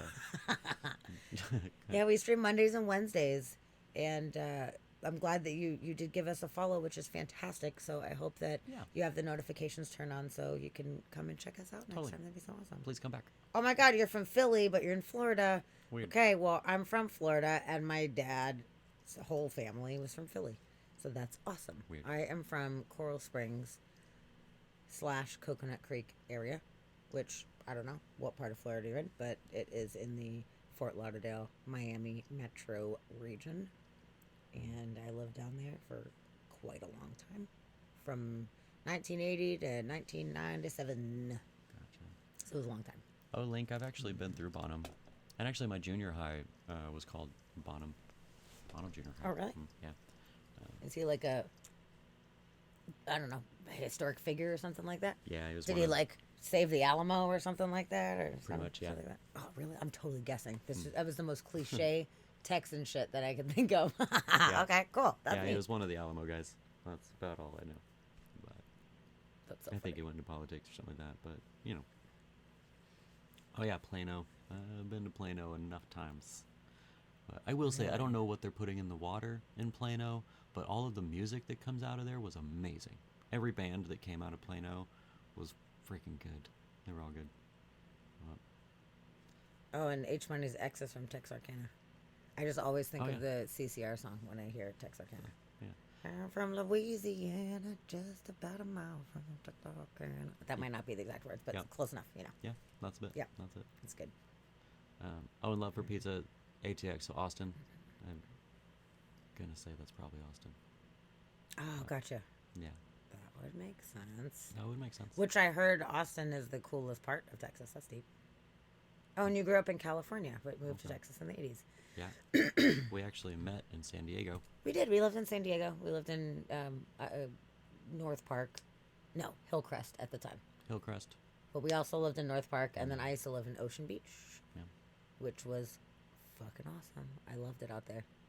It was awesome in my mid-20s, living in California by the beach, managing a pizza shop, smoking all the weed. It was fucking great. I loved it. It was so awesome. Like, it was the perfect place to be at that time of my life. It was great. Yeah. And now here I am. Good spot for sure. In my 40s in Seattle, rocking it out, which is pretty cool. We like it. Seattle's pretty great. We're rocking it out. Oh yeah, love it here. Best place we ever lived. Oh, that's where you were born. What, San Diego? Really? No way. That's awesome. Weird. Look at us all just circling each other for our whole lives. I used to work at a bagel shop smoking spliffs in the back alley. Hell yeah. Working at a bagel shop. I would be like 8,000 pounds because I fucking love bagels so much. I mean, Vanilla Bean gets it. I imagine. Actually, I don't know what part of Florida you're at, but if you're in South Florida, you probably get the whole bagel thing because, oh my God, we had the best bagels down there. True. I mean, obviously, New York has the best bagels, but we had a bunch of New Yorkers that came down to Florida and made bagels. So it was like the second best thing, I guess, that you're going to get. It's true. And there's like no possible substitute out here on the West Coast. We have like shitty bagels. We have shitty bagels. They're not good. I mean, it's better than no bagel. I will give you that. It's like no bagel is the worst. Any bagel is better, but like compared to like the good bagels, it's hard to find. Yeah. Hard to find. Oh yeah, the Onus fruit from New York. See, that was some good shit. Actually, I found a really cool deli recently out here, and it is called Dingfelder's, which is like the most, Jewish New York Jewy name name ever. And I mean, my family is Jewish, so grew up around like the good Jewish food. And this guy, he's slinging it here in Seattle, and it's very rare to find something like that. I went in, I was like, well, due to the name, it sounds like it hopefully is pretty legit. And it is fucking fantastic. It is so good. So if anybody's in the Seattle area and wants some good stuff. Yeah. Blazing Bagels, I did not care for. No, we've actually been, like twice, and both times we were just like, this is just not good. Like, I don't know. It wasn't good. Einstein, like, I mean, it's corporate bagels. They're corporate, good. but they're good. But it's not anything like a real Jewish bagel. No, but they're still good at least. Good. But like Blazing Bagels, yeah. They're okay. Couple times we went in there. Dinky. Yeah, we just were unimpressed both times. Just like, oh, okay. Yeah, and I was like, hey, I want a bagel, open face, I want extra cream cheese with avocado on top. and it was like $2 for avocado. I could buy an entire avocado for $2. Yeah. And they gave me literally 3 pieces that were like that big on each side of the bagel, and I was like, "Are you serious right now? Like, can you give me some more avocado?" And they're like, "Well, this is what we're supposed to give for $2." And I was like, "I hate you. You're killing me." Because avocado on a bagel is the fucking best, dude. It's so good. Definitely. Now I want bagels. Now I want bagels. Yeah. Yeah, but Einstein, when I lived in Atlanta, I used to go to Einstein's all the time. I worked at this bar that closed at 4 a.m. And by the time we'd get out, it would be like 5:30 or 6. And me and my roommate at the time, we would like, oh, let's go to Einstein's and get some like dinner, essentially. And everybody else was getting breakfast. Everyone's in suits, getting ready to go to work and stuff like that, getting their morning coffee. And we're like covered in beer and shit like that, and all haggard because we just worked like a whole shift at night and everything, and we'd go in and get like bagels and lox or whatever, and it was awesome. The looks that we would get from people, oh my god, because they knew we were still up. They knew we were not up that morning for sure. You don't look rested. Yeah, we'd be like, definitely not. Hi. Yeah, we're just gonna get some bagels and gonna go to sleep soon. But it was great. So at least we had a Einstein's. We don't even have one around here. It's weird. There's not one like right near us. around. There's one downtown. Yeah, but not one like. I think that's the closest one. I wish there was one closer. And we actually had a really good one in West Seattle for a while. It was I forgot the name of it, but it was a good bagel place. And then they closed that shit down. It was on California Ave over there, and they took it away. Good bagels hard to find. Fuck. I know now. I totally want them. Used to go for breakfast after a hospital nursing shift with other nurses. Oh yeah, and drinking mimosas and Bloody Marys at 8 a.m. Totally, dude. So you totally yes. Zats. Oh, Thank Zats. you. There, yeah, that Thank was the you, one. Eli. Yep. Like the name was just escaping me. Yeah. It was pretty I good. forgot about that one. I forgot about that. It was decent enough for sure. It was not like top notch, but it was definitely better in my opinion than Blazing. Better than Blazing for sure. Yeah. Oh, Link. Good night to you. Good evening to you. Yes. Thank you so much. Yes, you're Yeah, so we're sweet. We're so glad to have you. We'll be signing off in a minute too. Yeah, let's do that. Now I'm gonna go make a bagel with avocado now we're gonna make a because bagel. we have bagels. And avocado. Yeah. And cream cheese. Yeah, we're gonna do it. We're gonna do it. Yeah. That's happening right now. That sounds good. Yes. But awesome. It was so good to meet all of you guys. And to all of our regulars, thank you for coming in. Absolutely. To the newbies, we appreciate you. Thank you for coming. Please come back. We'll be back on Monday. Yes, I'm so happy to have new friends. So please don't forget about us and come back. Absolutely. Hey. We've got everything bagels right now. They're like not fancy from a bakery, but they're like not fancy. Whatever, Thomas Bagels or something like that. Franz. Everything. Is it Franz? Ooh, even better. That's actually better than the Thomas. They were on sale. Perfect. Great. I know everything bagels. Yeah. As long as there's no caraway seeds. Sometimes they sneak caraway seeds in the everything bagels, and that's a no-go for me. You got to check on that. You got it. I check every fucking time because most of the time they don't have them, but sometimes they fucking do. And those little bastard seeds just ruin my life. I can't do it. Okay, you understand. Yes, okay, yes. Oh, thank you for subbing. Pizza. Oh, sick. We love you. Thanks, Pizza. Oh, We that's so appreciate that. cool. We're so happy to Hooray. have a new sub and a new family member. That is the fucking best. Absolutely. Hooray. We appreciate you. We appreciate all the support. Any support we really get. do. We really, really do. Thank you so much. And now you have really cute emotes. Check out the cool emotes that you have now. Yeah. I'm just going to show everybody right now. So And you everybody get a little knows ghost what we're- next to your name, so now you're haunted. Yeah, you got Ooh, haunted. That's fun. Okay, so these are just so anybody that does not know the glory. These are the emotes that you get if you subscribe. Dusty made them. Ooh.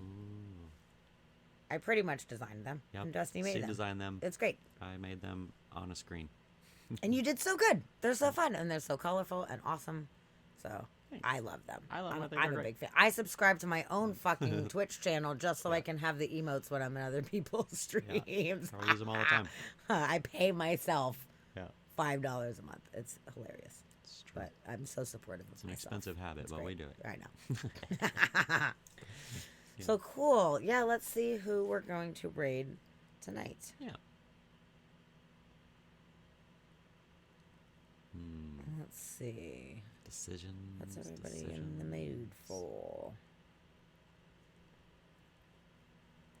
We've got Matt Suarez doing some music. Yeah. We have Mary Amber, who's a fucking hoot and a half. Mary oh my Amber's god, fun. We should do Mary Amber. dude! We You haven't guys, done okay? her in If a you long guys time. have not heard Mary Amber at all, she is Australian and she is a musician and comedian.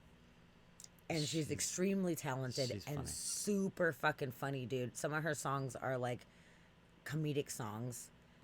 She dresses in weird costumes and shit like that, and she just seriously is one of the nicest people. She is so grateful for everybody being there, and she is just like way fun. She even makes these little edited videos and stuff that she'll put on, like these just little silly videos. So she's pretty Yeah. great. Yeah, she's super fun.